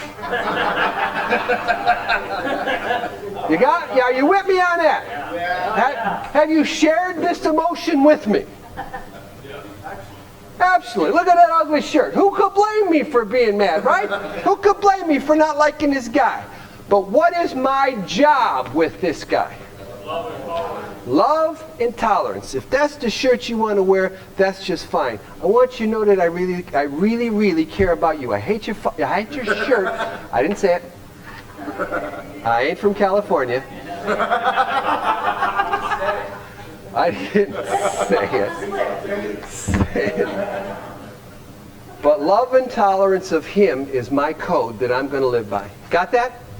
Make sense? Okay. What? Yes?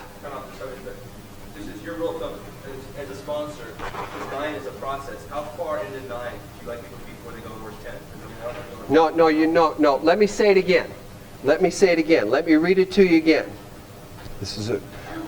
We vigorously commenced this way of living, 10, 11, and 12, as we cleaned up the past. If I start step 9 right now, today, I'm going to make amends. First, I'm going to make amends to this guy for talking about his ugly shirt. Then I'm going to come over here and say, make amends that I'm a sober member of Alcoholics Anonymous, and I live by spiritual principles, and 2 of these principles are amends and restitution. And if I want to stay sober, I have to do these things, and I'm truly sorry for what I said, and I shouldn't have done that. And tonight, when I kneel down, I'm going to do 10. I'm going to do 11. Okay? You got that? It is one fell swoop. There is no pause. We are now living this and doing this. Yes? I had a question because my mom was How does that sound to you? What do you mean you don't know? Of course you know. That's why you're asking a question. How does it sound to you? Does it sound right to you? Sound good to you? Huh? No, I'm just saying. Okay, if it doesn't sound good to you, then watch this. Don't do it. Don't do it. What's that? I said it's easier said than done. Well, that's right. And now you can say to yourself, I understand what my mother is going through because she's probably sponsoring some jerk just like me. And I will not do that to the guys that I sponsor. And when you do that, you're going to say, God, I'm just like my mother. A human being.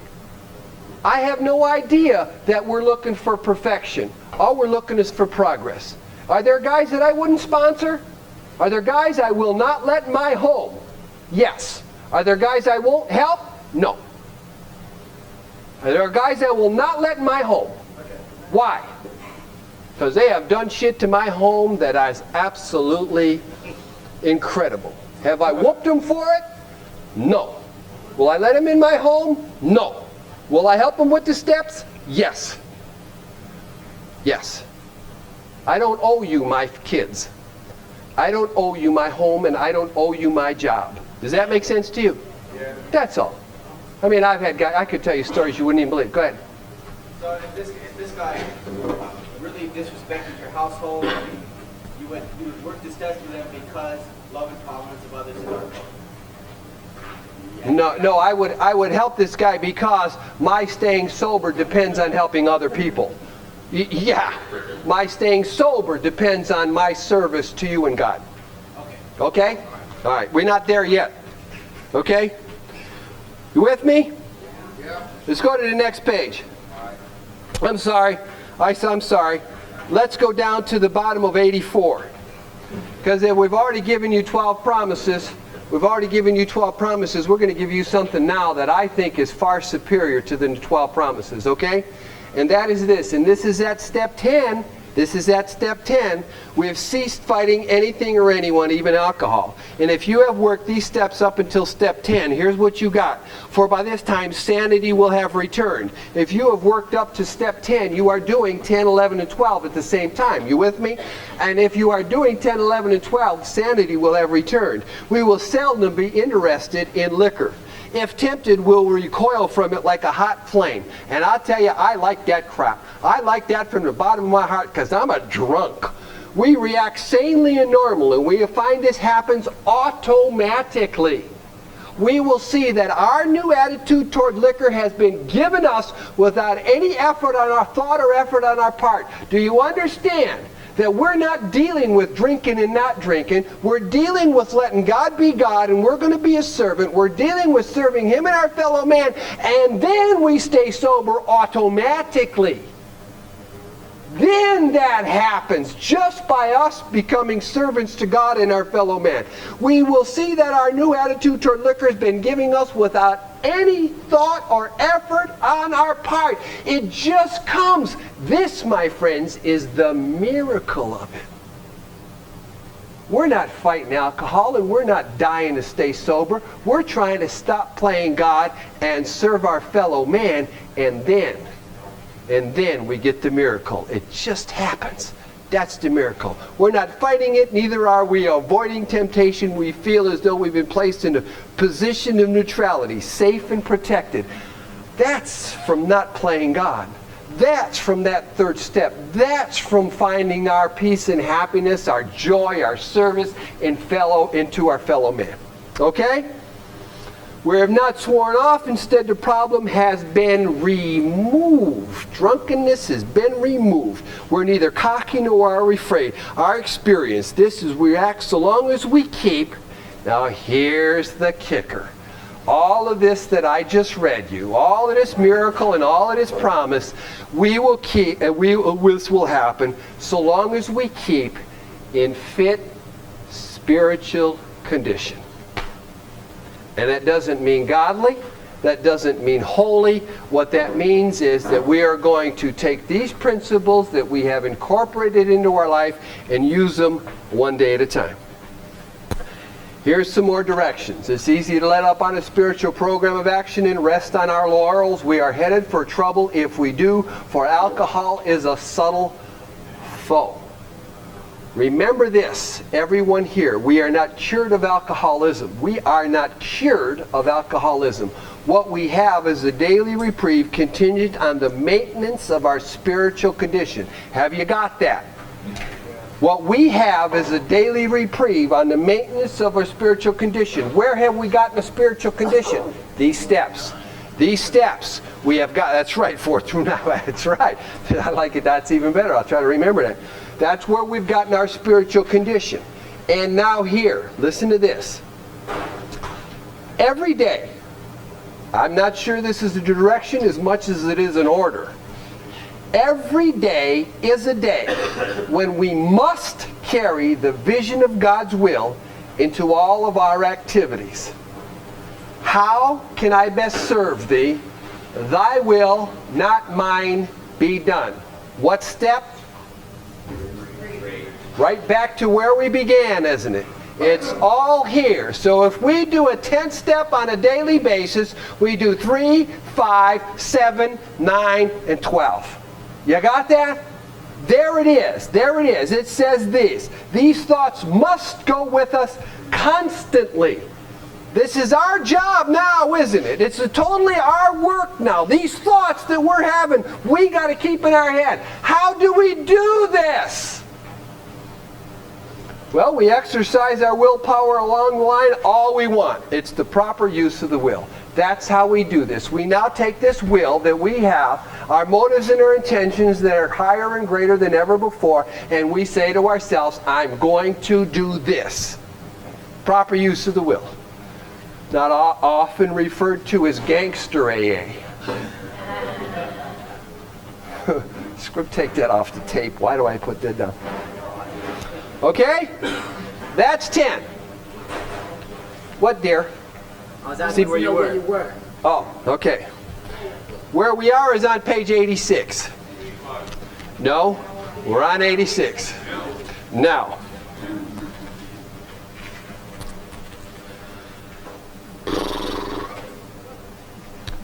second paragraph, when we retire at night. Any questions about when we do this?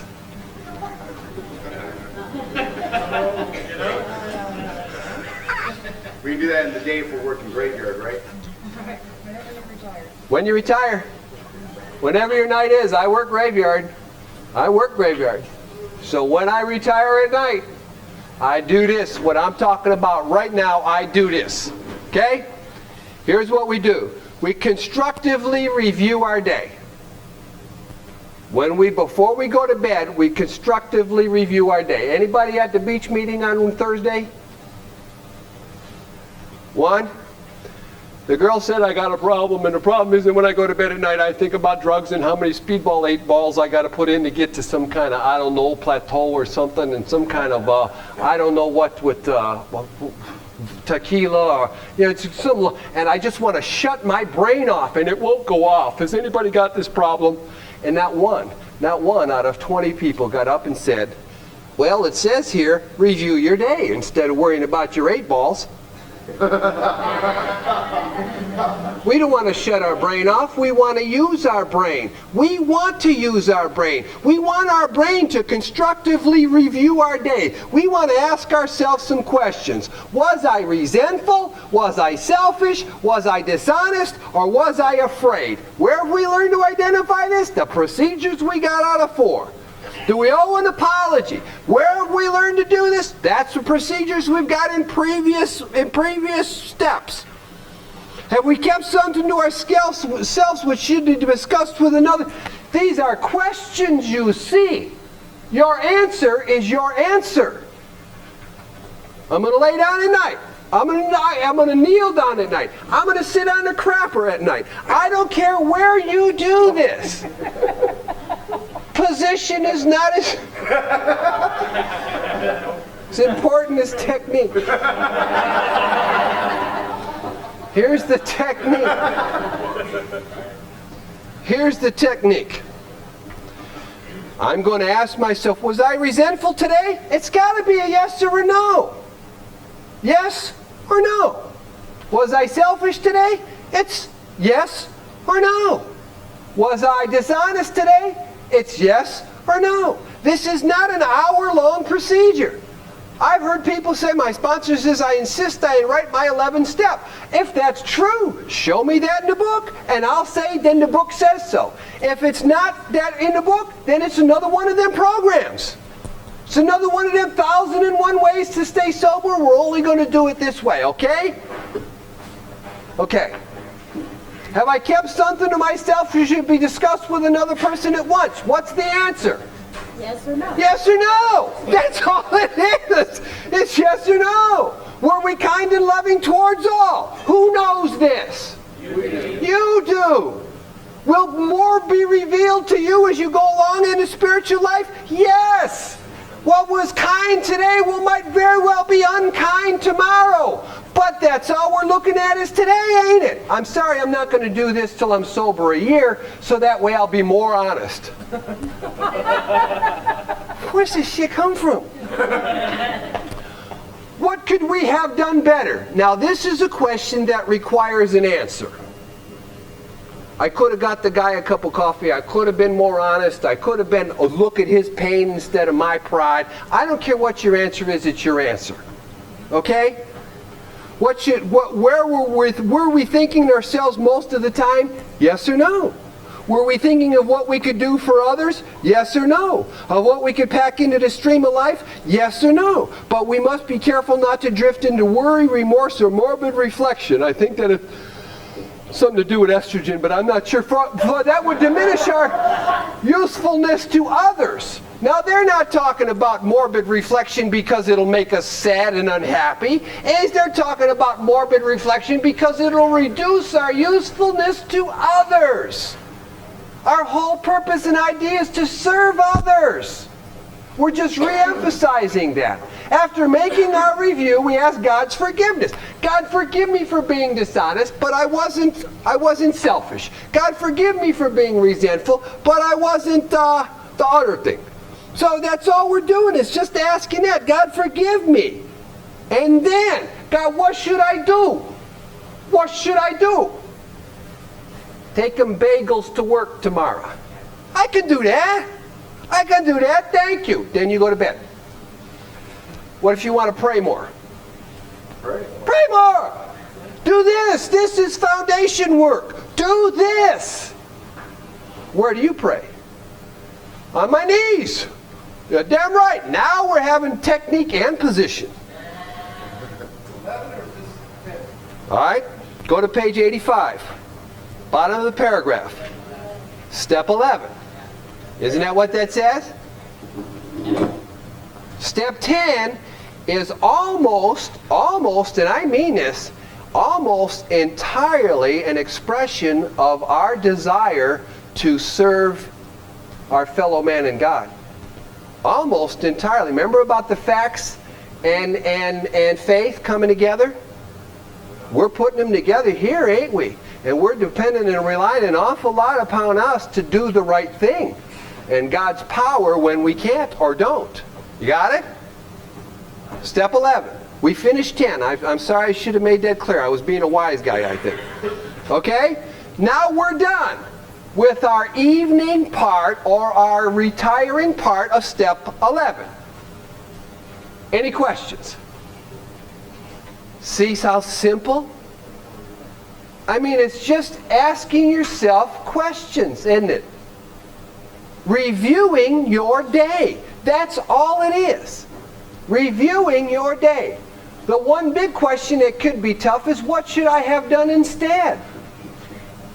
The other big question that could be tough is, God, what should I do? What corrective measures should be taken? And that calls for some sitting quietly with God maybe. Okay? You with me? Now, on awakening, this is step 11 still. This is step 11 still. This is now starting our day. All right? Have you noticed anything at all between 10 and 11? What our desire to do in 10 is what we're going to look to see if we did in 11. Huh? It's like, let's check up on the Polish guy. Who's doing the checking? The Polish guy. The Polish guy. And if I don't work these steps, I do not have the ability to see and don't care. On awakening, let us think about the 24 hours ahead. We consider our plans for the day. What plans do you have for today already? Huh? Whatever the corrective measures are that he said we should do last night. We already know we're going to do that. Yes, no? Yes. Yes. Taking bagels. I already know I'm taking them bagels. Here's what it says. Before we begin to make plans for the day, before we begin, I'm going to ask God to direct my thinking. So I'm going to make plans for the day. I know that I'm going to take them bagels because that's from yesterday. But I want my thinking to be divorced from self-pity, dishonest, and self-seeking motives. Sure, God said take them bagels, but I'm going to take them bagels so that they like me. Not because I really called them a bunch of names the night before.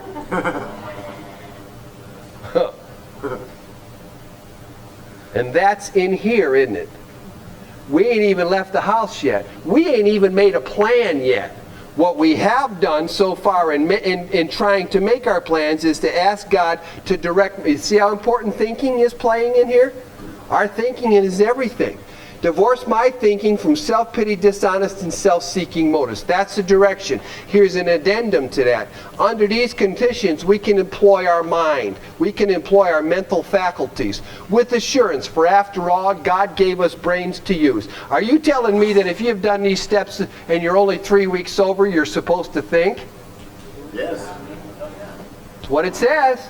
Is your thinking going to be as good now as it will be 5 years from now? I don't know. Maybe, maybe not. But we're going to do it now, ain't it?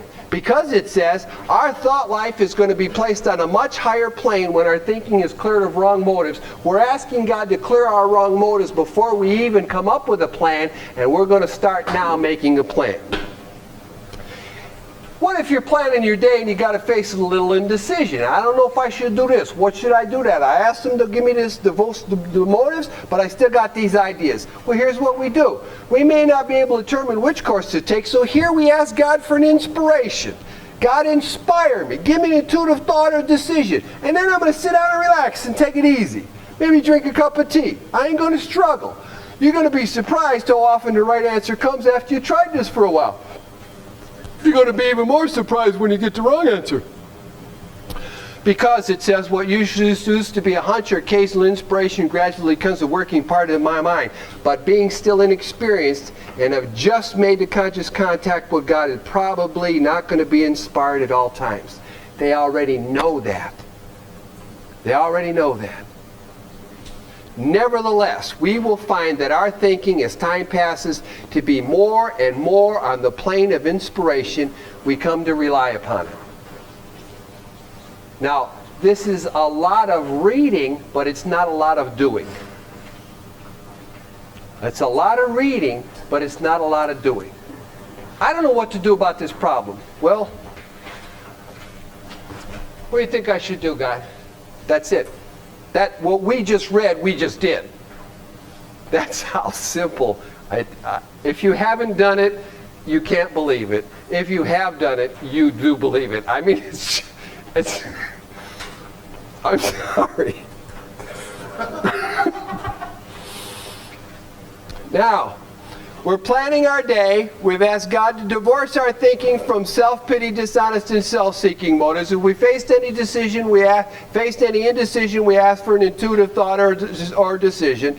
And now it says we usually conclude this period of meditation. And that means we're going to stop here and plan our day. What's my plan for today? What's your plan for today? What did you plan for today, Alphonse? Come here with me. That's a plan. Is that a plan? When I woke up this morning, I laid out my plan. I'm going to wash my clothes. I'm going to go to the dumb guy. I'm going to try real hard not to use that F word. Oh yeah, I do. Sure, that's part of my plan. I'm going to try real hard not to disrespect nor make fun of women. Oh yeah. Why do I do that? Because I know that this is a weakness that I got. It's something that I do and I don't want to have. I'm planning my day. And what's the other one? My big one. I'm going to ask God, let me feel the people around me, their pain and their problems, so that I might be helpful to them. That's it. That's it. That's my plan for today. I didn't even plan dinner. I have no idea. What's the question for today? What's the question for today? What are we going to do about dinner? I don't know. What's Al's answer? Let's eat. Well, what are we going to do about dinner, Al? Let's eat it. I love that simple approach.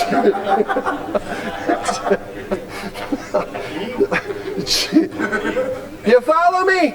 So now I've made my plan for today. What is your plan for today? I don't know. You got to make the plan. But make sure that when you plan for today, you ask God to divorce your thinking from self-pity, dishonest, and self-seeking motives. And then you're on a better footing than you've ever been. Okay? Whatever your plan is. My plan is to stay sober. Those who say sobriety is enough is unthinking. Oh, that. Here's what it says. We're going to conclude the period of meditation with a prayer. Now, here's the prayer. We've planned our day. That's called meditation. Can you add to that prayer? Can you add to that meditation? You want to stand on your head. You want to stand, you want to sit cross-legged. You know, I really don't care, because all we're doing here is foundation work, ain't it? We're laying foundation work. You can do this in anything, but do this. You can do this in anything, but do this. So when I'm all done planning my day, I say a prayer. And here is the prayer. God, show me all through the day what my next step is to be. Give me whatever I need to take care of such problems. And please give me especially freedom from self-will. That's our prayer. That's our prayer. Covers a multitude of sins, doesn't it? Covers a bunch of the bases. Can you add more to that prayer? You bet. But this is a basis. This is your foundation stuff.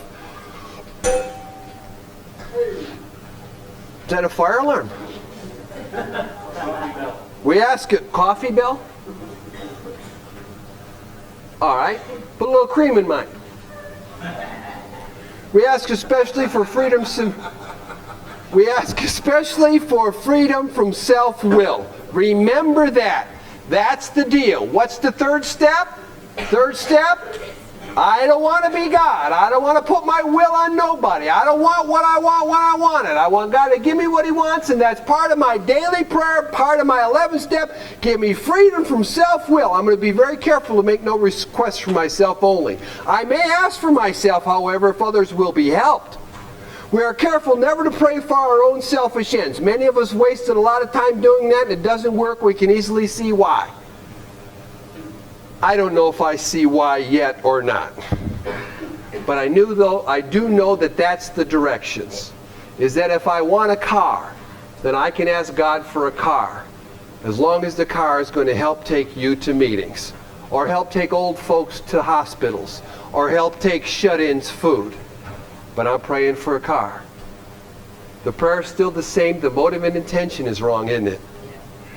The motive and intention is different. Can easily see why. Any questions on any of this we've covered so far? If circumstances warrant, we ask our wives or friends to join us in morning meditation. You know how tough that is? You know how tough that is to ask your old lady, would you sit down and pray with me, baby cakes? Would you sit down with me this morning? Let's hold hands, or let's read a book, or let's do something. I do that as often as I can with anybody I can. I do it. You bet I do it. You want to know why? Because not only does this book say so, but because I know that this is what God wants me to do. It just feels right. If we belong to a religious denomination that requires a definite morning devotion, we attend to that also. If not members of a religious body, let's do what some of them guys do. Memorize a few set prayers that emphasize the principles we have been discussing. What principles? Love, service, tolerance, patience, all of the principles, whatever principles you think you got inside you. There are many helpful books also. I got a lot of helpful books. I read a lot of helpful books. Suggesting that these may be attained from a rabbi, a priest, a minister. Be quick to see where religious people are right. Make use of what they offer. Make use of what they offer. If you turn your mind off to the powers of religion, you are absolutely limiting your spiritual life. You're limiting, say that. Your spiritual life. This book says so. This book says so, not me. As we go through the day, we pause. Now, this is action on our part, the proper use of the will. As we go through our day, we pause when agitated or doubtful. Does anybody go through the day really after being sober? Do you go through the day being agitated? Juju, do you ever get agitated or doubtful? Yeah. Well, then here's what you should do. You should ask for the right thought or action. That's pretty good, isn't it? I mean, they cover all the bases that we're going to face in the daily process, don't they? We constantly remind ourselves. Who is reminding us? We are. We're using our brain. We're constantly reminding ourselves that we are no longer running the show. Humbly saying to ourselves many times each day, "Thy will be done." Got news for you. That's it. That's 10 and that's 11. Because if we do what we just talked about, we are then in much less danger of excitement, fear, worry, anger, self-pity, or foolish decisions.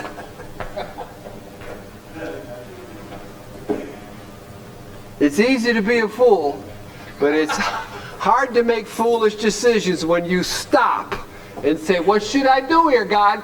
Because if God tells you to throw a brick through his window, I don't know.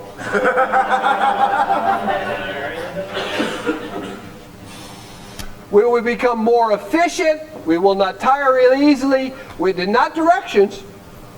Not directions. We're not burning up energy foolishly as we did when we were trying to arrange life to suit ourselves. And the reason I read this is that we have spent so much of our lives trying to arrange it the way we wanted it, and it's always been a futile and tiring effort. And once we stop doing that, we have more energy than before. More energy than before, because we're not trying to push the world around. We're alcoholics who are undisciplined, so we let God discipline us. Simple as that. Faith without works is dead, and now we go into into step 12. Any questions about what we've read so far? What we've read so far. Any questions about what we've read so far? Any questions about what we've read so far? Any questions?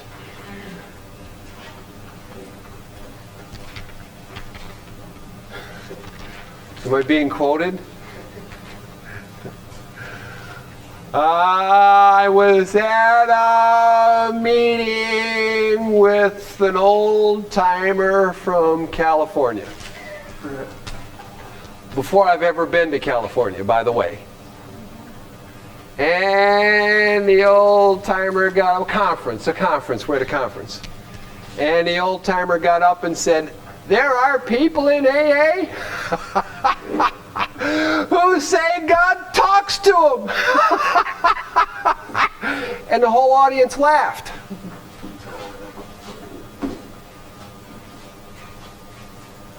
And it was a panel, and I was next on the panel, and I got up and I said,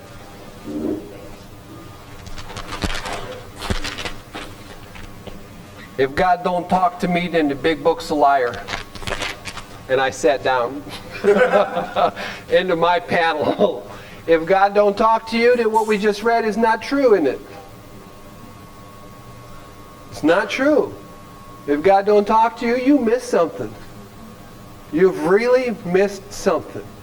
I don't know if he's going to yell to you, if he's going to talk to you through people. I don't know if he's going to talk to you in meditation, although it says he will give you the answer. If God don't talk to you, then the big book is a liar. And we might as well throw it away and do it their way, the other 1,000 ways of staying sober. Did you write this or did you?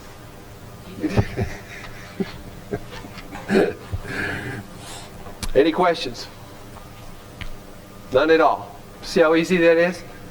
Now, I'll admit we covered a lot of bases, but remember this. Once we do this hard work in 4, this strenuous effort in 5, we have learned a procedure in 7. We're going to use it for the rest of our lives, but we don't need that pencil and paper anymore, do we? Effort to see where we're dishonest, we see that it's going to be revealed to us. We've learned a procedure. And it's a very pleasant life after that. You'll always face these things, and that's why we always look for them. Step 12, working with others. Working with others. Okay? Now, here's step 12. Let's keep a couple of things, let's make a couple of things clear. When they wrote step 12, they didn't have 10 days. When they wrote, isn't that what you call this, 10 days? Yeah, they didn't have 10 days. They didn't have sober living. They didn't have halfway houses. They didn't have massive amount of meetings. They didn't have massive amount of detoxes. Okay? They didn't have Hazelden. All right? You with me? Okay. So when they talk about us serving to others in the first couple of pages or half a chapter, they're talking about cold calls, old ways of approaching drunks, because they had none of these things that were described just now. 10 days, Hazelden, all that other stuff. They're talking about us finding a drunk, seeking a drunk, hearing about a drunk, and then going to them on the cold. Going to them on the cold. Okay? We're going to cover some of that. But keep that in mind, that a lot of that doesn't even apply anymore. But the essence, the foundation of service to others does. Okay? The technique is different, is what I'm trying to say. I'm sober 26 years, 9 months, and 22 days, and I haven't been on a cold call in a decade. In a decade. 6 years. I haven't been on a... All right, just checking. See if you're staying awake. Okay? But the principle of helping others remains the same. So we're going to attempt to build that foundation again, okay? Like we did in step 9. There are so many areas of service to others that I strongly suggest that you read the 12th step. I strongly suggest that you apply every method that is there as it is needed, okay? Am I saying this right? I feel like I'm not reaching you. Is that there's too much to cover. They dedicate a whole chapter. We could spend the next 4 hours going over every direction inside this book. What I'm going to attempt today is to cover the foundation directions. Okay? Just what we should do on always. But the specifics are just like the amends. They're there. Okay? We have given you facts. Remember that you can no longer be deceived. Not that deceptions are meant to be, but it's just misinformation. Okay? And people give you misinformation. It sounds very sincere, doesn't it? It sounds very convincing, doesn't it? But you're now armed with facts. What's that? Just what's in the book, exactly right. Because we've covered the facts up until this point. You don't believe that, do you? They're so convincing.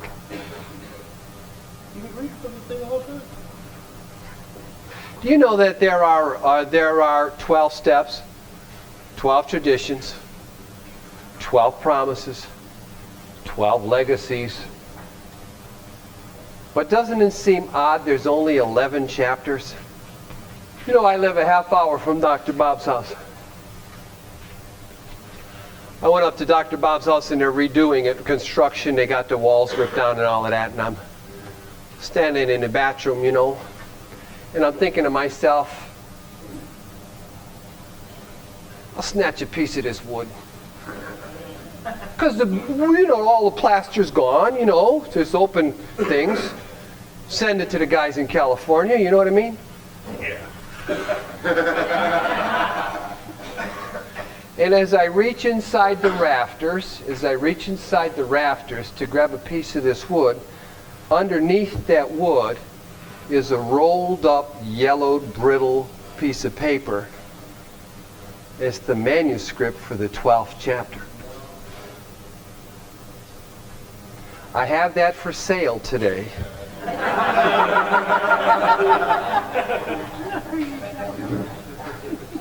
I can blow smoke up your ass. You'd believe me. Did you buy it? Even a little bit? We got a book now, ain't it? Let's stay with the facts. Not to prove them wrong, but to be of better service to God and our fellow man. All right? We're not going to get in an argument about who's right and who's wrong. We're just going to do this. 12th step. Very important. Page 89. Practical experience shows that nothing will so much ensure immunity from drinking as intensive work with other alcoholics. You got that? So that means that if you really want immunity from drinking, work with other alcoholics intensively. And I got some real news for you. You don't have to go to 10 meetings a week to help drunks. If you have a wife and you have kids and you have a job, please commit to those obligations. As we will find out later into the or you hopefully will find out later into the family afterwards that this is what you're supposed to do. Okay? But if you really want to help drunks, what's the best way? What's the best way? Miss who really has been paying attention. Come on. Just be there. Take them through the steps. What? Take them through the steps. Well, of course, yeah. Say that out loud. Take it to the steps. Yes! Take them through the steps!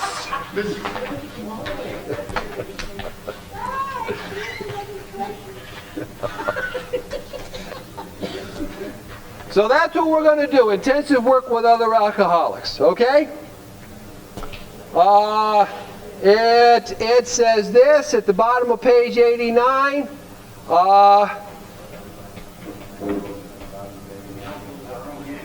What? Bottom of 89. Ministers and doctors are competent. You can learn much from them if you wish, but it happens that because of your drinking experience, you can be uniquely helpful to other alcoholics. And that means because we are alcoholics, because we have had the experiences of the alcoholics, we can help other alcoholics as doctors and ministers can. But let's cooperate and not criticize them. Let's cooperate with Hazelden and not criticize Hazelden. Let's cooperate with psychiatry and not criticize psychiatry. Let's cooperate with any jitter joint, puzzle shop, or detox that they might have going everywhere. But let's not criticize them, because we can be uniquely useful unless we go to war. If we go to war, we're just as damaging as we've always been. Okay? When you discover a prospect for Alcoholics Anonymous, I'm sorry, page 90, top of the page. When you discover a prospect for Alcoholics Anonymous, where are the chances of us discovering a prospect for Alcoholics Anonymous today? In a meeting!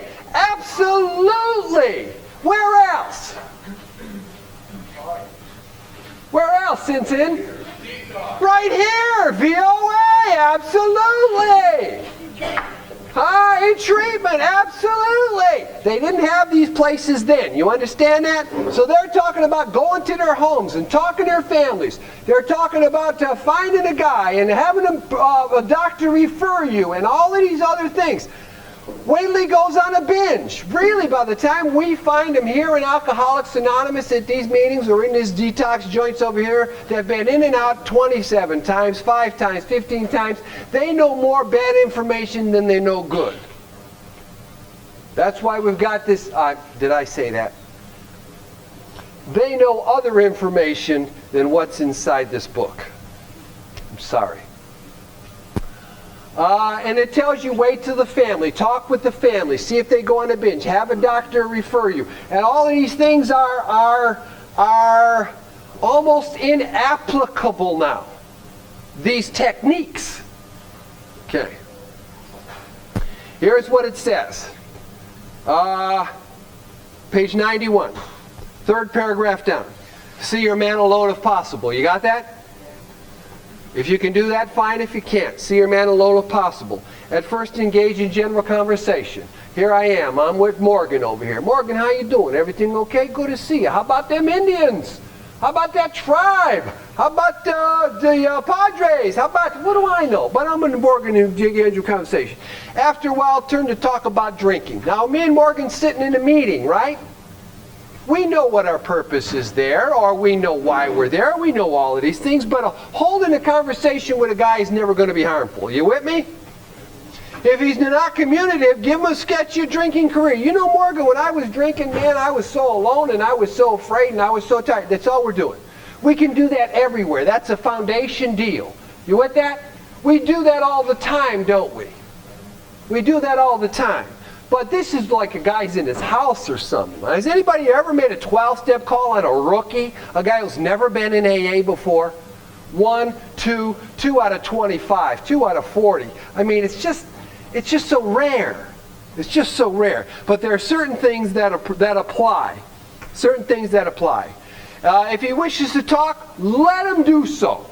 Shut up and listen. I'm here to help you. Shut up. What the hell is that about? No. If he wants to talk, let him talk. If he's in a serious mood, dwell on the troubles of liquor. If he's in a light mood, tell him a joke. Get him to talk about himself. When he sees you know about the drinking game, continue to talk about alcoholic.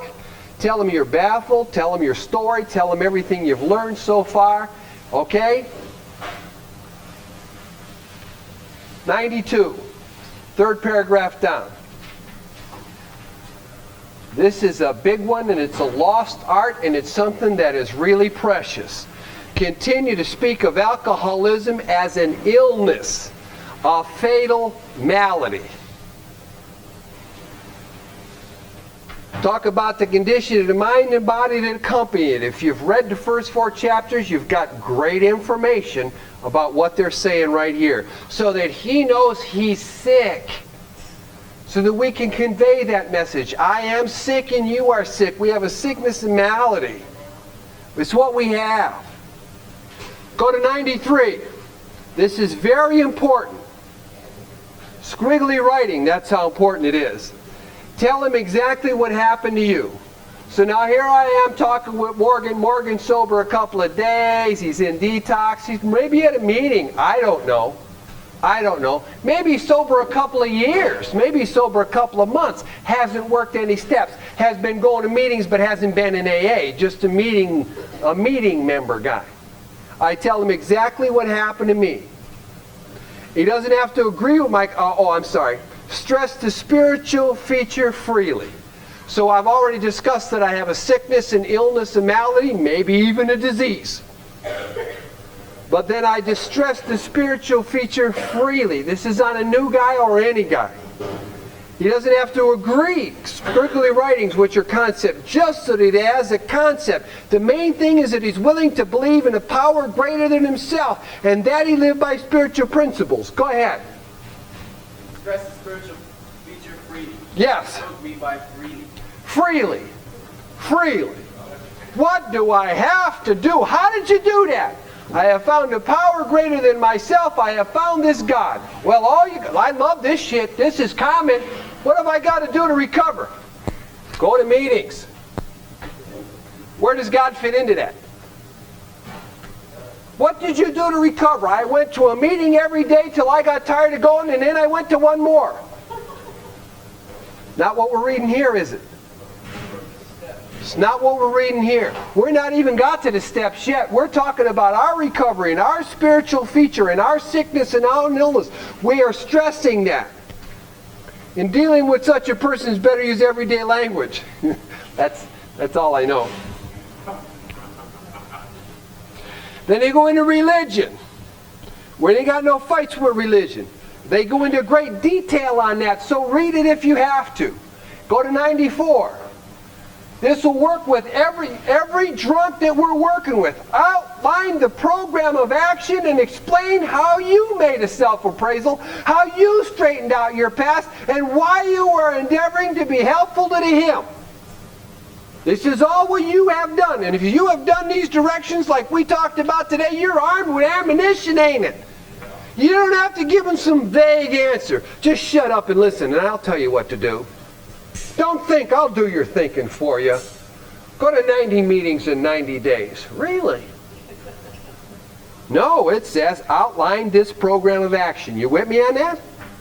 So if I got a new man, I'm sitting on the side of this guy's bed over here. Morgan, you all right? Everything okay? Here's how I recover. I got this book. I read this book. I followed these directions. I found the power of God. I turned my will and life over to care God. I talked to somebody about all these defects I found in for. I went on and made amends, and they told me this, and I did that. And you got some action. You got some foundation. You got some facts. This is bottom line stuff. You can do this with everybody because you got these things. You with me? Suggest how important it is that he place the welfare of other people ahead of his own. Make him clear he's under no pressure to see you again if you don't want me to. Should not be offended if he calls it off. Your candidate, bottom of 94, last paragraph, your candidate may give reason why he need not follow the program. Now this is a common thing you're going to run into more often than not. I do not need to work these steps. And that is the program. He may rebel at the thought of a drastic outcome requires discussion with other people. Do not you got to work these steps. You got to. No, they say don't do that. Remember what I said. Everything that we've talked about so far has been whose decision? It's always them. Tell them you once felt the same way. Try to convey that message. But you doubt whether you'd made much progress had you not taken action. Now listen to this. Bottom of 94.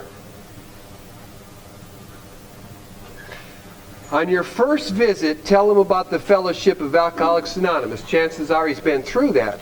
But if he shows interest, lend him a copy of this book. You got that? So if we did this, remember this is where we started this meeting? Remember where we started this meeting? I gave Morgan a copy of the book and said read the first 103 pages. Remember that? We're full cycle now, aren't we? We're full cycle. We're right back where we started from. Here's my directions as a sponsor. I have followed these directions as a sponsor with Morgan. Now Morgan is making a 12-step call on Alphonse, and he's going to give Alphonse the book. When say Morgan finishes steps and Yes. successfully, very successfully. Didn't we stress that? This is step 3, this is step 5, this is step 4, this is step 7, this is step 9, this is step 12. If you've got that procedure, you do that daily in your 10 and 11, don't you? Yes, thank you. Yes, you do that daily in your 10 and 11. There's this thing on 92. It says if you're satisfied that he's a real alcoholic. Done. What if you're not satisfied? Don't understand this, Morgan. You have to understand this, that those days are gone. They're already in AA. They've been in AA dozens of times before I get them. Dozens of times before. Watch this. Watch this. Anybody here been in AA more than once? Put your hand up. Look around, Morgan. Put your hand up, Morgan.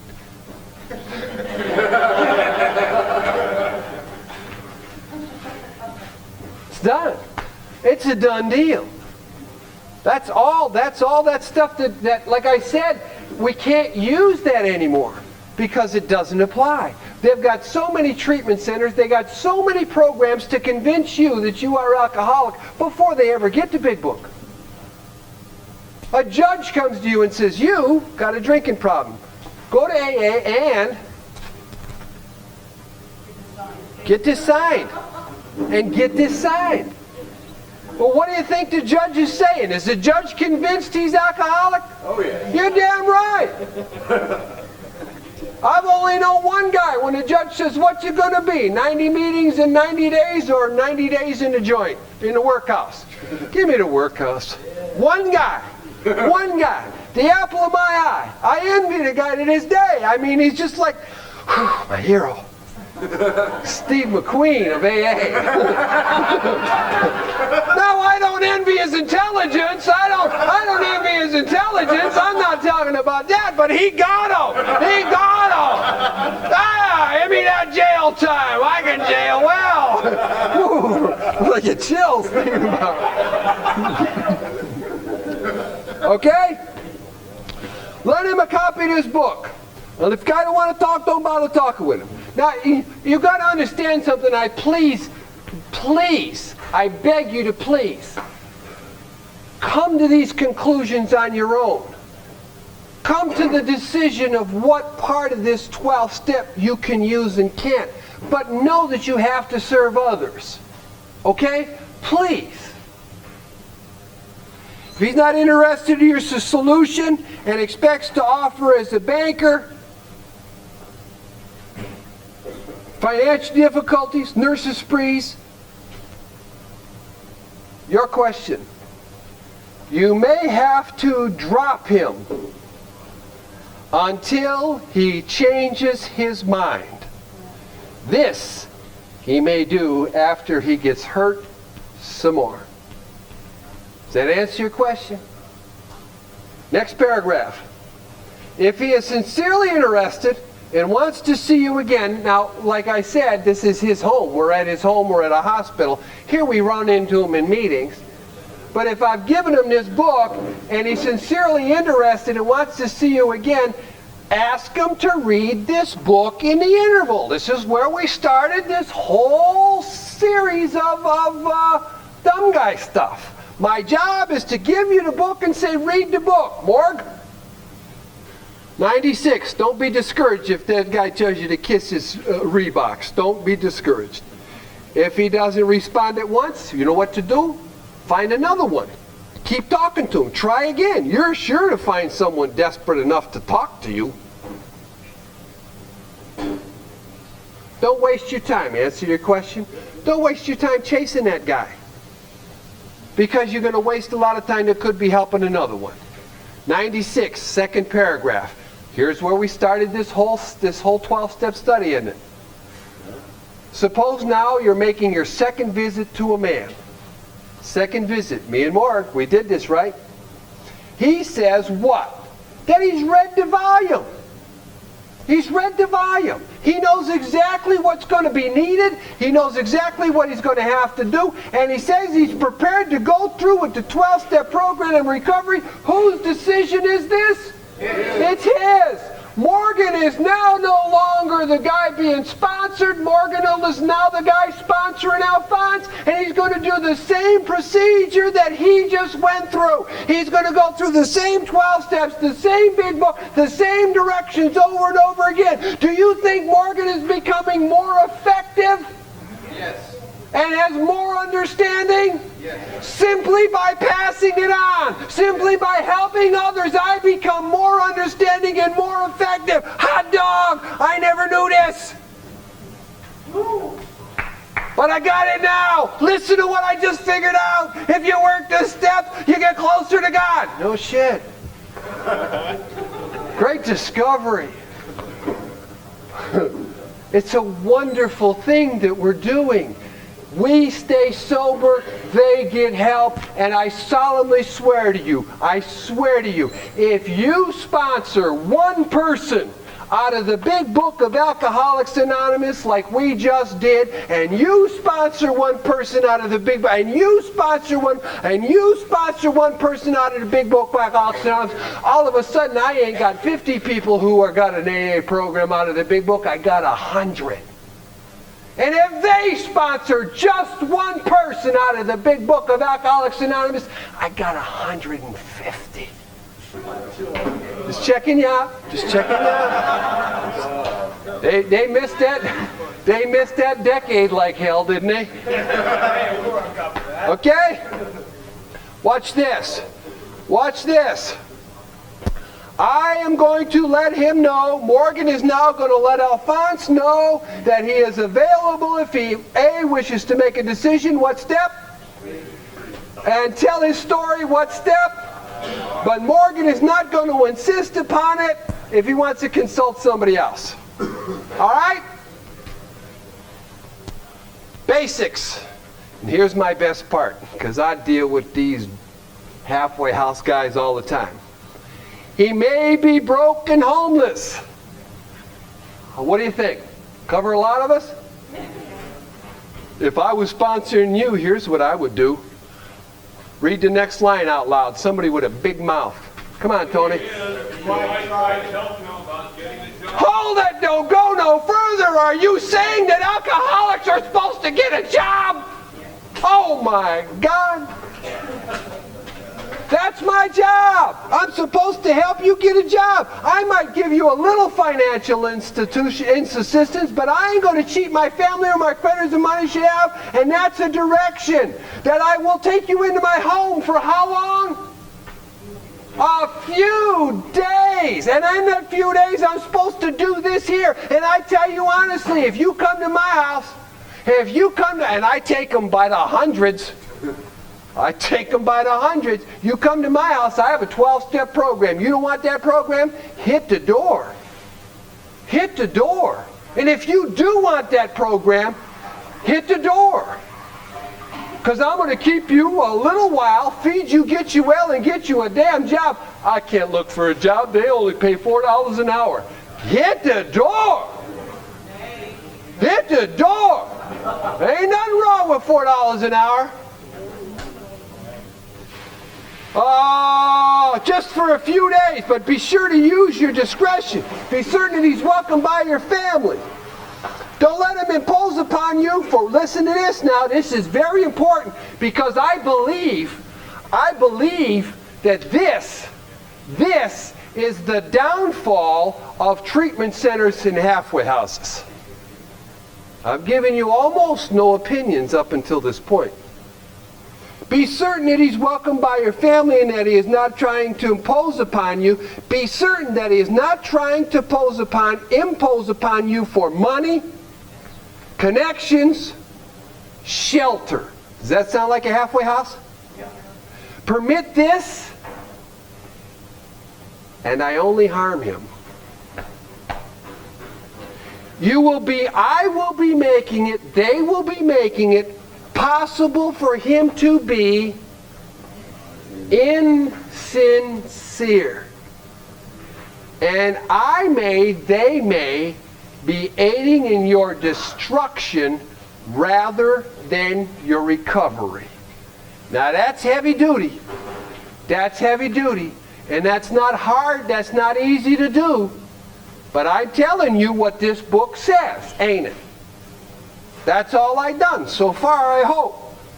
We are never going to avoid the responsibilities of helping people get a job, of giving them money. We're never going to we're never going to avoid the responsibility of giving them a place to stay or a chance at life. But be sure you are doing the right thing if you assume them. Helping others is the foundation of our recovery. Remember that. A kind act once in a while ain't be enough.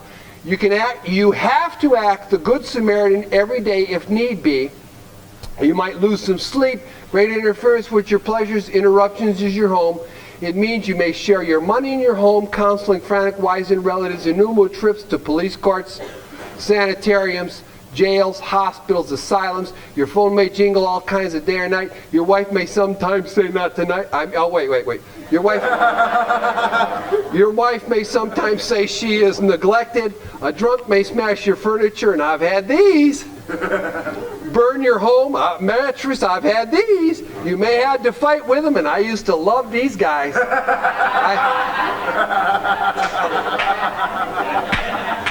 Undefeated. Undefeated in my basement. Now I wouldn't fight with him today.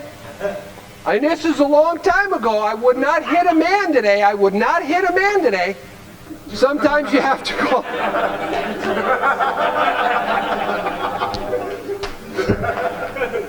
Here's what I will do.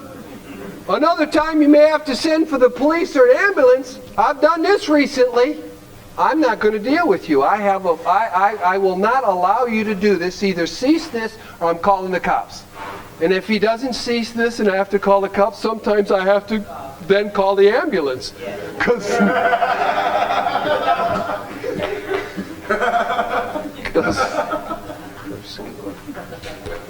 But know that you are, and I don't know where this comes from, it's some kind of convict thing. Man, I can't call the cops, that's being a snitch. Oh, no. I'm trying to save this guy's life and my family too. Sure, I'm going to call the cops. It tells you I can do that right here. Okay? For the type of alcoholic who is able and willing, another important line, to get well, little charity in the ordinary sense of the word is needed or wanted. For the man who cries for money and shelter, oh, I hear these all the time. I can't stay sober, I ain't got a job, I ain't got no place to stay. They're on the wrong track. Yeah, we go to great extremes to provide these things, and it seems like inconsistent, but it's not. Are there any questions? And I beg you, if you're going to make 12-step calls, you're going to sponsor people, read the rest of these directions because there's so many variables, okay? So many things to do. But let's go to the last page. Let's go to the last page.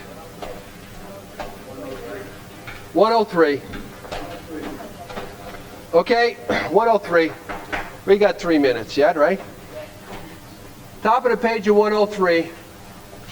We are careful never to show intolerance or hatred of drinking as an institution. Experience shows that such an attitude is not helpful to anyone. Remember our job to be helpful. We're going to do everything we can to be helpful. Maximum service. Every new alcoholic looks for this spirit among us and immensely relieved to find out we're not witch burners. The spirit of intolerance might repel alcoholics whose lives could have been saved had we not been so stupid. We would not even do the cause of temperate drinking any good if we got to be crusaders against alcohol. We don't very often see that anymore now. Someday we hope that Alcoholics Anonymous will help the public to a better realization of the gravity of the alcoholic problem that has already happened and taken place, but we shall be of little use if our attitude is one of bitterness or hostility. Drinkers will not stand for it. They will not stand for it. Sorry, I can't go over there. You guys are drinking. I'd like to come to your house and visit my godchild, but I know you got beer in the refrigerator. And remember what we read earlier, that promise will react sanely and normally if we have worked these steps. Any questions? Squiggly writing at the bottom of the page. After all, our problems were of our own making. Keep that in mind. Bottles were only a symptom. Besides, we have stopped fighting anybody or anything. An order. We have to. Go ahead. Oh, no, wait. No. Okay. No, we were talking, we were going about just the intolerance of drinking to any drinker. Any drinker. Not just the 12-step call, any drinker. Any drinker. Is this saying we should be intolerant of all drinking or not? It says that we are not going to, let me see if I got this right. We have stopped fighting anything or anybody. Our problems were our own making. The bottle was but a symptom. We're careful never to show intolerance. What? What'd she call me? What'd you call me? I thought you said you had a pimple. I have a pimple? Any other questions? Thank you. God bless you.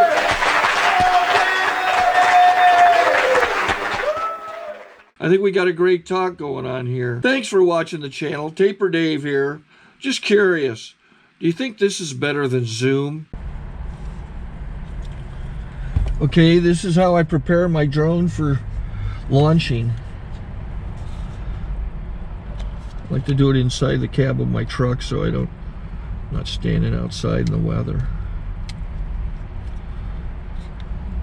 To install the joysticks for control, up and down, right and left, powered on.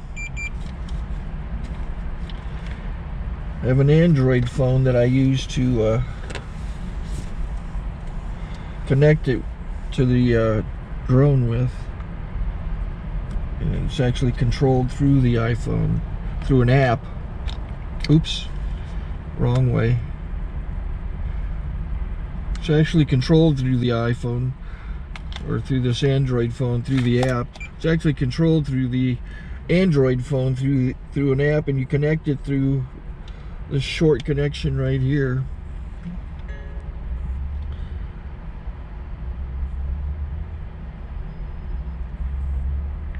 Remote control connected. Remote control's connected. So I pull out the drone. I have to extend the legs. Long legs extended first, then the short legs. Remove the gimbal protector. Set that aside, then power it on one short burst and one long burst. I lay it down. So I have to go to calibrate. So the drone's not connected yet. It shows you here as this drone gets disconnected, even though the remote's powered on. So the drone has to establish it's connected. So I go into the app to calibration mode. First I'll calibrate the remote controller. Start calibration. Out, in, oop, out, in, up, down, and then this little wheel is to control the gimbal. So it's calibrated. Go to gimbal calibration, start calibration, and then it calibrates the gimbal. I don't know if that shows up. The gimbal's moving all over the place. Changes, you can see it on the video. And I'm calibrated to take off. It's acquired 7 satellites at the moment. There are 26 satellites up in the sky, which it has to acquire before you can take off. So it's connected. It's got enough satellites. This is white. I can go to press this little arrow button. Swipe right to take off, and it would start the motors if I slid this to the right, but I'll wait till I get outside. Don't want to do it inside.